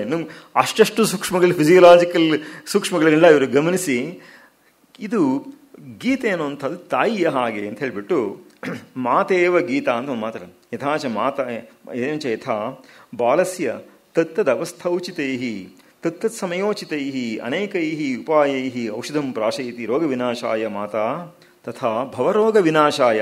ಹಾಗೆಯೇ ಭವರೋಗದ ಅದನ್ನು ಹಾಳು ಮಾಡೋದಕ್ಕೋಸ್ಕರವಾಗಿ ನಾವು ಹೋಗಲಾಡಿಸೋಕ್ಕೋಸ್ಕರವಾಗಿ ತಾದೃಶ ರೋಗಗ್ರಸ್ತಾನಾಂ ಜಂತೂನಾಂ ತತ್ತದ ಅವಸ್ಥೋಚಿತೈ ತತ್ತತ್ ಸಮಯೋಚಿತೈ ಅನೇಕೈ ಉಪಾಯೈ ಆತ್ಮಜ್ಞಾನರೂಪಂ ಔಷಧಂ, ಆತ್ಮಜ್ಞಾನರೂಪದ ಔಷಧವನ್ನು ಅದನ್ನು ಕೊಡಬೇಕಲ್ವಾ. ತತ್ರ ಮಾತೃಸ್ಥಾನೀಯ ಇಯಂ ಶ್ರೀಮದ್ ಭಗವದ್ಗೀತಾ ಇತಿ ಬೋಧ್ಯಂ. ಇಲ್ಲಿ ತಾಯಿಯ ಹಾಗಿರುವಂತಹದ್ದು ಭಗವದ್ಗೀತೆ ಅನ್ನೋದನ್ನು ತಿಳ್ಕೊಳ್ಬೇಕು ಅಂತ ಹೇಳಿಬಿಟ್ಟು ಈ ಉಪಾಯಗಳನ್ನೆಲ್ಲ ಡಿಸ್ಕಸ್ ಮಾಡ್ಕೊಂಡು ಬರ್ತಾರೆ. ಇದರಲ್ಲಿ ಯಾವ ಉಪಾಯ ಎಷ್ಟೆಷ್ಟು ಸಕ್ಸೀಡ್ ಆಗುತ್ತೆ, ಎಷ್ಟೆಷ್ಟು ಫೇಲ್ಯೂರ್ ಆಗುತ್ತೆ ಅನ್ನೋವಂಥದ್ದನ್ನೆಲ್ಲ ತೊಗೊಂಡ್ಬಿಟ್ಟು ಏನಂತಂದರೆ ಬಲಾತ್ಕಾರೇಣ ಕಾರಿತಾ ಹಿ ಕ್ರಿಯಾ ನಾಂತಃಕರಣೇನ ಸ್ವಾತಂತ್ರ್ಯೇಣ ಪ್ರೇರಿತಾ ಭವತಿ ಇತಿ ಅಕೃತಪ್ರಾಯ ಇವ ಸಹ. ಬಲಾತ್ಕಾರವಾಗಿ ಎಷ್ಟೋ ಜನಗಳು ಬರಲಿ. ನನ್ನ ಕಾಲೇಜಿನಲ್ಲೇ ಒಬ್ಬ ಸ್ಟೂಡೆಂಟ್ ಇದ್ದ. ಅವನು ಯಾವುದೋ ಪ್ರಶ್ನೆ ಕೇಳಿದ. ಅದಕ್ಕೆ ನಾನು ಅವನಿಗೆ ಎಕ್ಸಾಂಪಲ್ ಕೊಟ್ಟಾಗ ಅವನಿಗೆ ಇಷ್ಟವಾಯಿತು. ಅಪ್ಪ ಈ ಎಕ್ಸಾಂಪಲ್ ಭಗವದ್ಗೀತೆಯಲ್ಲಿ ಬಂದಿದೆ, ಇದು ನಾನು ಕೊಟ್ಟಿರೋ ಎಕ್ಸಾಂಪಲ್ ಅಲ್ಲ, ಒಂದ್ಸಲ ಸುಮ್ಮನೆ ಭಗವದ್ಗೀತೆ ಮೇಲೆ ಕಣ್ಣಾಡಿಸು ಅಂತ ಹೇಳಿದೆ. ನಾನು ಖಂಡಿತ ಓದಲ್ಲ ಸ್ಯಾರ್ ಅಂತ ಹೇಳಿದೆ. ನಾನು ಯಾಕೆ ಅಂತ ಕೇಳಿದ್ರೆ ಅವ್ರ ಮನೇಲಿ ಅವರ ಅಪ್ಪ ರೂಲ್ಸ್ ಮಾಡಿಬಿಟ್ಟಿದಂತೆ, ಪ್ರತಿಯೊಬ್ಬರು ಮನೆಯಲ್ಲಿ 2 ಗಂಟೆ ಕಾಲ ಭಗವದ್ಗೀತೆ ಓದಲೇಬೇಕು ಅಂತಂದ್ಬಿಟ್ಟು ಅಂತ. ಅದು ಅಷ್ಟು ಬಲಾತ್ಕಾರ ಮಾಡಿದ ಕಾರಣದಿಂದಾಗಿ ಭಗವದ್ಗೀತೆ ಬಗ್ಗೆನೇ ಅವನಿಗೆ ದ್ವೇಷ ಆಗ್ಬಿಟ್ಟಿದೆ. ಸೊ ನಾವು ಖಂಡಿತ ಭಗವದ್ಗೀತೆ ಮಾತ್ರ ನಾವು ಓದಲ್ಲ ಸ್ಯಾರ್ ಅಂತಂದ್ಬಿಟ್ಟು ಅಂತ. ಹೀಗೆ ಇದು ಬಲಾತ್ಕಾರದಿಂದ ಆಗುವಂತಹ ವಿಷಯವಲ್ಲ ಅನ್ನೋದನ್ನು ತಗೊಂಡು ಅವರು ಅದನ್ನು ಚರ್ಚೆ ಮಾಡಿ ಹೇಳ್ತಾರೆ. ಆಮೇಲೆ ಅವ್ರು ಹೇಳೋದೇನೆಂದರೆ, ನಮಗೆ ಫಿಸಿಕಲ್ ಕಾಯಿಲೆಗಳು ಬಂದರೆ ನಮ್ಗೆ ಇಂಥ ಕಾಯಿಲೆ ಇದೆ ಅನ್ನೋವಂಥದ್ದು ಮತ್ತು ಇದರಿಂದ ಇಂಥ ಪೇನ್ ಆಗ್ತಾ ಇದೆ, ನೋವಾಗ್ತಾ ಇದೆ ಅನ್ನೋಂಥದ್ದು ನಮಗೆ ರೆಕಗ್ನೈಸ್ ಮಾಡೋಕ್ಕಾಗುತ್ತೆ. ಆದರೆ ಭವರೋಗ ನಮಗೆ ಬಂದಿದೆ ಅಂತಂದರೆ ಏನಂತ ಅಂದ್ಕೊಳ್ಳೋದು, ಐ ಆಮ್ ಫೈನ್ ಅಂತಂತೀವಿ ನಾವು. ನಮಗೇನು ಕಾಯಿಲೆ ಬಂದಿಲ್ಲ ಅಂತ ನಮ್ಗೆ ಅನಿಸ್ತಾ ಇರುತ್ತೆ ನಮಗೆ. ಆದ್ರೆ ಇಲ್ಲ ಕಣಯ್ಯ, ನಿನಗೆ ಕಾಯಿಲೆ ಬಂದಿದೆ ಅಂತ ಕನ್ವಿನ್ಸ್ ಮಾಡೋದೇ ಒಂದು ದೊಡ್ಡ ಕೆಲಸವಾಗ್ಬಿಡುತ್ತೆ ಅದನ್ನ. ಆದ್ದರಿಂದ ಈ ಪಾಯಿಂಟ್ ಕ್ರಾಸ್ ಆಗೋ ತನಕನೂ ಬಹಳ ಕಷ್ಟ ಇದೆ ಅನ್ನೋದನ್ನ ಅವ್ರು ತುಂಬ ಚೆನ್ನಾಗಿ ಹೇಳ್ತಾರೆ. ಅದನ್ನ ಏನಂತ ಹೇಳಿದ್ರೆ, ಭವರೋಗಗ್ರಸ್ತೋ ಜಂತುಸ್ತು ರೋಗಸ್ಯ ರೋಗತ್ವೇನ ಅಜ್ಞಾನಾತ್ ಸ್ವಂ ರೋಗಿಣಂ ನಮನ್ಯತೆ. ರೋಗದ ಕಾನ್ಸೆಪ್ಟೇ ಅವನಿಗಿಲ್ಲ. ಭವರೋಗ ನಿನಗೆ ಬಂದಿದೆ, ನೀವೆಲ್ಲ ಸಫರ್ ಮಾಡ್ತಾ ಇದೆಯಾ ಅಂತ ಹೇಳಿದ್ರೆ, ಅಲ್ಲ, ನಮಗೆ ಲೌಕಿಕವಾದ ಕಾಯಿಲೆಗಳಲ್ಲೇ ನಾವು ಅಂದ್ಕೊಳ್ಳೋದೇನಂತಂದರೆ ಫಸ್ಟು ನಾವು ಹಾಸ್ಪಿಟಲೈಸ್ ಆಗಿಲ್ಲದೆ ಹೋದರೆ ನಾವು ಆರೋಗ್ಯವಾಗಿದ್ದೀವಿ ಅಂತ ನಾವು ಅಂದ್ಕೊಳ್ಳುವಂಥದ್ದು ನಮಗಿಲ್ಲ. ಸಾಧಾರಣವಾದ ವಿಷಯದಲ್ಲೇ ಇರುತ್ತೆ. ಹಾಗೇನಿಲ್ಲ. ಬೇಕಾಷ್ಟು ಕಾಯಿಲೆಗಳು ಒಳಗಡೆ ಸೇರಿಕೊಂಡು ಅದು ಕೆಲಸ ಆರಂಭಿಸ್ಬಿಟ್ಟಿರಬಹುದು. ಅದು ಕ್ಯಾನ್ಸರ್ ಅಂತೂ ಕೂಡ by the time you detect cancer it will have grown out of control ಅಂತಂದ್ಬಿಟ್ಟು ಅಂತ. ಸಾಮಾನ್ಯವಾಗಿ ಅದು ತುಂಬ ಆರಂಭದ ಸ್ಟೇಜ್ನಲ್ಲಿ ಅದು ಗುರುತಿಸಿದ್ರೆ ಅದಕ್ಕೆ ಔಷಧಿ ಕೊಡ್ಬೋದು ಅಂತ ಹೇಳ್ತಾರೆ ಅದನ್ನ. ಬಟ್ ನಾವು ಗುರುತಿಸೋ ಅಷ್ಟೊತ್ತಿಗೆ ಅದು ಸಾಕಷ್ಟು ಬೆಳೆದು ಹೋಗಿಬಿಟ್ಟಿರುತ್ತೆ ಅದು. ಹೀಗಿರುವಂಥದ್ದು. ಹೀಗಿರಬೇಕಾದ್ರೆ ಜನ್ಮ ಜನ್ಮಾಂತರಗಳಿಂದ ನಮಗೆ ಅಂಟ್ಕೊಂಡು ಬಂದಿರೋವಂಥದ್ದು, ಇದನ್ನೇ ಬಿಡಿಸ್ಕೊಳ್ಳುವಂಥದ್ದು ಎಂತು. ಫಸ್ಟು ಇದು ಈ ತರಹ ನಮಗೊಂದು ರೋಗ ಇದೆ ಅನ್ನೋಂಥದ್ದನ್ನು ರೋಗ ನಿವೃತ್ತಿ ಇಚ್ಛೆ ನಮಗೆ ಬರಬೇಕು. ಅಂದ್ರೇನು, ಈ ಕಾಯಿಲೆ ನಮಗೆ ಹೋಗಬೇಕು ಅನ್ನೋವಂಥದ್ದು ನಮಗೆ ಫಸ್ಟ್ ಬರಬೇಕು. ಆದ್ದರಿಂದ ಅದು ಬರೋ ತನಕನೂ ಆಗೋದಿಲ್ಲ ಅಂತಂದ್ಬಿಟ್ಟು. ಯಾಕೆ ಹಂಗಾರೆ ನಮಗೆ ಈ ಭವರೋಗ ಅನ್ನೋವಂಥದ್ದು ಒಂದು ರೋಗ ಅಂತ ರೆಕಗ್ನೈಸ್ ಆಗ್ತಾ ಇಲ್ಲ ಅಂತ ಕೇಳಿದ್ರೆ, ಅದಕ್ಕೆ ಹೇಳ್ತಾರೆ, ಇದಕ್ಕೆ ಬ್ಲಾಕ್ ಮಾಡುವಂತಹ ಬುದ್ಧಿ ನಮ್ಮಲ್ಲಿದೆ ಅಂತಂದ್ಬಿಟ್ಟು. ಅಂತ ಏನದು ಬ್ಲಾಕ್ ಮಾಡುವಂತಹ ಬುದ್ಧಿ ಅಂತ ಹೇಳಿದ್ರೆ, ಈ ಶರೀರವನ್ನೇ ನಾನು ಅಂತ ನಾವು ಅಂದ್ಕೊಳ್ಳುವಂಥದ್ದು ಅಂತ. It looks very simple. ನಾನು ಅಂತ ಅನ್ಬೇಕಾದ್ರೆ ನಾವು ಲ್ಯಾಂಗ್ವೇಜ್ನಲ್ಲಿ ಹೆಂಗೆ ಬಳಕೆ ಮಾಡ್ತೀವಿ, ಭಾಷೆನಲ್ಲಿ ಬಳಕೆ ಮಾಡಬೇಕಾದ್ರೆ, ನಾನು ಅಂತ ಹೇಳಬೇಕಾದ್ರೆ ನನ್ನ ಯಾರಿದು ಮಾಡಿದ್ದು ಅಂತ ಕೇಳಿದ್ರೆ ನಾನು ಅಂತ ಹೇಳ್ಬಿಟ್ಟು ಧೈರ್ಯವಾಗಿ ಹೇಳ್ಕೊಳ್ಬೇಕು ಅಂತಂದರೆ ನಮ್ಮ ದೇಹವನ್ನು ಇಲ್ಲಿ ಮುಟ್ತೀವಿ ನಾವು, ನಾನು ಅಂತಂದ್ಬಿಟ್ಟು. ನಾನು ಈಕ್ವಲ್ಸ್ ದೇಹ. ನಾ ಯೋಚನೆ ಮಾಡಿದೆ ಅಂತ ಹೇಳಿದರೆ ದೇಹ ಏನು ಯೋಚನೆ ಮಾಡೋದಿಲ್ಲ. ನಾನು ಈಕ್ವಲ್ಸ್ ಮನಸ್ಸು. ಹಾಗೆಯೇ ನಾನು ಈಕ್ವಲ್ಸ್ ನನ್ನ ಮನಸ್ಸು ಇವತ್ತು ಯಾಕೋ ಸರಿ ಇಲ್ಲ ಅಂತ ಹೇಳಬೇಕಾದ್ರೆ ನಾನು ಬೇರೆ, ನನ್ನ ಮನಸ್ಸು ಬೇರೆ. ಇವರು ಸಚ್ಚಿದಾನಂದೇಂದ್ರ ಸರಸ್ವತಿ ಸ್ವಾಮಿಗಳು ಚಿಕ್ಕ ವಯಸ್ಸಿನಲ್ಲಿ ಆಟ ಆಡಬೇಕಾದ್ರೆ ಒಂದು ತಮಾಷೆ ಮಾಡಿದ್ರಂತೆ. ಏನು ಅಂತ ಹೇಳಿದ್ರೆ, ಈ ಜೂಟಾಟ ಆಡೋದ್ರಲ್ಲಿ ಓಡ್ ಬಂದು ಮುಟ್ಟಬೇಕು ಅಂತ ಇರೋದಿಲ್ಲ. ಅದರಲ್ಲಿ ಯಾರೋ ಬಂದು ಮುಟ್ಟಿದ್ರೆ ಅವ್ರು ಹೇಳಿದಂತೆ, ನೀನು ನನ್ನ ಕೈಯನ್ನು ಮುಟ್ಟಿದಿ, ನನ್ನನ್ನು ಮುಟ್ಟಿದೀಯಾ ಅಂದ್ಬಿಟ್ಟು. ಅವನ ತಲೆ ಮುಟ್ಟಿದ್ರೆ ನನ್ನ ತಲೆಯನ್ನು ಮುಟ್ಟಿದ್ದಿ, ನನ್ನನ್ನು ಮುಟ್ಟಿದ್ಯಾ ಅಂದ್ಬಿಟ್ಟಿದ್ದಿ. ಕಾಲನ್ನು ಮುಟ್ಟಿದ್ರೆ ನನ್ನ ಕಾಲನ್ನು ಮುಟ್ಟಿದ್ದಿ, ನನ್ನನ್ನು ಮುಟ್ಟಿದ್ಯಾ ಅಂತ. ಅವನು ಕೇಳಿದಂತೆ, ಹಂಗಾರೆ ಏನು ಮುಟ್ಟಿದ್ರೆ ನಿನ್ನನ್ನು ಮುಟ್ಟಿದೆ. ಅಲ್ಲಿಗೆ ನಾನು ಅನ್ನೋದ್ರೆ ಏನು ಅನ್ನುವಂತಹ ಪ್ರಶ್ನೆ, ಜಿಜ್ಞಾಸೆ ಅವ್ರಿಗೆ ಅಷ್ಟು ಬೇಗನೆ ಆ ಥರದ್ದು ಹೊಳೆದಿದೆ. ಅಂದರೆ ಲ್ಯಾಂಗ್ವೇಜ್ನಲ್ಲಿನೇ ಅದನ್ನು ಸೂಕ್ಷ್ಮವನ್ನು ಅದಕ್ಕೋಸ್ಕರ ಹೇಳ್ತಾರೆ, philosophy is linguistic, philosophy is not linguistic ಅಂತಂದ್ಬಿಟ್ಟು. ಅಂತ ಅಂದರೆ ಬಹಳಷ್ಟು ಪ್ರಯೋಗಗಳು ನಾವು ಭಾಷೆಯಲ್ಲಿ ಬಳಕೆ ಮಾಡುವಂಥದ್ದು ಫಿಲಸಾಫಿಕಲ್ ಆಗಿರುವಂತಹ ಅರ್ಥವನ್ನು ಹೇಳಕ್ಕೆ ಹೋದಾಗ ನಾವು ನಾನ್ ಫಿಲಸಾಫಿಕಲ್ ಆಗಿರುವಂತಹ ರೀತಿಯಲ್ಲಿ ಅದನ್ನ ಅರ್ಥ ತಗೊಳಕ್ಕೆ ಹೋಗೋ ಪಕ್ಷದಲ್ಲಿ ಮಿಸ್ಲೀಡ್ ಆಗ್ತೀವಿ. ಅದನ್ನು ಬಿಟ್ಟು ಬೇರೆ ಥರ ಹೇಳೋಕ್ಕೆ ಆಗೋದೇ ಇಲ್ಲ ಅನ್ನೋಂಥ ಈ ರೀತಿಯಾದಂತಹ ಪ್ರಸಂಗಗಳು ಬೇಕಾಶ್ ಬಂದ್ಬಿಡುತ್ತೆ. ಆದ್ದರಿಂದ ಇದೆಲ್ಲನೂ ಕೂಡ ಏನು ಹೇಳ್ತಾರೆ ಅಂತಂದರೆ, ನೀವು ಯಾವ್ದಾದ್ರು ಈ ಅದ್ವೈತ, ದ್ವೈತ, ವಿಶಿಷ್ಟಾದ್ವೈತ ಇವುಗಳ ವಾಕ್ಯಾರ್ಥ ಸಭೆಗಳಿಗೆ ನೀವು ಹೋದರೆ ನಿಮಗೆ ಗೊತ್ತಾಗುತ್ತೆ ಇದು ಫಿಲಾಸಫಿನೋ ಗ್ರಾಮರೋ ಇವರು ಮಾತಾಡ್ತಾ ಇರೋವಂಥದ್ದು ಅಂತಂದ್ಬಿಟ್ಟು. ಯಾಕಂದರೆ ಗ್ರಾಮ್ಯಾಟಿಕಲ್ ಆಗಿರುವಂಥ ಎಕ್ಸ್ಪ್ರೆಷನ್ ಮೇಲೆ ಎಷ್ಟೋ ಸಲ ಸಿದ್ಧಾಂತಗಳು ನಿಲ್ಲಿಸುವಂಥದ್ದಾಗುತ್ತೆ. ಈಗ ನಾನು ಹೇಳಿದ್ನಿಲ್ಲ, ಇದು ನನ್ನ ಕೈ, ನನ್ನ ಮನಸ್ಸು ಅಂತ ಹೇಳಬೇಕಾದ್ರೇ ನಾನು ಬೇರೆ, ನನ್ನ ಕೈ ಬೇರೆ, ನಾನು ಬೇರೆ, ನನ್ನ ಮನಸ್ಸು ಬೇರೆ, ನಾನು ಬೇರೆ, ನನ್ನ ಬುದ್ಧಿ ಬೇರೆ. ಆದ್ದರಿಂದ ನಾನು ಅನ್ನೋದನ್ನು ನಾನು ನೋಡಿದೆ ಅಂತ ಹೇಳಬೇಕಾದ್ರೆ ಕಣ್ಣು ನೋಡಿದ್ದು, ಅಲ್ಲಿ ಕಣ್ಣು ಈಕ್ವಲ್ಸ್ ನಾನು, ನಾನು ಈಕ್ವಲ್ಸ್ ಕಣ್ಣು. ಆದ್ದರಿಂದ ದೇಹ, ಇಂದ್ರಿಯ, ಮನಸ್ಸು, ಬುದ್ಧಿ, ಆತ್ಮ, ಈ 5 ಲೆವೆಲ್ನಲ್ಲಿ ನಾವು ನಾನು ಅನ್ನೋದನ್ನು ಬಳಸ್ತೀವಿ. ಪ್ರಪಂಚದ ಎಲ್ಲ ಭಾಷೆಗಳಲ್ಲೂ ಆತ್ಮ ಅನ್ನೋ ಪದಾನ ಸಂಸ್ಕೃತದಲ್ಲಿ ಬಳಸಿದ್ರು ಕೂಡ ಅದಕ್ಕೂ ಅಷ್ಟೇ ಈ 5 ಅರ್ಥಗಳಿದೆ. ಯಾರನ್ನಾರು ನಾವು ಮಹಾತ್ಮ, ದುರಾತ್ಮ ಅಂತ ಕರೆದ್ರೆ, ಮಹಾತ್ಮ ಅಂದರೆ ಅವನ ಆತ್ಮ ದೊಡ್ಡ ಸೈಜು ಅಂತ ಅರ್ಥ ಅಲ್ಲ. ಅಲ್ಲಿ ಆತ್ಮ ಶಬ್ದಕ್ಕೆ ಮನಸ್ಸು ಅನ್ನೋ ಅರ್ಥ. ದುರಾತ್ಮ ಅಂದರೆ ಕೆಟ್ಟದಾದ ಮನಸ್ಸುಳ್ಳವನು ಅಂತಂದ್ಬಿಟ್ಟು ಅಂತ. ಹೀಗೆ ಈ ಆತ್ಮ ಶಬ್ದ ಯೂನಿವರ್ಸಲ್ ಎಲ್ಲ ಭಾಷೆಗಳಲ್ಲೂ ಕೂಡ ಈ 5 ಲೆವೆಲಲ್ಲಿ ಕೂಡ ಇದು ಬಳಕೆಯಾಗುವಂತಹ ಪದ. ಆದ್ರಿಂದಲೇ ನಾನು ಅಂದರೆ ಯಾವ ಲೆವೆಲಲ್ಲಿ ನಾವು ಹೇಳ್ತಾ ಇದ್ದೀವಿ ಅನ್ನೋವಂಥದ್ದು, ಅಷ್ಟೂ ಲೆವೆಲ್ನಲ್ಲೂ ನಾವು ವ್ಯವಹಾರವನ್ನು ಲೆಜಿಟಿಮೇಟ್ ಆಗಿ ನಾವು ಮಾಡುವಂಥದ್ದು ಇರುತ್ತೆ. ಆ ಕಾರಣದಿಂದಾಗಿ ಈ ಥರ ಪ್ರಶ್ನೆ ಬರುವಂಥದ್ದು. ಇವ್ರು ಹೇಳೋದೇನಂತಂದರೆ, ಅಷ್ಟಕ್ಕೂ ನಮ್ಮ ಎಲ್ಲ ಈ ಶೋಕ ಮೋಹಗಳಿಗೆ ಎಲ್ಲದಕ್ಕೂ ಕೂಡ ಮೂಲವಾಗಿರುವಂಥದ್ದು our identification with our body ಏನಿದೆಯೋ, ಇಲ್ಲಿಂದ ಸ್ಟಾರ್ಟಿಂಗ್ ಪಾಯಿಂಟ್ ಶುರುವಾಗುತ್ತೆ ಅಂತ ಅಂದ್ಬಿಟ್ಟಂತೆ. ಹೋಗ್ಲೇ ಅದು ಯಾತಕ್ಕೆ ಹಂಗೆ ಶುರುವಾಗುತ್ತೆ ಅಂತ ಕೇಳಿದ್ರೆ, ನಾವು ಜೀವನದಲ್ಲಿ ಪಡುವಂತಹ ಸುಖಗಳೆಲ್ಲವೂ ಕೂಡ ಥ್ರೂ ಅವರ್ ಬಾಡಿ, ಬಹುಮಟ್ಟಿಗೆ ಎಲ್ಲವೂ ಕೂಡ ನಮ್ಮ ಬಾಡಿಯ ಮೂಲಕವೇ ಆಗುವಂತಹದ್ದು. ನೀನು ಅದಲ್ಲ ಅಂತ ಹೇಳಿದ್ರೆ ಆ ಒಂದು ರಪ್ಚರ್ ಆಗುವಂಥ ಪಾಯಿಂಟ್ ಇದೆಯಲ್ಲ, ಅದು ತುಂಬ ಪೇನನ್ನು ಉಂಟು ಮಾಡುತ್ತೆ ಅಂತಂದ್ಬಿಟ್ಟು ಅಂತ. ನಾನು ಈ ದೇಹವಲ್ಲ ಅಂತ ಸುಮ್ಮನೆ ನಾವು ಅಂದ್ಕೊಳ್ಳೋವಂಥದ್ದು ಬೇರೆ, ಸುಮ್ಮನೆ ಅಂದ್ಕೊಂಡ್ಬಿಡೋವಂಥದ್ದು ಅದು.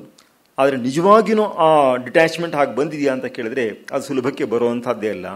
ಮತ್ತು ಯಾತಕ್ಕೆ ಬರೋದಿಲ್ಲ ಅಂತ ಕೇಳಿದ್ರೆ, ಎಷ್ಟು ಸ್ಟ್ರಾಂಗ್ ಬಾಂಡೇಜ್ ಅಂತ ಹೇಳಿದ್ರೆ, ನಾವು ಜೀವನದಲ್ಲಿ ಪಡುವಂಥ ಎಲ್ಲ ಸುಖಗಳಿಗೂ ಕೂಡ ಇದೇ ನಮಗೆ ದ್ವಾರವಾಗಿರೋದ್ರಿಂದ ಇದೇ ನಾನು ಅಂತ ಅಂದ್ಕೊಳ್ಳುವಂತಹ ಭಾವನೆ ನಮಗೆ ಬಂದೇ ಬರುತ್ತೆ ಅಂದ್ಬಿಟ್ಟು.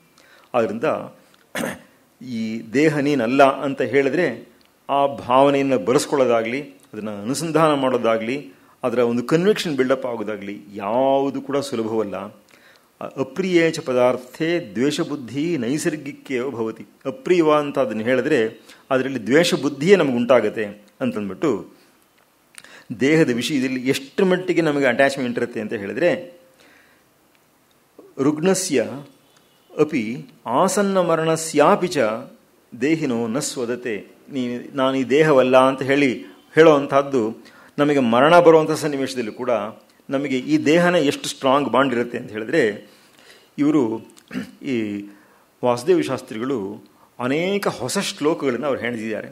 ಕೆಲವನ್ನ ಹಾಗಂತ ಹೇಳ್ತಾರೆ ಅಂತ ಬೇರೆಯವ್ರ ಬಾಯಲ್ಲಿ ಹೇಳಿಬಿಟ್ಟಿದ್ದಾರೆ, ಬಟ್ ಅವರೇ ರಚನೆ ಮಾಡಿರುವಂತಹ ಬೇಕಾದ ಶ್ಲೋಕಗಳಿದೆ. ಅದೇನು ಹೇಳ್ತಾರೆ ಅಂದರೆ, ಸರ್ವಸ್ಯೈವ ಶರೀರಂ ಕಷ್ಟಾವಸ್ಥಾಸ್ವಪಿ ಪ್ರಿಯಂ ಭವತಿ. ಎಂತಹ ಕಷ್ಟದ ಅವಸ್ಥೆಯಲ್ಲೂ ಕೂಡ ಪ್ರತಿಯೊಬ್ಬರಿಗೂ ತಮ್ಮ ತಮ್ಮ ಶರೀರ ಅತ್ಯಂತ ಪ್ರಿಯವೇನೆ. ಎಷ್ಟರ ಮಟ್ಟಿಗೆ ಅಂದರೆ, ನರಕಸ್ಥೋಪಿ ಹಿ ಜಂತು, ನರಕದಲ್ಲೇ ಇದ್ರೂ ಕೂಡ ಯಾವಚ್ಛಕ್ಯಂ ಸ್ವದೇಹಂ ಅವತಿತರಾಂ, ತನ್ನ ದೇಹವನ್ನು ಎಷ್ಟು ಸಾಧ್ಯವೋ ಅಷ್ಟು ಉಳಿಸ್ಕೊಳ್ಬೇಕು, ಕಾಪಾಡ್ಕೋಬೇಕು ಅಂತಂದ್ಬಿಟ್ಟು ಒದ್ದಾಡ್ತಾನೆ ಅಂತಂದ್ಬಿಟ್ಟು ಹೇಳ್ತಾರೆ.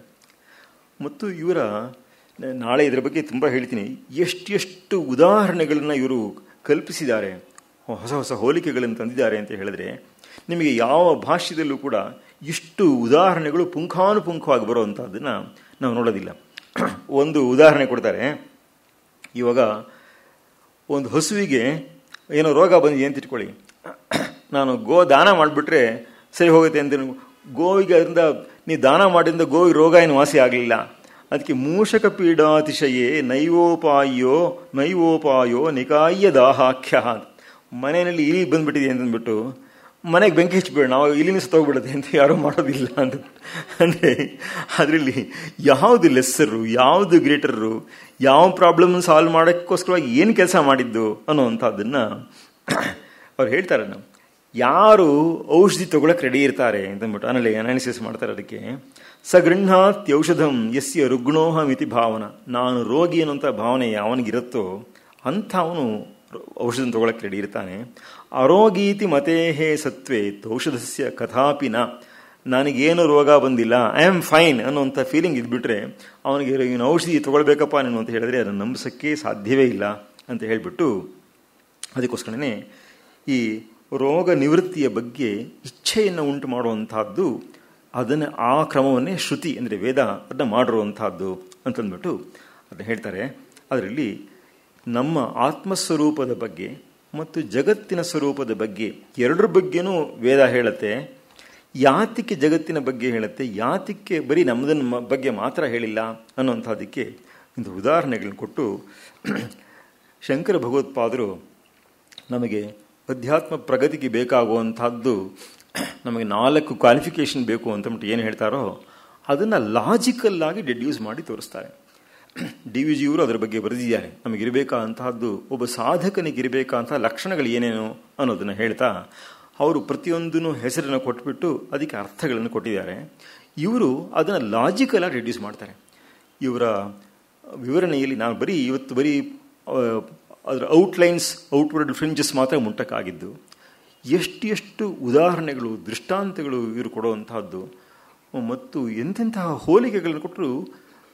ನಾವು ಡಿಸ್ಕಸ್ ಮಾಡ್ತಾ ಇರೋ ಒಂದು ಶಾಸ್ತ್ರವೋ ಅಥವಾ ಒಂದು ಪೊಯೆಟ್ರಿನೋ ಅಂತ ಅನ್ನಿಸ್ಬೇಕು. ಅಷ್ಟರ ಮಟ್ಟಿಗೆ ಇವರು ಅದ್ಭುತವಾದ ಉದಾಹರಣೆಗಳ ರಾಶಿಯನ್ನೇ ಕೊಡ್ತಾರೆ. ಇವತ್ತಿನ ಸಮಯವಾಯಿತು, ಪೀಠಿಕಾರೂಪವಾಗಿ ಇವತ್ತು ಹೇಳಿದಂಥ ಮಾತುಗಳಾಯಿತು. ನಾಳೆ ಇವರು ಕೊಟ್ಟಿರುವಂತಹ ಉದಾಹರಣೆಗಳು ಮತ್ತು ಇವರು ತತ್ವಗಳಿಗೆ ಹೇಗೆ ಲೀಡ್ ಮಾಡ್ತಾರೆ ಅನ್ನುವಂಥದ್ದು, ಇದನ್ನು ನಾಳೆ ನಿಷ್ಕರಿಸೋಣ. ನಮಸ್ಕಾರ.